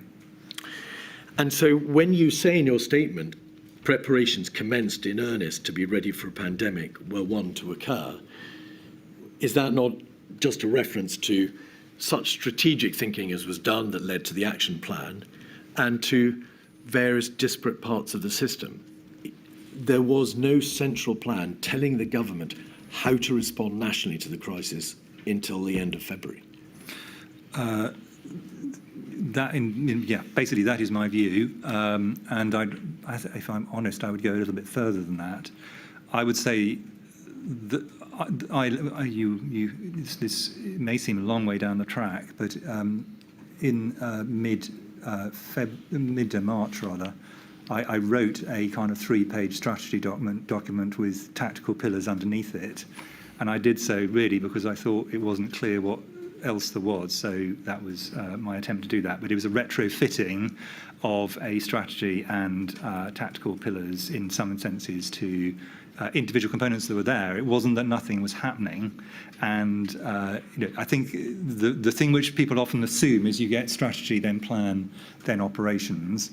Actually, in emergencies, often that is reversed, and the plan almost comes last in terms of the strategy, how you lay the thing over the top. And I arguably, to some extent, that was true during these next 6 weeks. You've accepted, and Sir Patrick has accepted, as have other witnesses, that we could have gone earlier, in very general terms, in relation to the first lockdown. Do you consider that had there been either existing plans, fully formulated, thought-out plans concerning possible countermeasures, how the country should respond, or that if these plans had been produced somewhat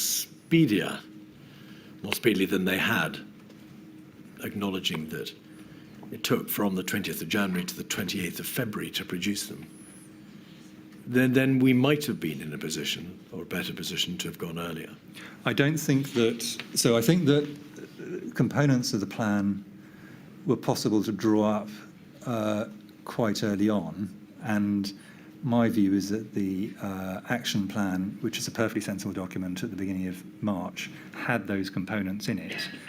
The fundamental bit, though, was what was framed as mitigate, which is interpreted by lots of people in lots of different ways. But Can we avoid the conceptual debate? Yeah, but the reason I'm making this practical point is that bit of the plan actually really had to wait until ministers had decided what their strategic goals were and the end point was. And additionally, I think the big problems we had in early March, in my view, principally arose from the fact we didn't realise how far on the path we were and the force of transmission, which was a data problem and a testing problem, rather than because we lacked a document in February. I apologise for sounding slightly cautious about the importance of documents, but in this kind. But I'm just being practical about how emergencies tend to play out, and the documents are often quite late in the process. Please don't apologise for being something that I've suggested you are by nature, Professor. You've referred to the strategic decision-making of ministers. That's another important part of it's another important component. Along with the delay in bringing together formulated plans for how the country should respond, what could be done to prevent the spread, either by way of suppression or mitigation, it matters not, but the spread of the virus? There was the issue of the lack of strategic decision. Ministers did not grasp the nettle strategically until relatively late in the chronology, thereby enabling the planners and the doers to be able to say, this is how we should respond to this threat. So I think that within this, there were some, and I'm going to, I hope helpfully actually, divide things into what I consider are technocratic elements and what I consider are political elements. The technocratic element, and I've given an indication, the bit I was most responsible for was on the research side, could just get on. They just crack on. We got a job to do. We just got to do it. Once you get into things that require political decisions, and the big decisions, whether it be issues of borders, whether it be issues of lockdown, all these kind of issues, these require, or things that have huge economic implications, either direct, i.e. they cost a lot, or indirect on the economy. Those fundamentally are ministerial ones, and I think there is where we were definitely slower than we should have been for a variety of reasons. And it may well be, Professor, I'm sure you'd agree that given the momentous nature and the political nature of those decisions, it's not altogether surprising that the system doesn't allow for a particularly speedy response. It takes time for government to be able to make up its mind as to what needs to be done. Yeah, and I on this one, I'm not actually, I want to be very clear, I'm not saying I think this is the problem of the politicians. I think it might be worth us looping back to this discussion when we get a little bit further down the track, because I think there was a point where it could have been possible to accelerate this, and where that did not happen. And I think that's probably worth reflecting on. Which point do you have in mind? That was when I and others, particularly I, briefed the Prime Minister on the 4th of February. Right. And this was not so much the Prime Minister, but I thought the system at that point could have taken a different tack to the one it did. Is this on account of the obvious delay that there was in terms of output between the beginning of February and the later It's part? probably worth going over that in particular, because there's no specifics to it, but I think there's a reason why I think that was an example where we probably need to learn for the future without blaming any individual. I thought all the individuals themselves did a good job. I want to come back, please, to the SAGE meeting to which you referred earlier, and we're just going to look through quickly some of the most important meetings and some of the most important events in January and February. So the SAGE meeting of, in fact, a precautionary SAGE meeting of the 22nd of January, 174700.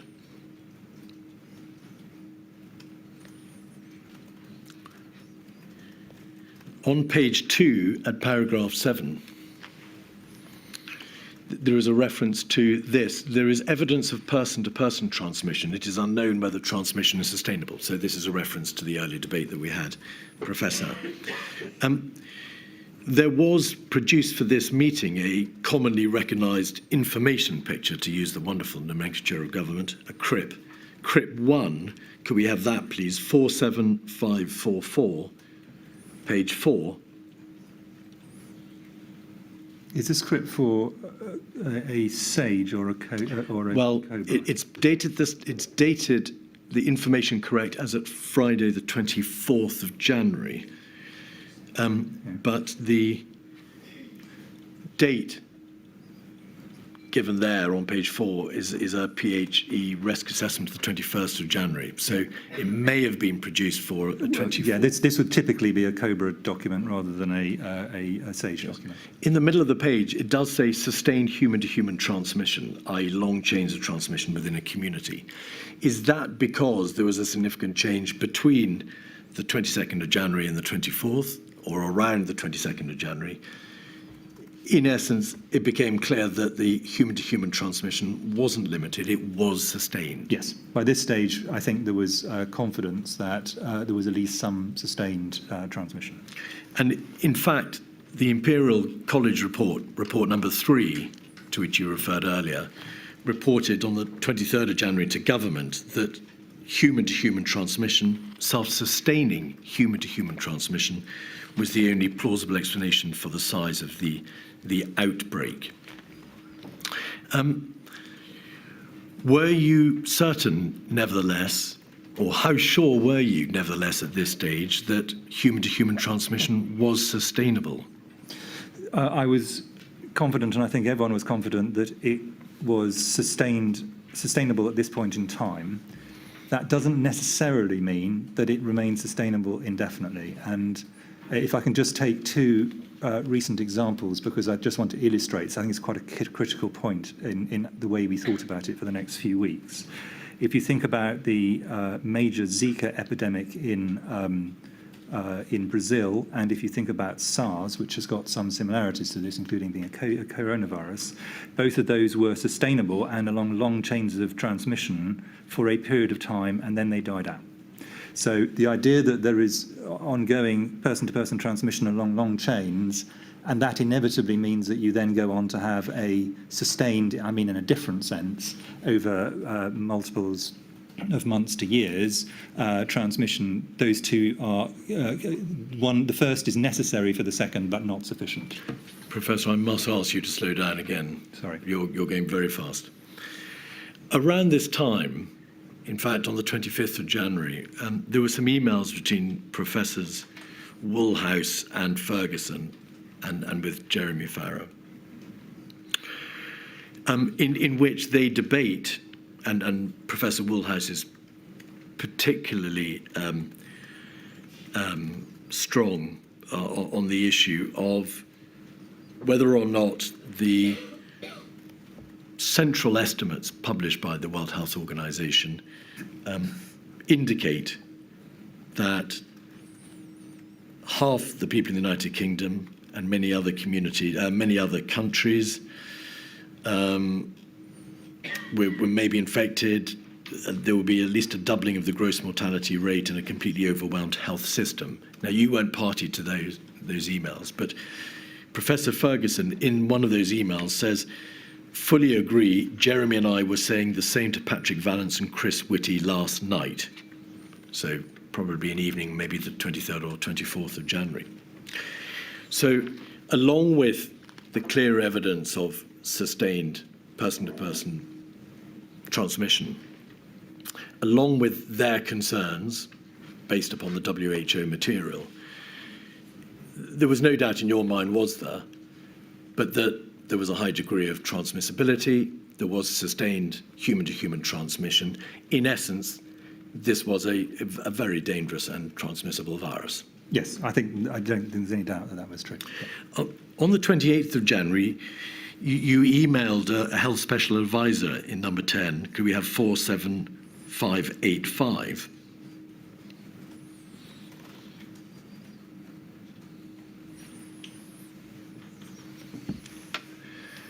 And you identify, and we've seen this email before, but you identified 2 of 4 scenarios as being probably only the ones worth considering for planning at this point. And they are, of course, at either ends of the risk scale. The first one is China has a major outbreak but brings it under control. The second one is the opposite end, which is the reasonable worst case scenario, which is that it spreads and it comes out of China.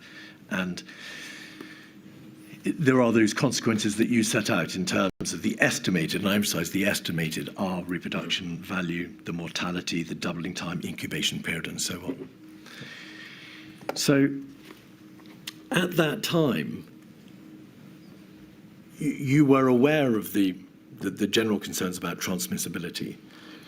You were aware, were you not, that if the virus does spread from China, then given these characteristics in terms of mortality, doubling time, transmissibility, and so on, there was going to be a very real problem insofar as the United Kingdom was concerned? Yes, and that's the reason I wrote to number 10. Indeed. What thought did you give at that time to what practical measures might be put into place between this date, the 28th of January, and the end of February, which is when we got the plans back from the Civil Contingency Secretariat, to stop or prevent that spread, to stop that worst case scenario eventuating? Well, I think that one of the things that I was trying to do in this email, and I tried to do in quite a lot of the advice I gave, was I was concerned that government would think that there was likely to be a middle way. And I wanted to remove that possibility from their planning assumptions. So my view was either we would get spillover cases, but actually this would get contained in China. It's less bad than it currently looks, and fine, that would be a big problem in China, but it would be a much more limited global impact, or it was going to become a pandemic. I couldn't see, based on the characteristics it had at the moment, a middle path where it was a moderate problem. And that was the point I was trying to make here. Which is why it's a dichotomous decision. Exactly. Why there isn't a fudge in the middle, which is obviously the temptation for people to go into. And if you have a pandemic, but not starting in your own country, there isn't a great deal you can actually do yourself to stop it. You can then do the things we talked about, so slow, delay, research and mitigate. But you can't stop it. That genie is out of the bottle and you have no control over it. So I wanted people to be aware that was basically the dichotomous position we were facing. And that is why, isn't it, you identified that the priority, and we can see this at the bottom of the page at 4, is to prevent any UK transmission. Because if the virus leaks out of China, then the wave is coming. That is what you're essentially saying, unless it can be prevented. This virus with these terrible characteristics is coming, because that's what viruses do. So that's the key, prevent any UK transmission. Well, the key, in a sense, this has two different aims, the prevent, in this context. If this was a SARS-like situation, which I have to say looked increasingly unlikely by this stage, but if it was, for the sake of argument, the point of this is simply to make sure that any spillover cases can be rapidly contained so this never establishes itself in the UK. And you're not then saying this will turn into a pandemic. In fact, you're saying, no, this won't. But what we don't want to do is get any backwash from this. We had importations of SARS, we had importations of MERS, we had importations of Ebola. We picked them up and we treated them. That, in a sense, is the first element here. If it's going to be a pandemic, you're never going to be able to stop it. And I think there's always an illusion you can stop it. You can't. You can delay it. And that was where a lot of the debate, of course, around border and other measures then took us. But what we wanted people to realise is once you're in pandemic territory, the idea of stopping it is an illusion. You're not going to stop it. You can delay it, potentially, maybe. And so when you referred to the priority being to prevent any UK transmission, what you really meant is the virus cannot be stopped if it is a pandemic, if it's sustainable human-to-human transmission and it's geographically spread out of China. It cannot be stopped. All we can do is delay the upswing, if you like, using a different terminology. Yep. And I say that explicitly in the next sentence. Yep. So you were recognizing at this relatively early stage, once it leaves China, we're in trouble. If it establishes it, well, I mean, spillover cases from China in themselves. Not spillover, but sustained human-to-human transmission. Once you get into that situation, there is an extremely high likelihood you're in trouble, yes. Nothing in biology is certain, but it's extremely high likelihood. But by this date, all the signs were that it was sustained human-to-human transmission. By this date, there were cases outside China, Japan, South Korea. By this date, or shortly thereafter, SPIAMO was beginning to suggest that there was a probability it would come at some point. I think so. I'm going to just point out that the WHO, which is the normative organisation, had, I think, as of this point, still not called even a public health emergency of international concern, which is well short of a pandemic. Pandemic was not declared until, I think, from memory, the 11th of March. So, yeah, international views, as with many things, you look back on this and say, how can they be so blind? How could they not see this? At the time, there was still quite widespread international debate amongst serious experts. So, yes, there were experts who were saying this is definitely going to happen, and there were experts who were saying very doubtful, and there were points between. I think it's very important we don't look back and say, well, of course you can see this is what would have happened. And I'm just pointing out the international evidence on this at the time is relatively clear. It was uncertain at this stage, but I think most people would agree that it was heading further and further towards this is going to get bad. And my view is, if this does get bad, this will be a pandemic. It's not a kind of in between. But your position was not predicated upon the WHO. Far from it. You had your own views, your own expertise, and of course the expertise of SAGE.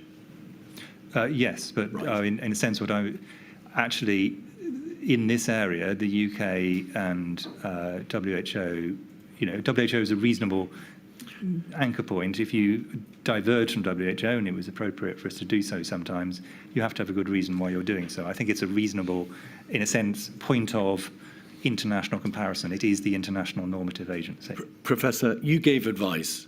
You received advice from SAGE. You relayed advice, and we can see from this particular document, without any express regard being made to the WHO's technical position and whether or not a PHEIC or pandemic had been declared. Correct? Yeah, no. The advice I consider is perfectly sensible advice. Exactly. What I'm saying is, I think I would have been wrong at this point to have said to number 10, the game's over here. This is going to be a pandemic. There is no chance of anything else. That would be an incorrect technical advice from me to them. So what this gives is two scenarios, one of which is a pandemic and one of which is not, but both of which are worth taking very seriously. And concurrently, you knew there was sustained human-to-human transmission, or at least the signs were all pointing in that direction. You knew, because you've described to us how you were aware that the United Kingdom was poorly placed to be able to respond in terms of the public health capability, in terms of the absence of plans, in terms of the absence of control measures to stop physically the virus reaching these shores. So was it not therefore the case that this was the point at which you appreciated we were in a terrible bind? It was coming, and there was very little practically that appeared to be possible to be able to deal with it, other than delay. Well, I think it was coming implies certainty, which I think is not where I'm saying I think we should have been at this point. But it's pretty rare that someone in my job, not just me, but my predecessors, write this kind of email into number 10. This is not the kind of thing you do on a kind of monthly basis or indeed yearly basis. This is a rare event to say we are very concerned. So we have by this stage activated the SAGE mechanism. We're writing into number 10, as we'll go on to talk about. A lot of briefings of very senior people across both the official and the political system happened in short order after this. So I fully agree with you. This is a point we are starting to move and escalate this as a major issue across government, not just within the technical agencies, which, as we previously discussed, I thought previously it was reasonably housed. And we presume, of course, that you wrote to the health SPAD at number 10, because by this stage, the formal process by which you gave advice to ministers and the Prime Minister, of course, hadn't yet been set up, because, of course, SAGE itself wasn't yet operating at full pace. Yeah. There is a SAGE meeting on the 28th of January, 203936. So a week or so later. And on page 2 at paragraph 9, there's a clear reference to sustained human-to-human transmission. We can see it there. And then on page 3 at paragraph 28, SAGE says this: for United Kingdom, SAGE agreed that the current triggers which would require a change in HMG's approach are appropriate. Can you help as to why SAGE was still debating the appropriateness of the triggers as opposed to what change in the United Kingdom government's approach was required in light of triggers being activated, which of course you've agreed already they were? Well, if you're looking at those ones, sustained human-to-human transmission outside China, that's a key rider to that, and or a severe UK case, which we had not at that stage, fortunately had. The point about this, though, is we think that both of these are potentially very close in time. And that was the reason that SAGE was meeting at all. I mean, SAGE meets very, very rarely, to be clear. This is not something which meets every time there's a mild concern. SAGE meets because we think there is the potential for a very serious all-of-government response. If it's just a health department response, then you would normally expect it to be dealt with within the technical agencies of the health department. Why were there different triggers being utilised by SAGE? And it would appear, building in a delay, because SAGE's opinion was these triggers haven't yet been triggered, to the earlier triggers that you had advised were appropriate, which was family to family, or family human to human transmission, geographical spread, or infection amongst healthcare workers. It rather appears that these triggers had shifted the goalposts. They were higher levels of trigger, which would be required to be. Yes, and accepting that I rather regret that in my first ones I used the words triggers because that's an unhelpful, probably an unhelpful framing. But I think it was clear, and I think you're exactly right, that they were to achieve two different levels of escalation. So the ones that I did on the 5th of January were to say this needs to be escalated quite seriously within the health system, particularly Public Health England and the emergency response in Department of Health and Social Care, which then it was. Part of that response was to trigger the SAGE system, also meetings of the Permanent Secretary in the Department of Health and Social Care. And at this point, the SAGE triggers are about what should we do in terms of cross-government response, which is a significant step up from the ones that I was previously doing. So you're right that they are different triggers. And the reason for that is they are to do different things. And this one is now the whole of government needs to be thinking about this if this is met. So from what you said earlier, the earlier triggers were there to identify a level of seriousness. You said you wanted government, or government would then take it seriously. These triggers require, or if triggered, a change in approach. Yeah. What did SAGE mean, and what did you understand that reference to HMG's approach to mean? Consideration of countermeasures, health campaigns, border measures. What is it that SAGE had in mind? Well, I think at this point you're talking about measures which inevitably will require cross-government agreement and considerations. And I think you took the example of border measures, which are an extraordinarily complicated issue we might want to come back to.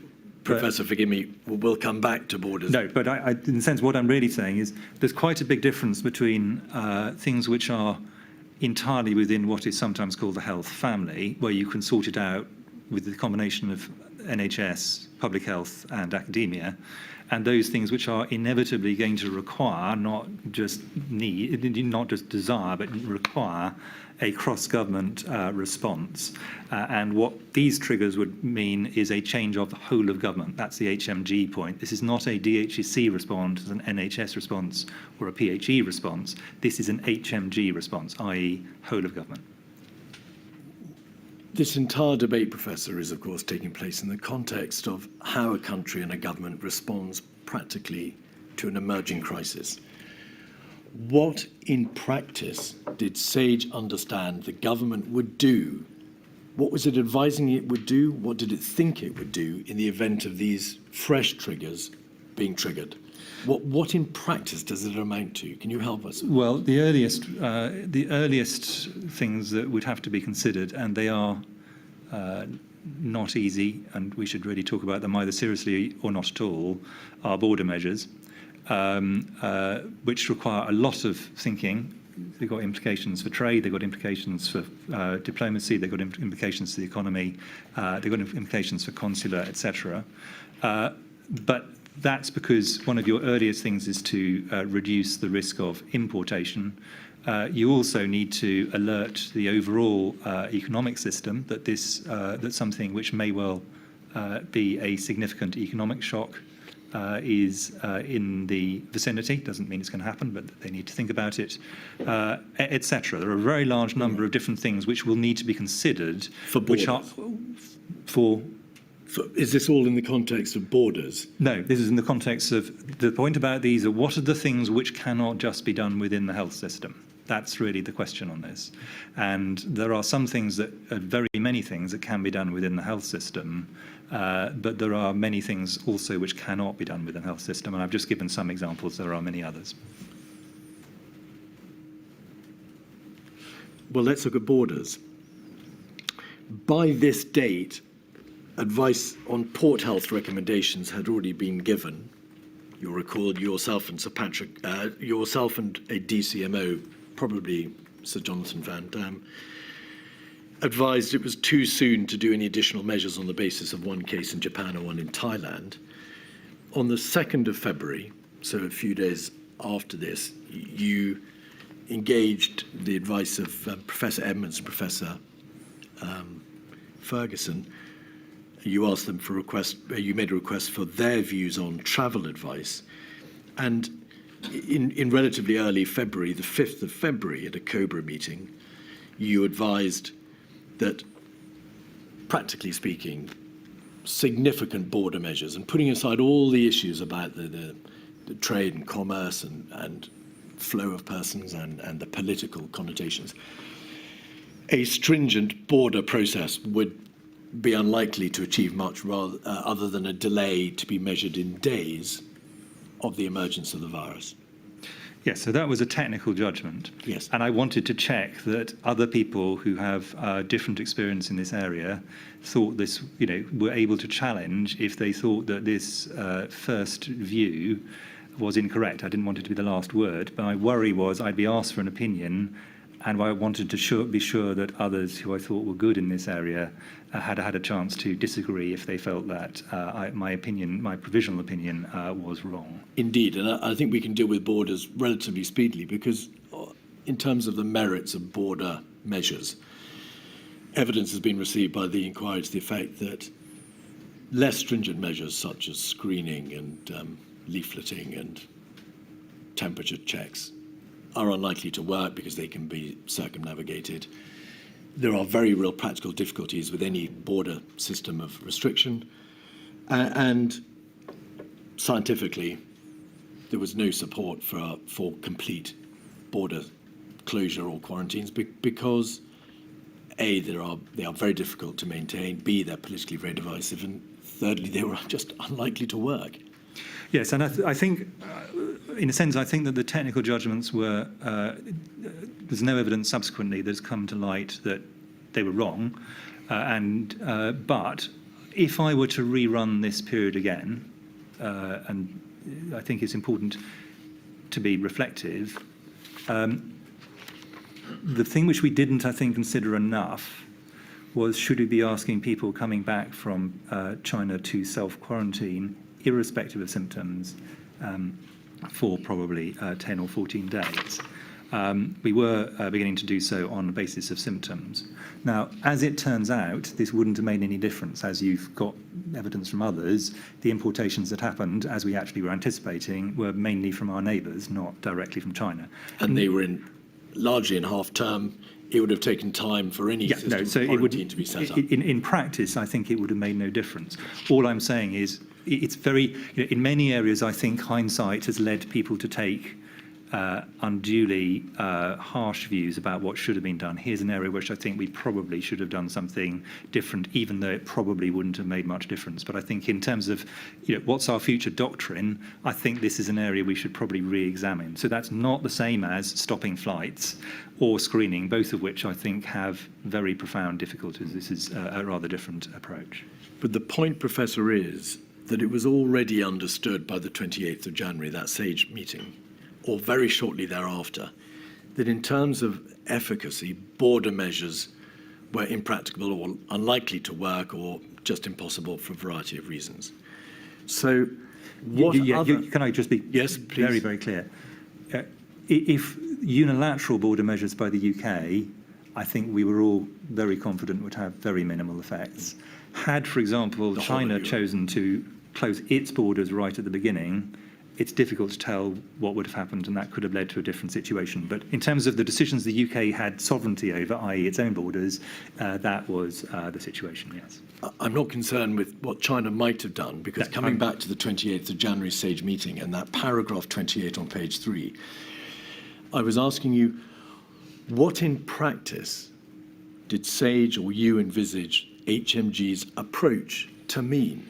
And you said borders as one issue, and there were a number of other public health issues, public health measures. But borders, bluntly, closure of borders was never a runner, and that was generally appreciated by that date, by the Sage meeting. Well, I'm going to add a caution to this.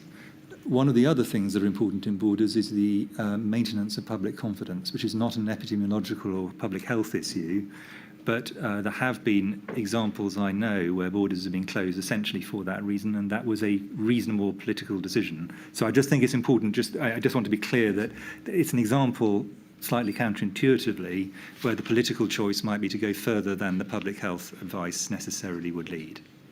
My question, though, was all predicated upon your description in paragraph 4 of that email to William Moore, the health SPAD, that the priority was to prevent transmission in the United Kingdom. So we're only concerned with measures that could be taken by the United Kingdom government.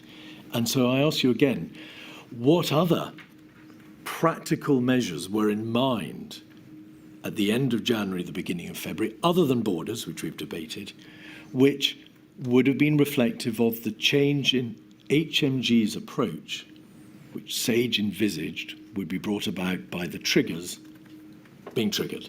What in practice was available, Professor? And what could be done in practice? Well, I think that we should have taken so there are several different things we could have done, none of which I think would probably have made a lot of difference in reality.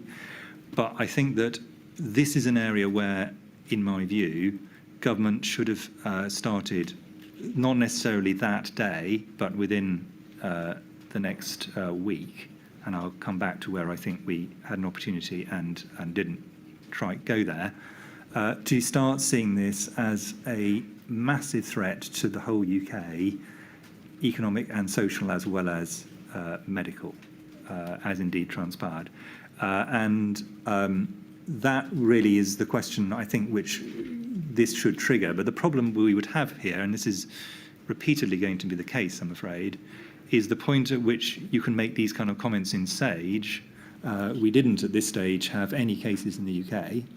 30th of January. 30th of January, that we knew of. That we knew of. Well, the first case was published on the 30th of January, the person in York. Yeah, exactly. One day later, two more. Yes, exactly. Once we get to this point, we're starting to take off. But I'm just saying the numbers are very small.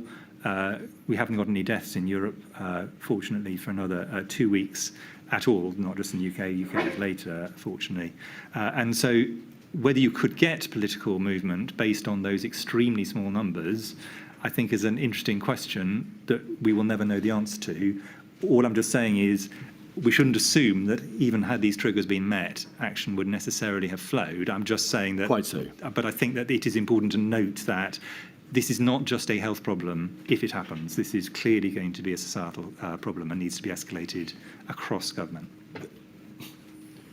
Why did Sage and yourself and other scientific advisors in government or other advisors in government not shout out beyond the extent to which you did, which you wrote an email to the health SPAD, shout out that there was in fact a massive threat, and it was massive because the practical means of ensuring control or keeping the virus away from our shores were effectively absent. But as you'll... Sorry, if you allow me just to finish the question. And the data was then already clear that there was sustained human-to-human transmission with chains of transmission. So it's a massive threat because there was a massive problem, and you were aware that there was a massive threat. Why wasn't the government aware? Well, as you will see over the next few days of my statement, which I think lays it out reasonably clearly, over the next few days we briefed national security officials. There was Cobra Met. Mm-hmm. I briefed the Prime Minister directly, briefed parliamentarians, briefed the opposition. This is all over the newspapers. So the idea that government was unaware of this because they hadn't read this paragraph in Sage, I think is probably a little unfair. I Professor, think that no it one- was very clear we were escalating at quite a high level in government. It's, these are all things that you wouldn't do under ordinary circumstances. No one is suggesting that the government should have been aware of that particular paragraph. I'm referring to your own answer, which is that perhaps the nature of the massive threat wasn't understood, or it wasn't called out clearly enough. It wasn't appreciated, perhaps, by those who needed to understand it. You obviously called for a precautionary SAGE, and there was a precautionary SAGE, and there were multiple meetings of SAGE, COBRA, and then a stock take meeting on the 4th of February, prime ministerial meetings, cabinets, and so on throughout February. But nowhere beyond the debate about the need for plans, and then the need for modelling in SAGE, and the need for a proper understanding of the position, does any part of the government openly say there is a massive threat and we are woefully underprepared for it, and something must be done at the very highest level and with real urgency? That tenor, Professor, appears to be missing from that material. In my view, it might be more useful to go through the next few days, because I think they lay out how we did escalate this right to the top of government, and indeed more widely, not just the governing party. And your point is right, but therefore we did something. And so I think that's You did something, Yeah. but why wasn't the degree of the threat, of the problem, the massive nature of the threat, seemingly fully understood? Well, you escalated the problems and you pulled every lever open to you in terms of the government process. Well, I think, it depends whether you like to have this discussion now or walk through the next few days, and then I can try and retrospectively say where I think we could have probably gone in a different direction if our doctrine within government was better in this area. All right. Well, we are going to look at those documents, as you know well. I can do it now if you prefer. No. I think it works better if we kind of see some of the actions we actually did take, rather than the ones you're not allowing you to move on to. Professor, we will be moving on to them, and I'm allowing you to move on to them. By the end of January, in addition to the material which we've debated, of course, it was obvious that there were cases in Thailand, Japan, South Korea, the United Kingdom, Germany.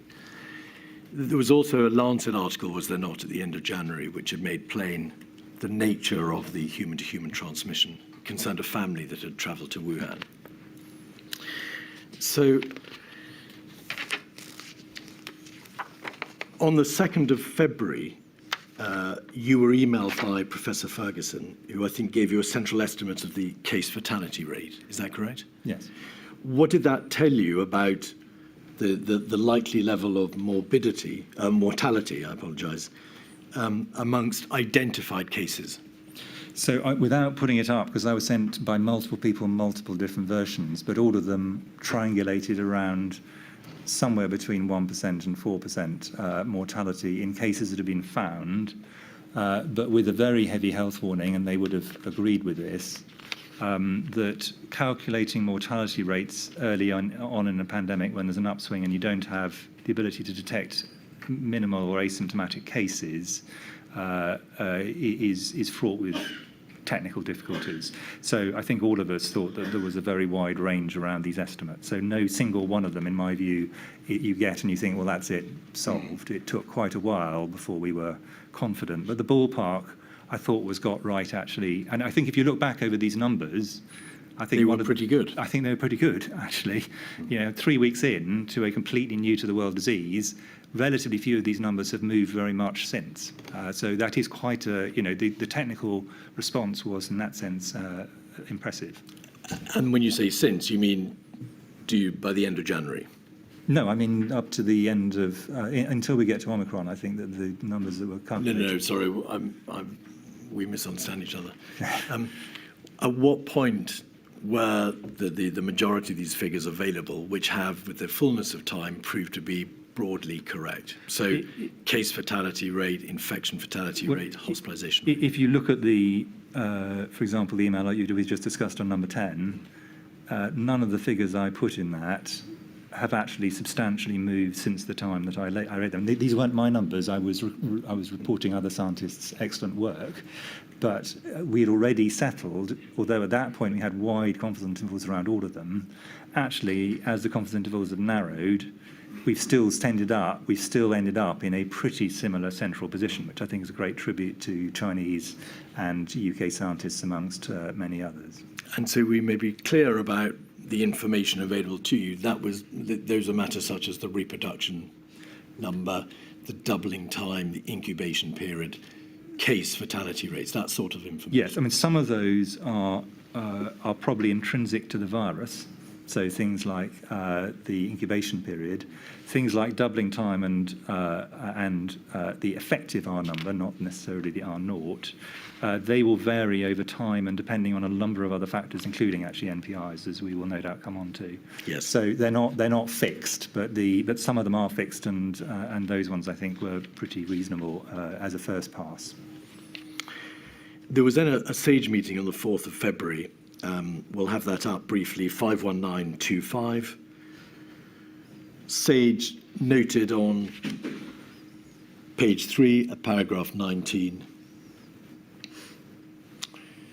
that asymptomatic transmission cannot be ruled out and transmission from mildly symptomatic individuals is likely. Insofar as SAGE was unable to rule asymptomatic transmission out, as opposed to saying it is in existence, was that a reflection of the data that was, of course, available at that I think this is a perfectly sensible assessment of what we knew at that point. Yeah. And just to be clear, asymptomatic transmission, or the issue of asymptomatic transmission, is quite different, of course, from the issue of human-to-human transmission that we were debating earlier. Yeah, and different again from asymptomatic infection, where someone catches the disease, has no symptoms, and does not pass it on. That's a different thing again, and actually quite an important distinction, those two. Yes, and you've addressed that in your statement at some length. On the 4th of February, there was what we've been calling the stock take meeting. And that's the meeting to which you referred earlier, Professor.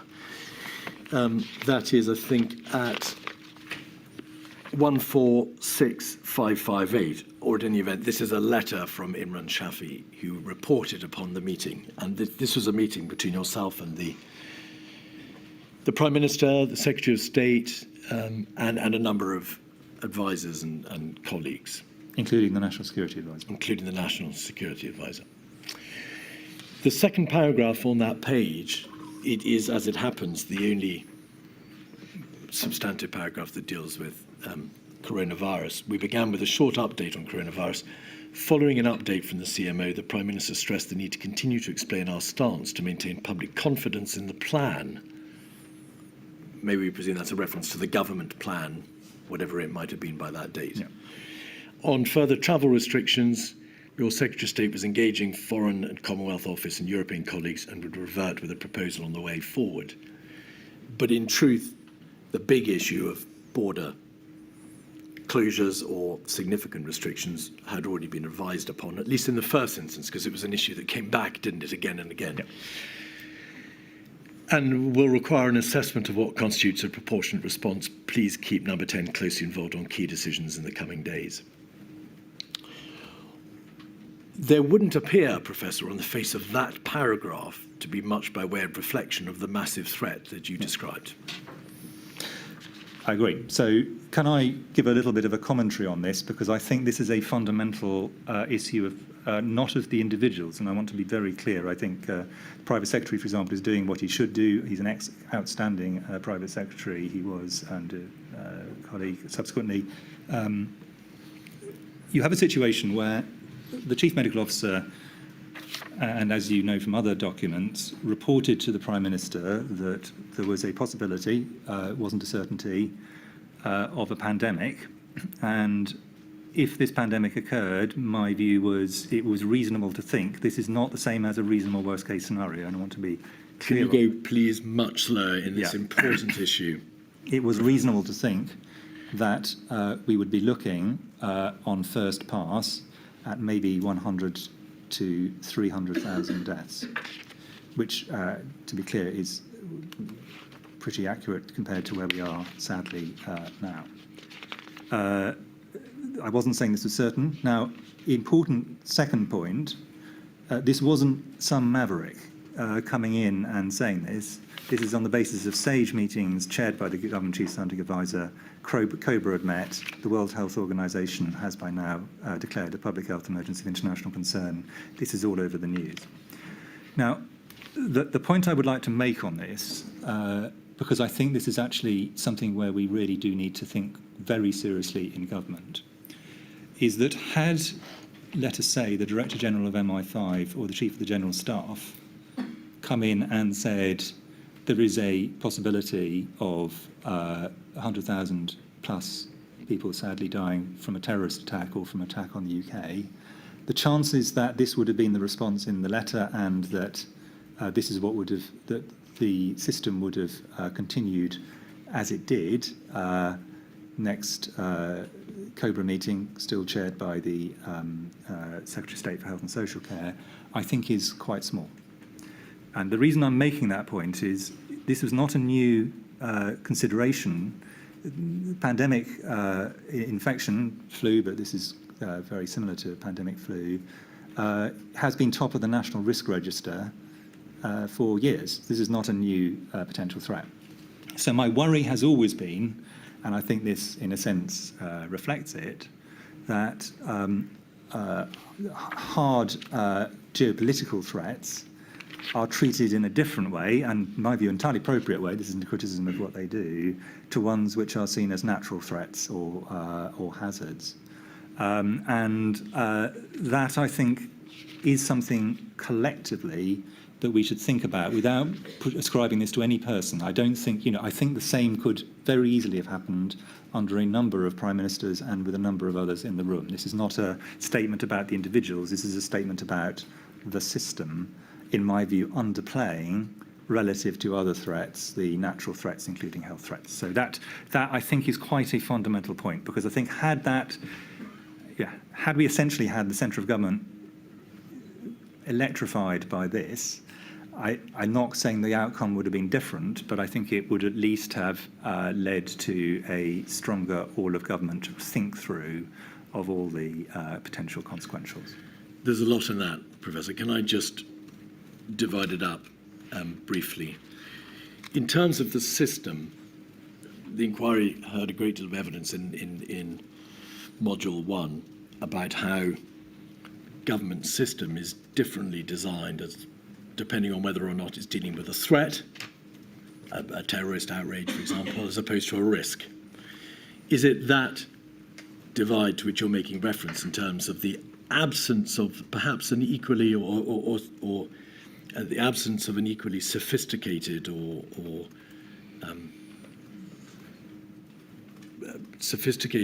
speedy system by which threats can be rapidly responded to in the context of risks and, for example, public health emergencies? Is that the point you're making? Yes, and this is something which was already top of the National Risk Register. Indeed.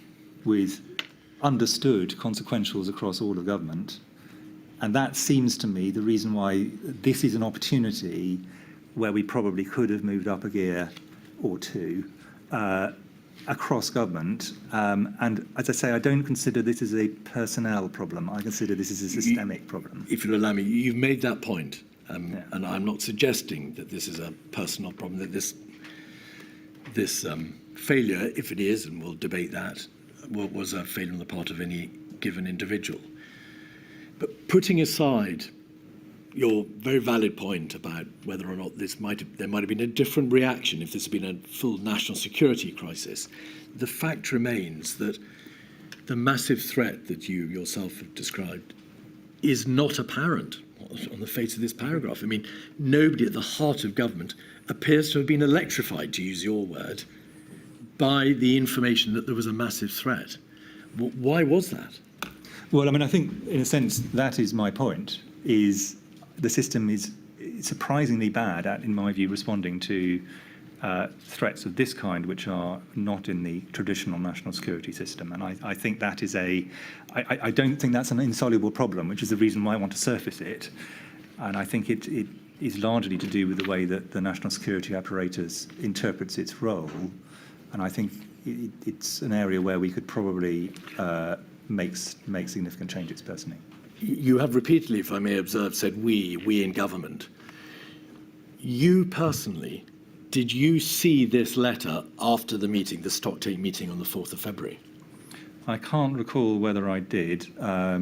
It wouldn't have particularly surprised me if I had. If you had, Professor, you would have seen from this paragraph that there was a complete absence to the necessary electrification, that there was a complete absence of any understanding that the threat faced by the United Kingdom was of that magnitude, as you have described, the massive threat. Would you not have picked up the phone and said to somebody in Downing Street, you've completely failed to understand the significance of this threat, the emergency that this constitutes, the magnitude of this crisis? I think that the response, and you, I think, have seen some of the toing and froing, was to debate which hundreds of thousands was the correct hundreds of thousands, which didn't strike me as material, although I wasn't actually aware of it at the time. But that's neither here nor there. Is that a reference to the text messages between Lord Sedwell and Sir Christopher Wormold? Yeah, and to be clear, Sir Chris Wormold was trying to push on this point. But I don't think that there is and he was the person who got this into the agenda. I think that the point I'm making here is this is how the system is not designed to understand a threat, even when it is top of the National Risk Register, where it is a health or I would say other natural phenomena, in fact. But let's stick to pandemics, because that's what this inquiry is more narrowly about. And whether it's called toing or froing on the part of government, whether it's called a failure to understand the degree of the massive threat or the magnitude of the crisis, there was a hugely important systemic failure at this point, was there not? Yes, I mean, I think there's a big question about whether it would have made a difference to what subsequently transpired, and I don't think we should draw that line too firmly. No. But I certainly think that it would have been something which, let me be mealy-mouthed about it. Under ideal circumstances, there would have been a different response.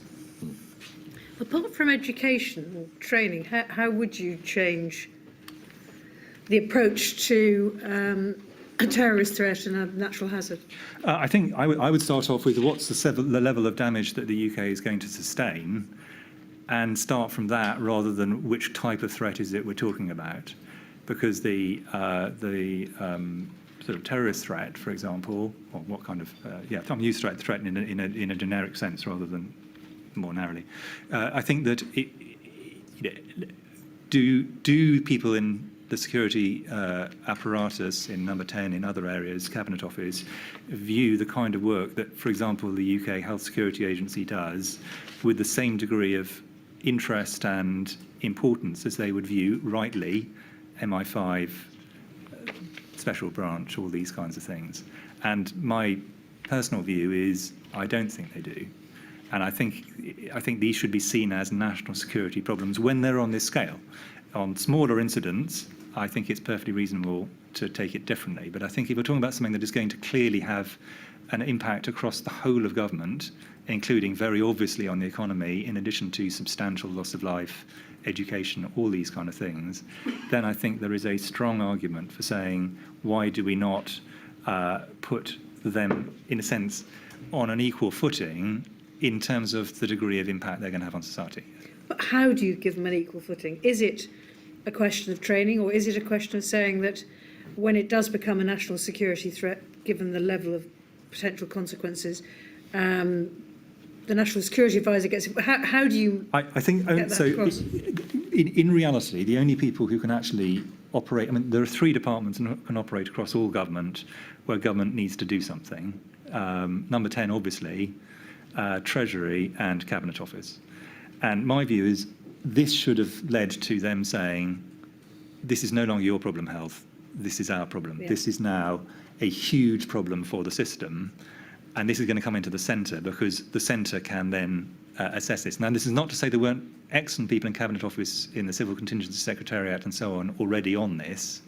It wasn't that there was no interest in this from individuals within Cabinet Office and so on, but it had not, in my view, been seized in the way that a similar kind of level of existential threat would have been from another direction. And I think there are a variety of ways this could be done, and it's very dangerous for me as a Chief Medical Officer to start doing the job of a Cabinet Secretary, because I'm clearly not. But what I do think we need to do is think through, actually, how do we get this very quickly into the centre so that it is able to take the necessary steps. And you could say, well, this was delegated to the Secretary of State for Health and COBRA was meeting and so on, but that isn't how, in my view, it feels and in this case, in my view, felt. And I feel this letter is a pretty clear indication of that. I just don't think this would have been the letter under different circumstances in the way I've talked about. I mean, others could take a different view, but I'm expressing an opinion because I think this is something which at least the inquiry will want to take a view on, even if its view is they don't agree with my position. I'm just taking a position. But before the break, may I ask you to consider the question I put earlier? Your answer was not unhelpful, but it didn't, in fact, address the question, which is, on the premise that, on the basis that there was, however one might describe it, a system failure or failure to acknowledge the existential threat or the massive threat, why, as the weeks in the middle and later February began to roll out, you and others who are equally aware of the nature of that existential threat were not emailing Number 10 or shouting out your concern that the central government had fundamentally failed to understand the nature of the threat that you had described? Well, I mean, it's difficult to work out where you can go once you've talked to all the people I talked to, and there's a very long list of people who Sir Patrick had also, and I think he didn't get to cover it in his oral evidence yesterday, but he has, I think, covered it in his written one. He also, through the good offices of Mr. Cummings, tried to escalate this into the centre. So it's not that there weren't attempts to do this. But I don't think, and this in my view is a situation which I'm not convinced that had we done things differently, it would have led to a different outcome. I have said that, and I want to repeatedly say that. Nevertheless, I think nobody looking at this could say this was ideal. Well, that is, if I may say so with the greatest respect, quite an understatement. This was a hugely significant moment and a terrible flaw. My view is that it demonstrates an issue which needs to be thought through. Very well, we'll break now. I'm afraid I understand we're not going to finish your evidence today, Sir Chris. I'm so sorry. I think you were warned. I know the burden we're placing on you and your relatively small office, and I'm really sorry, but you know how important this is. Thank you, Lady. So I'll return at 3:30. All rise.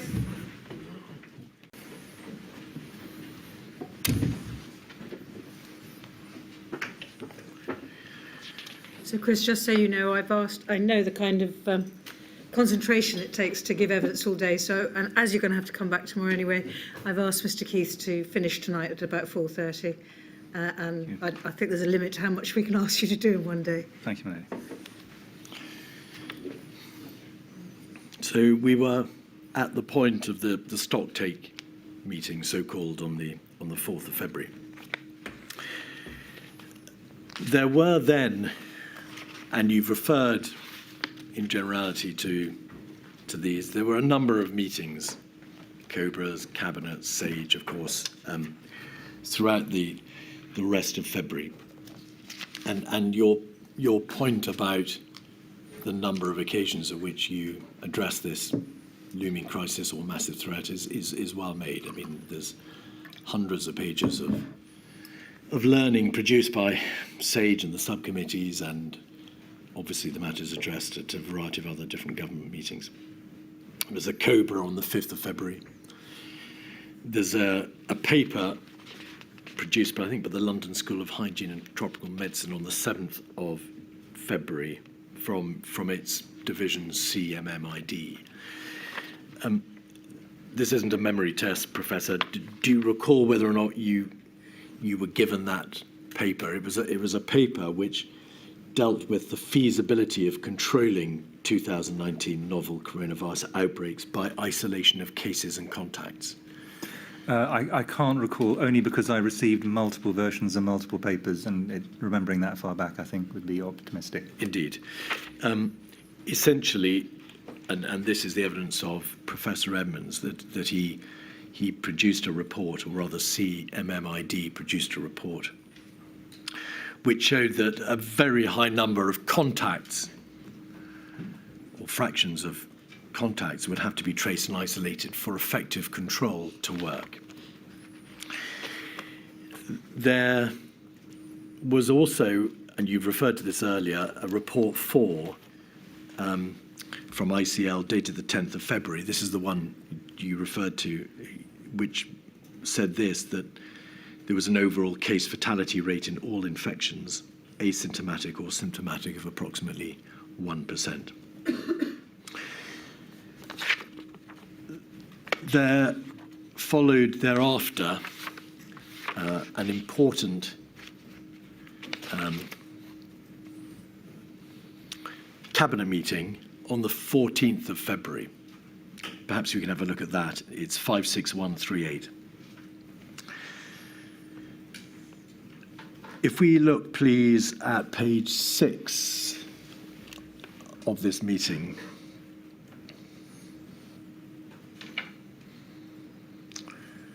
we can see the following is reported. The government's chief medical officer said that the published figures of around 60,000 cases of the virus in China could in reality be 10 times higher. There were over 1,000 people in China reported to have died from the virus. If the virus remains centered around Wuhan and the surrounding province of Hubei, it may be possible to prevent widespread infection in the United Kingdom. If it spread beyond China to its neighbours and across the world, then the UK would not be immune. So that's the point you made earlier, that once control is lost, once the virus has leaked from China and it is sustainable geographically outside China, then game over. Is it correct that by this date, the 14th of February, it was known that there were cases not only in Japan, South Korea, and geographical regions contiguous to China, but of course in Germany and the United Kingdom and Europe? Yes. You couldn't have been very hopeful, given the nature of the transmission, the now known characteristics of the virus and the geographical spread, that the body of the outbreak, not peripheral cases, but the body of the outbreak would remain confined to China, and or that the Chinese would be able to suppress it. Could you? I was certainly, by this stage, and I think this is true for most people, had moved to a position where it was more likely than not that we were going to end up with a pandemic. Yeah. If we look at page 7, we can see that at the top of the page it says this: concluding, the government's chief medical officer said that if the virus became widespread in the United Kingdom, there were plans in place that could slow down its spread. Accepting, of course, that this may not be an accurate reflection of what was said, if you said if the virus became widespread in the United Kingdom, would that be an accurate reflection of your understanding that the virus, having left China, spread to the United Kingdom was inevitable? Well, leaving China, you could certainly have chains of transmission outside China, and it'd still be in a scenario where it was controlled globally. But I think by this stage it was much less rather than more likely. So, as I say, this probability was not a binary one. It was gradually shifting, but it now shifted, I think, to this being, I think, more likely than not that we were going to end up with a pandemic.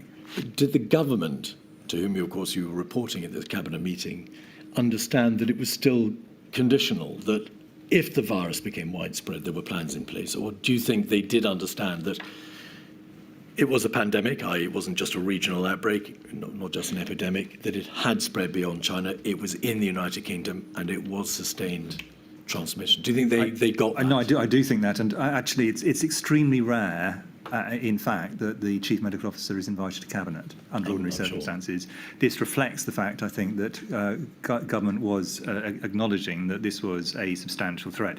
May I just pick up one point in this, which is not relevant to your question, but I think may be useful later on, which is just to make the point that we were making very clear this could be more than one peak, because I think that has got a bit lost in some of the... We'll come back to that. The narratives. You'd also say to Cabinet there were plans in place that could slow down its spread. Mindful of what you've told us about the lack of efficacy in terms of border controls, the information that which you knew anyway, but which you'd received saying practical measures of controlling spread were difficult. What plans in place did you have in mind when you said there were plans in place that could slow down its spread? Yes, I think you should read this two ways, and both would be correct. One is that there are things we could do to slow, but I wanted to be clear there was nothing we could do to stop. And that is an important, in a sense, that's an important thing I was clear not to say. But this is where the delay bit of the contain, delay, research, mitigate formulation really comes in. Obviously, the biggest elements of this in the early stages was identification of cases and case finding and isolation. For the reasons you've given from Professor Edmonds and his team, but I think this is widely accepted in the literature, once you get to a very large amount of transmission, those really are highly unlikely to work. But in the early stages, a case finding and isolation strategy has a realistic chance, if you can find the majority of the cases, that's the big if, in significantly delaying the spread. The point I'm seeking to make is a slightly different one, which is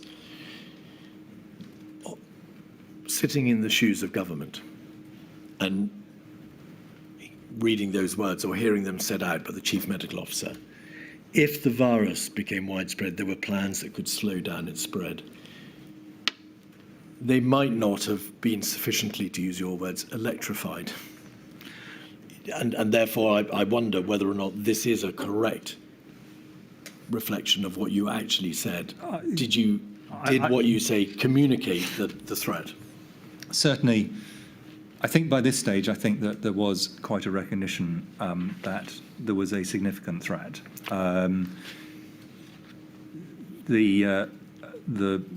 The way this is reported is a fairly bland way, but that doesn't necessarily mean it was a bland presentation. I can't, frankly, exactly remember what I said in exactly which words I used it. But I think this is a if I were listening to this in Cabinet, I would be concerned.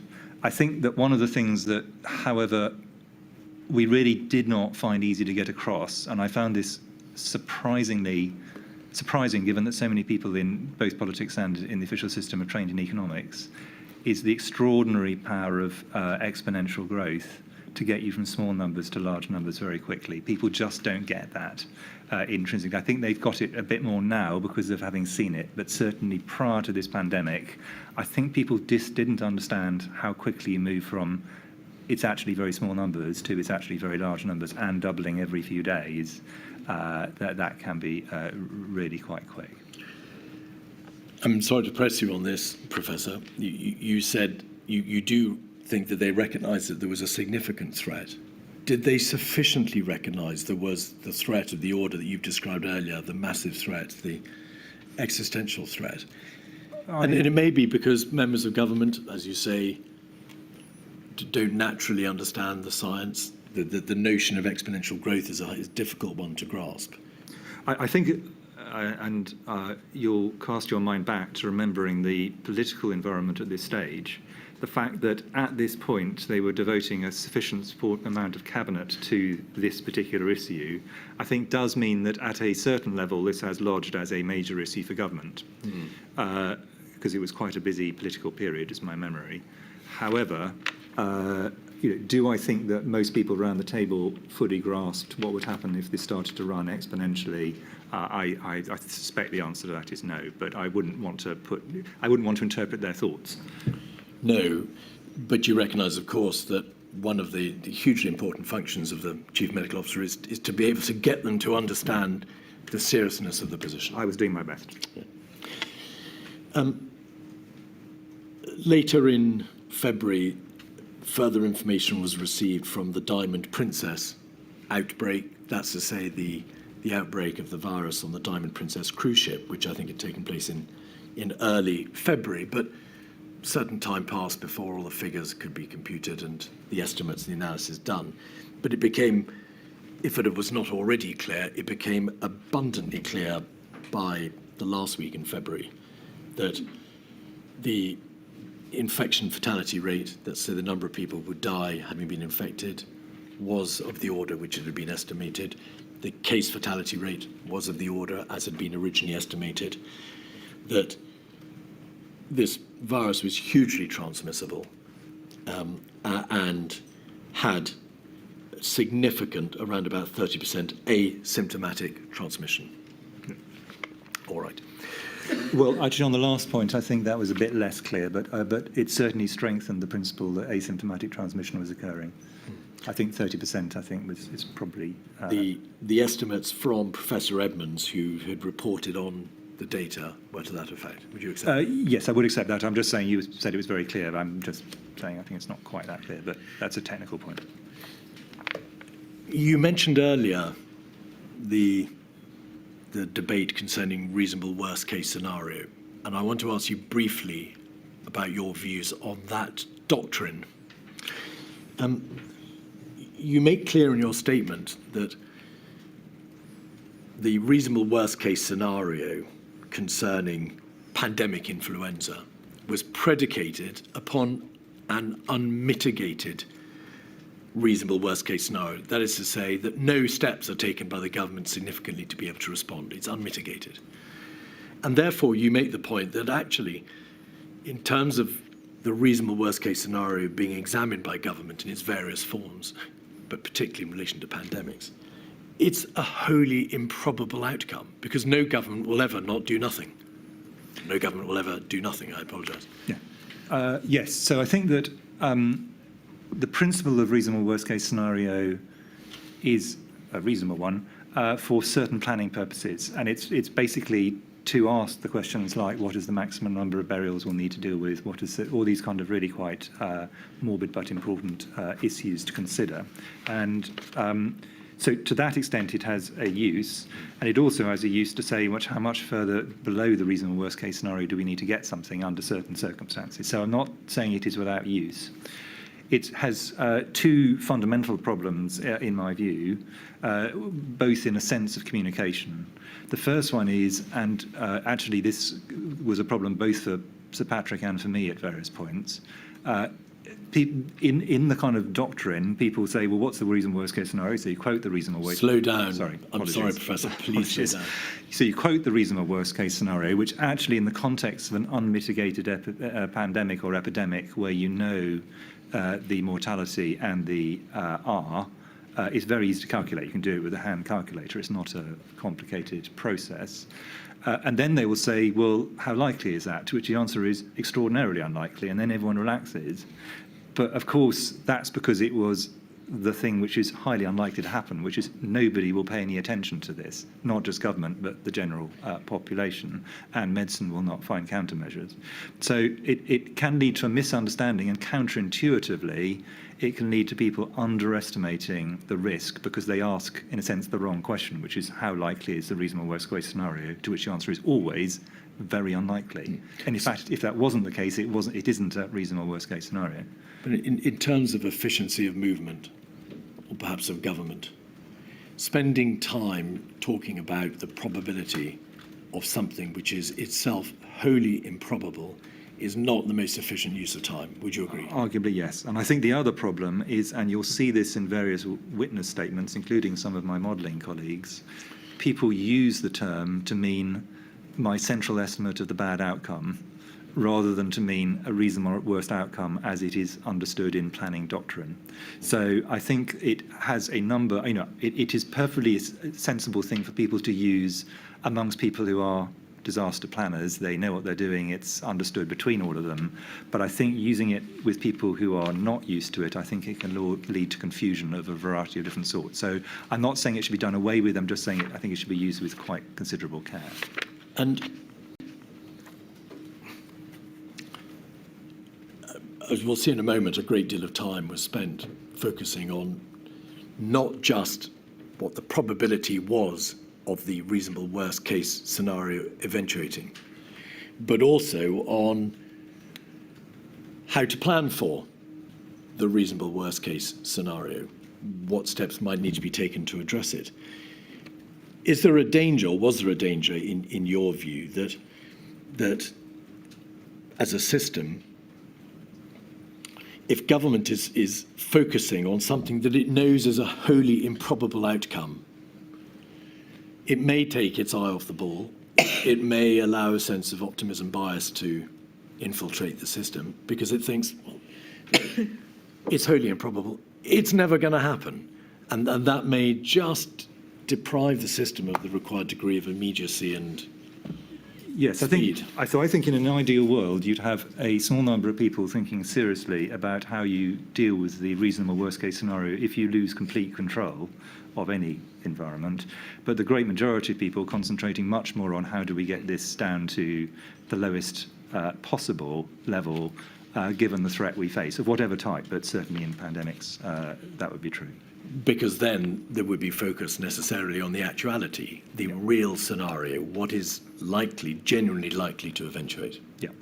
And I ask, Professor, because it's plain that from COBRA meetings in the middle of February, from a reasonable worst case scenario, clinical alignment planning meeting on the 14th of February, a SAGE meeting on the 27th of February, numerous WhatsApps in the first week in March. A huge amount of time is dedicated towards trying to assess how probable the reasonable worst case scenario is. Yes, that's correct. And that doesn't appear to have been a profitable use of anybody's time. I think, as I say, it's useful if you can hive it off from the majority of the work, which should be around trying to mitigate the reasonable worst case scenario and make it less worst. And it's not an easy process, is it? I mean, you were asked to opine in WhatsApps on the 2nd of March, in the number 10 DHSE COVID group, what the probability is, and you said, or rather Sir Patrick Vallon said, Chris and I both think the reasonable worst case scenario is relatively low probability, 1 in 5. That's the 2nd of March. And on the 8th of March, in a meeting with the then Chancellor, and Sir Patrick Vallance, the note of the meeting records a probability of the reasonable worst case scenario being 10%. Yeah. So it's a very difficult process. Yes, and one of the problems here, I think, is that people then get pushed on, and Sir Patrick and I were both pushed on, giving what both of us think are spurious numbers about another spurious number, leading to a misunderstanding. As I say, used carefully between people who know what they are talking about and share the same definitions, it has a role, and I don't want to undermine that role, but I think it's one of those slippery concepts, and the kind of last place you really want to be dealing with it is in WhatsApp conversations. But the wider point, Professor, is this, and would you agree with this proposition? Given the immediacy of the problem, that time was vital, that the government had to face up to the immediacy of the massive threat. 2 to 3 weeks of persistent debate about reasonable worst case scenario was not a good use of the government's planning time, was it? I don't think most of the planning time was taken there, but I think more time I would accept, more time was spent on that than I think it was probably useful compared to trying to reduce it.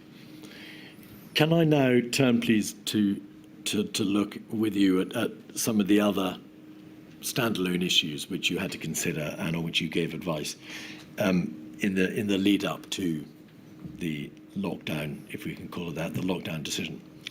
Mass gatherings. Is this the position? SAGE, and also I think at the beginning perhaps NervTag, but certainly SAGE advised repeatedly on the issue of mass gatherings. Is that right? That's correct. And was that because government, mindful of the political connotations surrounding mass gatherings, repeatedly came to Sage to say, what is your view, and should we still be allowing mass gathering events, sporting events to continue? Yeah, and I think government in that sense was asking a very reasonable question, and Sage repeatedly gave a correct, but I think probably unhelpful answer. In February and in March, and then, in fact, in a paper dated the 11th of March from the London School of Hygiene and Tropical Medicine, the advice was given as follows. Essentially, in terms of infection control, outdoor events are safer than indoors. That's fairly self-evident. Sage and the London School of Hygiene and Tropical Medicine looked at the degree, however, to which infections might spread in bars or trains and so on and so forth, and other close quarters in queues, whether alongside sporting events or if sporting events were to be shut. So, for example, if everyone goes to the pub instead to watch the game. Do you assess now, and obviously it's with hindsight, that they may have overstated or rather they may have underplayed the public health message which allowing sporting events and mass gatherings to remain open amounted to? Yes, and I think that, so in a sense, I think their actual analysis is correct. Had we had a situation, for example, where large numbers of people were over for a football match, you close the football match and they all go to the pub, you are probably increasing risk rather than decreasing it, or they watch the game from the pub. So the point they were making was, in one sense, correct, and the risks of outdoor events, even if quite crowded, is small relative to many of the other things. So I don't disagree in retrospect with what was said by them and collectively by us on Sage, so I'm taking ownership of that. I think what we really were not paying enough attention to, and it's sort of obvious with hindsight, is the message this was sending. That seeing mass gatherings going on signalled to the general public that the government couldn't be that worried, because if it was, it would be closing the mass gatherings. So I think that the problem was not the gatherings themselves, which I don't think there's good evidence has had a major material effect directly, but the impression it gives of normality at a time that what you're trying to signal is anything but normality. So I think, again, were we to rerun, I think that's one of the things I would certainly do differently, or push to do differently. And in truth, having a debate on the application of the precautionary principle over the closure of, say, primary schools, whilst allowing sporting events to continue and mass gatherings to remain open, was in hindsight rather unfortunate. Yes, it is in a sense technically correct and logically incoherent to the general public, quite reasonably. Yes. There was a COBRA meeting on the 18th of February, around the time, in fact, that there was repeated advice given on mass gatherings. It's 56227. And if we just have a look briefly at pages 1 to 3, we'll see the attendees. If we scroll then forward to 2 and 3, I think if we go back one page, I'm sure you were there. Maybe you weren't there. Yes, you are. Thank you, officials. And then on page 5, and mindful, therefore, Professor, that this is the 18th of February, so some time has wound on since the beginning of February and the stocktake meeting of the 4th of February. But, in fact, sorry, could we have page 7, please, paragraph 17? The Chair invited the Director of the Civil Contingency Secretariat to give an update on planning for the reasonable worst-case scenario. So there is the reasonable worst-case scenario appearing. The Director of the Civil Contingency Secretariat said there was work to be done to create a clear plan of activity across the UK government from the moment of sustained transmission. And mindful, of course, there was already, and there had been for weeks since sustained transmission, to its estimated peak, which was likely to be a period of 3 months. were you concerned, mindful of what you had said at the stocktake meeting about the need to plan for this massive threat, that by this date, the 18th of February, the director of the body required to produce central government plans was still talking about work to be done to create a clear plan of activity across government? I mean, I think it was reasonable that this work was continuing, but if this was at the expense of other work, I think, as you've implied, that's not really a sensible use of time. I think around this time, and this is just to give an idea of what's happening in parallel, I think you can see debates between me and others where my firm view certainly is our aim is to find the collection of things that will bring R below 1, which in a sense is a different strand of work and I think takes us in quite a different direction. Yes. And that point, Professor, is that when it became clear, or it having become clear, that there was sustained community transmission in the United Kingdom, and that containment had, by necessary inference, failed, what you advocated was a delay in the upswing of the overarching first pandemic wave. That's correct, although, to be clear, that was not clear that had happened at this point in time. No, I said when it... Yeah, no, I just want to make sure we separate those out in time. That was later that occurred, yeah. The strategy that there should be a delay in the upswing, which some people have called a mitigation strategy as opposed to suppression, but there's a huge debate to be had about whether delaying a wave or squashing the peak or squashing the sombrero is just a form of suppression, and we're not going to go into that debate. But I can give you a long answer, but... Yes, that's in part why, Professor, we're not going to go into that debate. So certainly by at the end of February and the beginning of March, it was apparent to you that means of control having failed, the virus was here, it's transmitting throughout the community. We now know, of course, there were hundreds, if not thousands, of seedings during the February half-term from Italy, France, and Spain. Strategically, that was, it seemed to you, to be the appropriate response. To delay the upswing of the pandemic wave. Yes, I mean, I think the things which delay a wave and the things that pull R below 1 are, for practical purposes, once you've lost control, the same things, at least initially.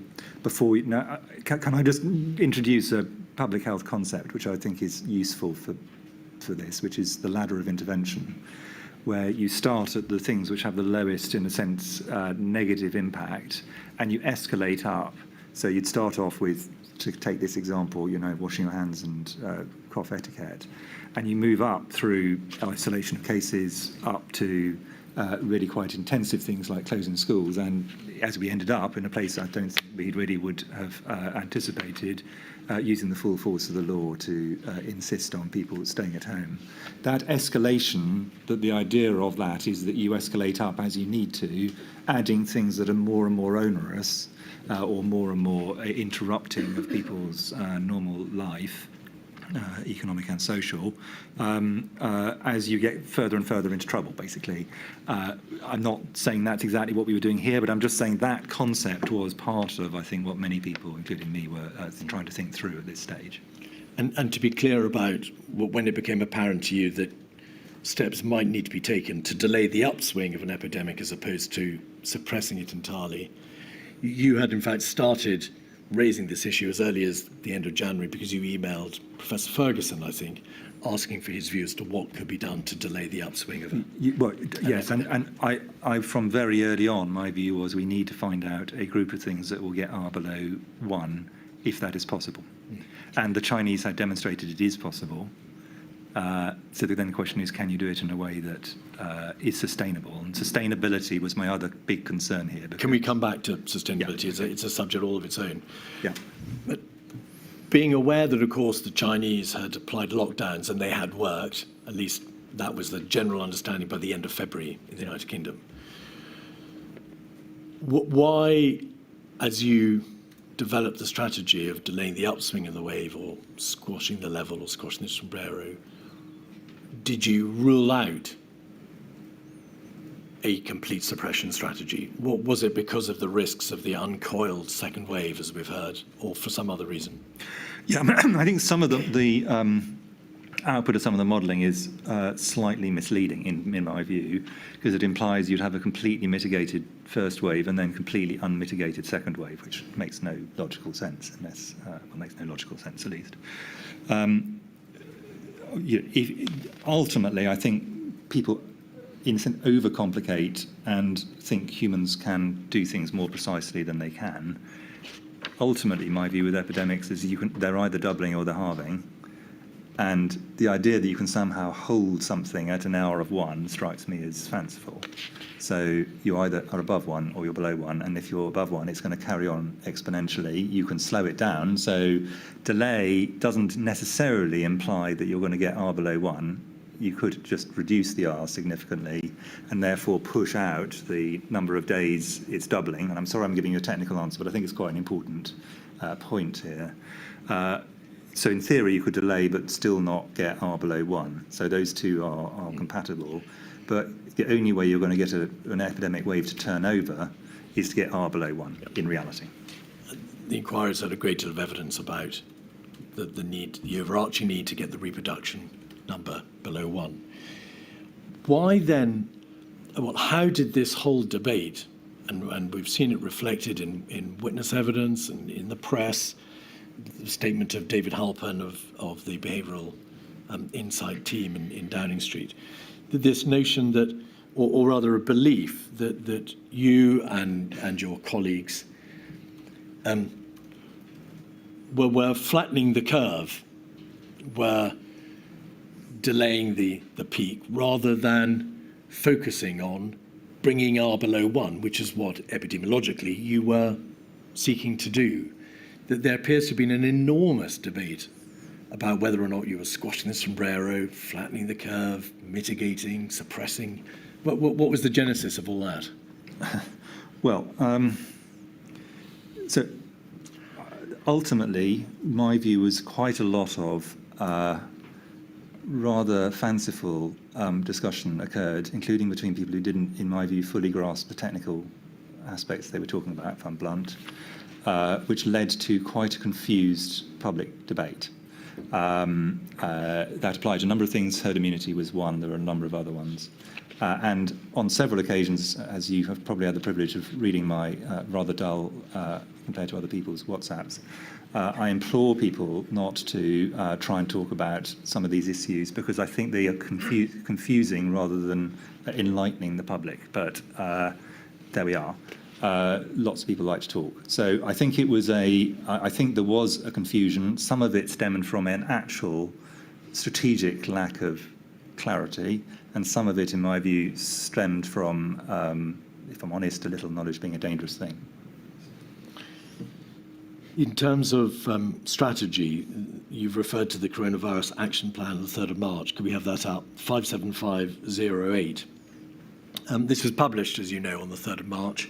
You provided comments on multiple iterations of this plan, according to your statement, and no doubt it reflected your views on the clinical and public health matters. Why was this plan, to the extent that it dealt, as you've said, with clinical and public health matters, not put before SAGE? Do you know?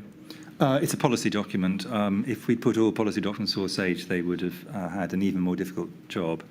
I mean, essentially, it's got it's got 4 components, 3 of which I think are reasonably thought through for this point in the pandemic, but one of which was, for practical purposes, almost irrelevant by the time it had arrived. Contain. So it's contain, delay, research, and mitigate. My view is the strategy, the tactical points made... Slow down, Professor. The tactical points made under those 3 components, which had been thought through reasonably, in my view, were okay for a document at this quite high level.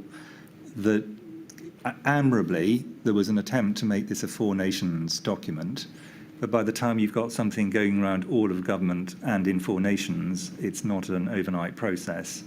And the contain stage of things was near or at its end pretty well at the point that this document hit the printing presses. So that's just a practical reality.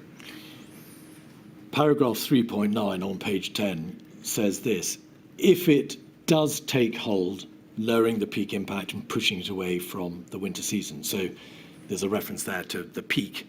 So that refers back to our earlier debate. But surely, as the Chief Medical Officer, you must have had a view on the publication of a document on the 3rd of March, commissioned in the first week in February, on the 10th of February, in fact, by the Secretary of State, and it was the sole document, strategy document, published by the British government. I think this is It was out of date by the time it was published. Well, I think that going back to the previous discussion, once you're in an exponential curve, you get out of date remarkably quickly. But you have repeatedly said we the government, we. You knew that SAGE had not been consulted on this. You had drafted various iterations of this document, or contributed at least to the text. You couldn't have been unaware of the fact that this sole strategy document was out of date by the date of publication. You, more than anybody, knew containment had been lost weeks before. No, I disagree that containment had been lost weeks before. I think that it was close to the point where you had to abandon it around this time. But we can come back to that if you want. So it wasn't weeks before. The problem with this document is essentially there's nothing wrong with the document, it's just too late. If it had been published when it was first conceived, as I recall it, it would have been much more in date. This is one of the problems of trying to develop these kind of documents on the hoof during an exponential rise. That's just a reality. And no doubt you regret that this document was published at all, given that it was out of date. Well, it was a lot better than no document, according to your previous perfectly reasonable points. Professor, you cannot seek to sustain the value of a single strategy document, the only document published by the UK government that you knew, to a certain knowledge, had been out of date in relation to its first and important strategic plan, Contain. There will maybe come a point where the Chief Medical Officer is given plenipotentiary powers to run all policy documents across government, but this is not that moment. I think I completely accept there are bits of this document that are out of date. There are other bits of this document I thought are actually pretty good document, and not publishing any of the document. The problem about documents that are agreed across all of government and Slow down, across all of government and across multiple nations is redrafting them every single time. You have to go around everybody and say, are you content with these changes? So I think the admirable aim to try and make this a cross-government and four-nations document, and I think that was sensible in one sense, itself mitigates against it being timely, given the speed at which this is going to happen. You can argue such a document should not have existed, but in a sense, I think some document is better than no document. I actually think in most elements this is a pretty good document, given that we had no document previously that anybody could look at. So I'm going to stand behind the publication of the document without saying that I agree that every single word of it was exactly current at the point it came out. Did you email anybody or call anybody in government to say, I just don't want to put my name to a document that I know to my certain knowledge is out of date and material part? No, because if I'd done that, we would have had virtually every single document I'd have been emailing on that basis. So well, that's not, if I may suggest, a good reason for not raising the problem. Well, I think there was a clamour for something that people could at least hold on to, even if it was, to some extent, out of date. And it wasn't actually technically out of date. Contain was still the strategy at the point this was published, in fact. So by definition, if Contain is still the strategy, but what I said almost contemporaneously with this, and I know you can't interrogate on this, but it's all laid out for people who are not lawyers, in the House of Commons, made clear that my view was we were mainly in delay, but had some elements of Contain. That was largely because that was a negotiated position in government at this point. So it would have, in fact, have been not in line with government policy at the point of publication had we claimed at this point that Contain was not there. you can argue whether that's a good argument or not. In practical terms, I don't think it made much difference. And I would also point out that at this point, when this was published, the World Health Organization had still not declared that this was a pandemic. Yeah. Well, we've addressed that issue. Your own advice, of course, simply didn't rest upon what the WHO was doing. No. You, of course, reached your own view as to what needed to be done in the context of the United Kingdom. But may I give a slightly hard-edged answer?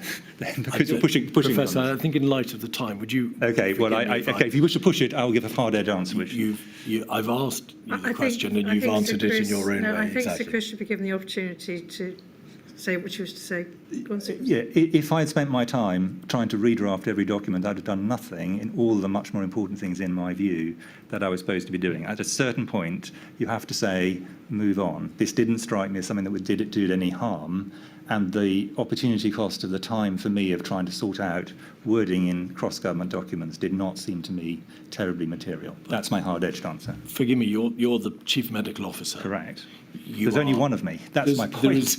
There is only one of you, and on this central issue, the I government... think we've got his answers. Thank you, All right. Mr. Keith.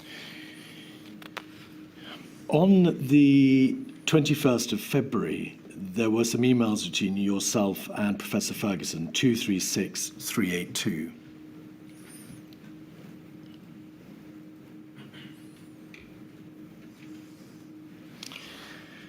If we could look at page 3 briefly.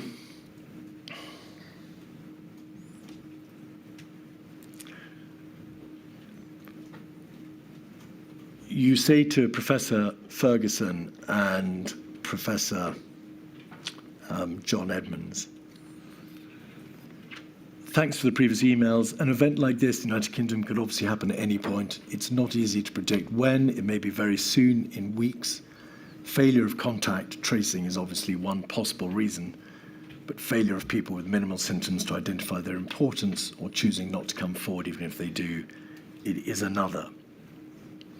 And in this email, just in outline, you are dealing with, or you're expressing your views as to the likelihood of the pandemic ensuing. You described the email as local spread in Europe. Do you recall this email? I do. There are references in this email to speculative scenarios, although I can't, yes, in the bottom line. I'm, however, not convinced that presenting speculative scenarios are always helpful in public understanding. And this is a view expressed in the context of this paragraph, which is where you say, or you refer to the tactical aims of contain, delay, research, and mitigate. What was speculative about the scenario of onward transmission or a pandemic ensuing in the United Kingdom? That's what the reference to speculative scenarios. No. Scenarios I was using in its modelling sense. So, as you'll recall from extensive evidence you've had from the modellers, what I didn't think was sensible was to put large numbers of different models based on different things into the public domain at a point when actually what people wanted was relatively straightforward. And this goes back to a conversation we had... Professor, please. I do apologise. Goes back to a conversation we had earlier, which my view is modelling is not always the best way in which to communicate information, particularly at a time of concern. The email does refer to modelling specifically in the third paragraph and to different interventions, but it's bound to be said that that last paragraph appears to be referring to an uncontained global epidemic and to onward transmission. I was being very clear, as if you look at my public statements, that was a risk at this point in time. So that's not, the only way that you can operate if you're a doctor or a public health person is by clear transparency of what you're trying to say. This is in no way a reference to implying we should not be being straight with the public. I absolutely think we should. This is a point about modelling. That's why I'm discussing it with two modellers. Page 2.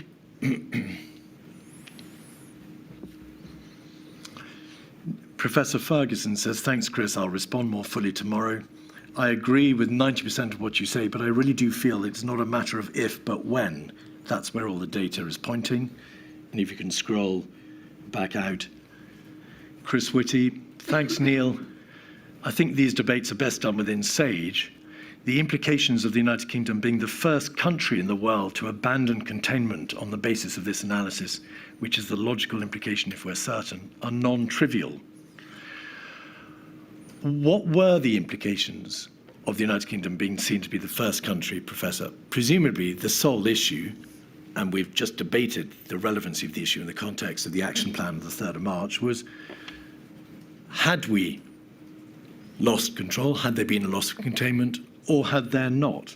Why did it matter if we were the first country to abandon containment? So remembering that at this point we didn't actually have evidence of domestic transmission.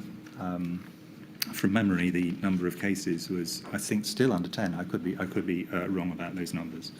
And we had no deaths. If we'd been in a situation where, at two levels, either where we had said to the general public, right, that's it, we're going to stop trying to contain this, everyone else is trying to contain this, but we're giving up now, I think it would domestically have been very difficult to sustain. But also internationally, the point about containment is it's an international issue.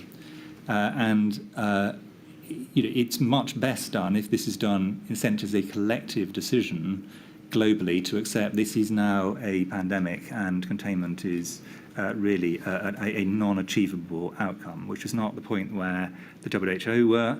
It took a long time before they got to declaring this a pandemic. It wasn't where other countries were. My point was really to Professor Ferguson. Yes, your models are probably right, actually. By this stage, I'd taken the view that this is probably correct.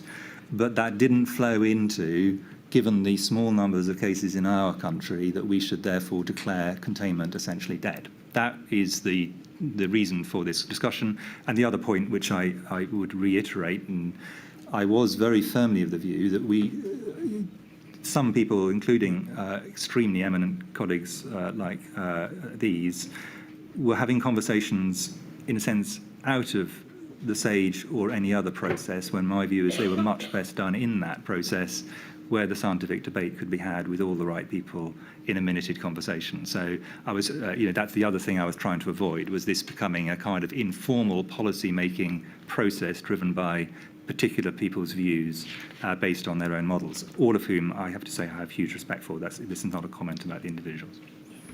You have, of course, in the course of your evidence, Professor, repeatedly said we, and as I've noted, referred to government and to we, including yourself and government. Yeah. Were you concerned politically about the ramifications of the United Kingdom being the first country to be seen to abandon containment? No, it's not my job to have a political view. It's a public health view. All right. On the 24th of February, Professor Ferguson sent to you and Sir Patrick an initial analysis of the potential impact of a variety of non-pharmaceutical interventions. Yep. So this was Imperial College London's, one of their first stabs at setting out a suite of measures. And in essence, as you'll recall, ICL suggested or identified a package combining multiple measures and supposed or estimated that they would likely have major effect. Yeah. That report was discussed at SAGE on the 25th of February, the next day. Professor Ferguson, in his statement, refers to the fact that your response to the production of these non-pharmaceutical interventions was a concern that, on account of their relatively aggressive nature, they were more stringent than what had come before, that pushing the epidemic to the autumn or winter might worsen the consequences. So the notion that if you apply countermeasures, the wave is delayed or suppressed, there's a risk that a second wave may come back, or maybe that wave may come back in a winter season and the consequences will be worse. Can you please tell the inquiry to what extent you were concerned about the potential consequences in, of course, February, about the introduction of more aggressive countermeasures?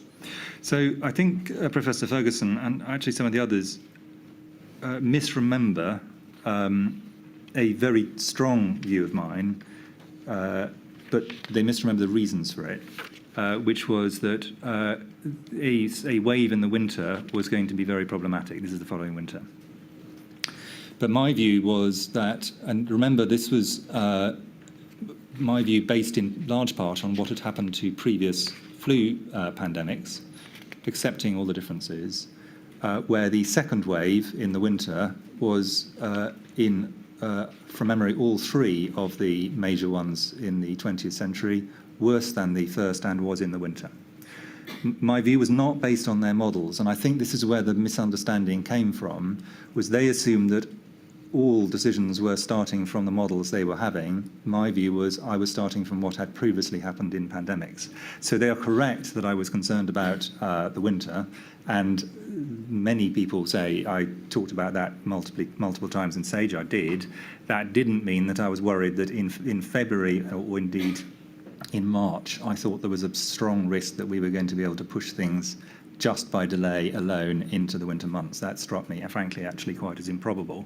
So I think, in a sense, I think this is a genuine misunderstanding, misremembering by Professor Ferguson of the reasons for my concerns about the winter, but he is correct that I was concerned about it, and I think that was reasonable.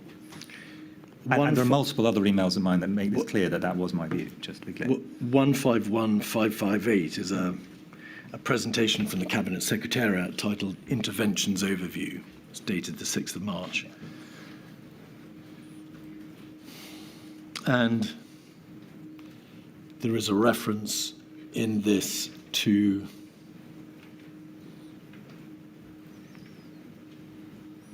page 3, I think it must be. Is this where there's this wholly improbable suggestion that you completely suppress a wave and then choose not to in any way mitigate the subsequent wave? I mean, that I think is what we're talking about. It is. Yeah. These words, very stringent social and behavioural interventions, such as those in China, have the potential to prevent a major epidemic establishing, but risks a large epidemic re-establishing when lifted. And that, putting aside the accuracy or not of the green line, that sentence is reflective, is it not, of the uncoiled spring debate. Yes, and this is in a sense just a statement of fact, which is if you go for a suppression strategy, for however long you do it, and China has demonstrated this pretty clearly in the last year, at a certain point you will have to release it, and then the pandemic is still with you, and then you will have what is called in epidemiology an exit wave. There's no, you can hold, if you've managed to suppress it this far, you may lose control over winter because of other epidemiological reasons, but let's say you manage to hold it for 2 years, the same still applies. So essentially the wave comes at the point you choose to release the measures, and as I say, I think what happened in China is a really clear epidemiological outplaying of that fact. So this is trying to make clear to people that if you go for suppression, don't think that that's your problem done. You just have to suppress for a bit and you're done. At some point you're going to have to face this, and the question is, at what point do you want to? Did you prepare this or contribute to this presentation? No. I mean, I may well have seen it, but these are modelling things. But what I'm talking about here is really trying to talk through what the logic of this in reality is. I think in a sense, I think it's misleading the way that it's presented, but it does make the point that if you suppress, at some point you will get an exit wave. It doesn't say where. Professor, did your concern about the relatively severe consequences of a virus re-establishing itself in a subsequent winter, or of a virus recoiling like an uncoiled spring, or however you wish to describe it, did your concern influence in any way your willingness to countenance the more stringent interventions which were being recommended at the time, and which, of course, as we know, ultimately came to be imposed? No, and you should recall that in the 3 flu pandemics I was talking about, they didn't do any of these, and they still got a bigger winter wave. So this idea that this only happens if you do suppression, in my view, flies in the face of our last 3 experiences of major respiratory pandemics. So in my view, my position was based on history. The modelling wasn't actually the basis on which I had that view. Well, then either the suggestion that you did allow, you held those concerns and you allowed them to influence your willingness to engage these and support these more stringent interventions is correct, or this important Cabinet Secretariat presentation is materially misleading insofar as it suggests that a large epidemic will be re-established when measures are lifted. Well, which is it? Is a statement of fact that if you have a circulating pandemic for which there is zero immunity, so assuming we haven't yet got a vaccine, and potentially even if you have got a vaccine, as China demonstrated, if you suppress for a long period of time, at some point you will have to have an exit wave. Now, if you have a completely effective vaccine, that may be eliminated. If you have extraordinarily effective treatment, it may be you get an exit wave with no deaths. There are a lot of scenarios that's a perfectly logical thing to do. But the idea that you can, absent an extremely effective vaccine, suppress and then not have an exit wave is not realistic. And that's really what this slide makes. It may make the point rather badly. But again, I cannot see a situation where anybody with what I will bluntly call an ounce of common sense would suppress a virus until the winter and then deliberately release it, which is, in a sense, if you were taking an absolutely literal interpretation of this, you would take. Clearly, that's not going to be a logical thing to do, and I don't think anybody, as far as I'm aware, ever suggested that. Lady. Certainly. Thank you very much indeed. It's 9:30 tomorrow. Yes, please. All rise.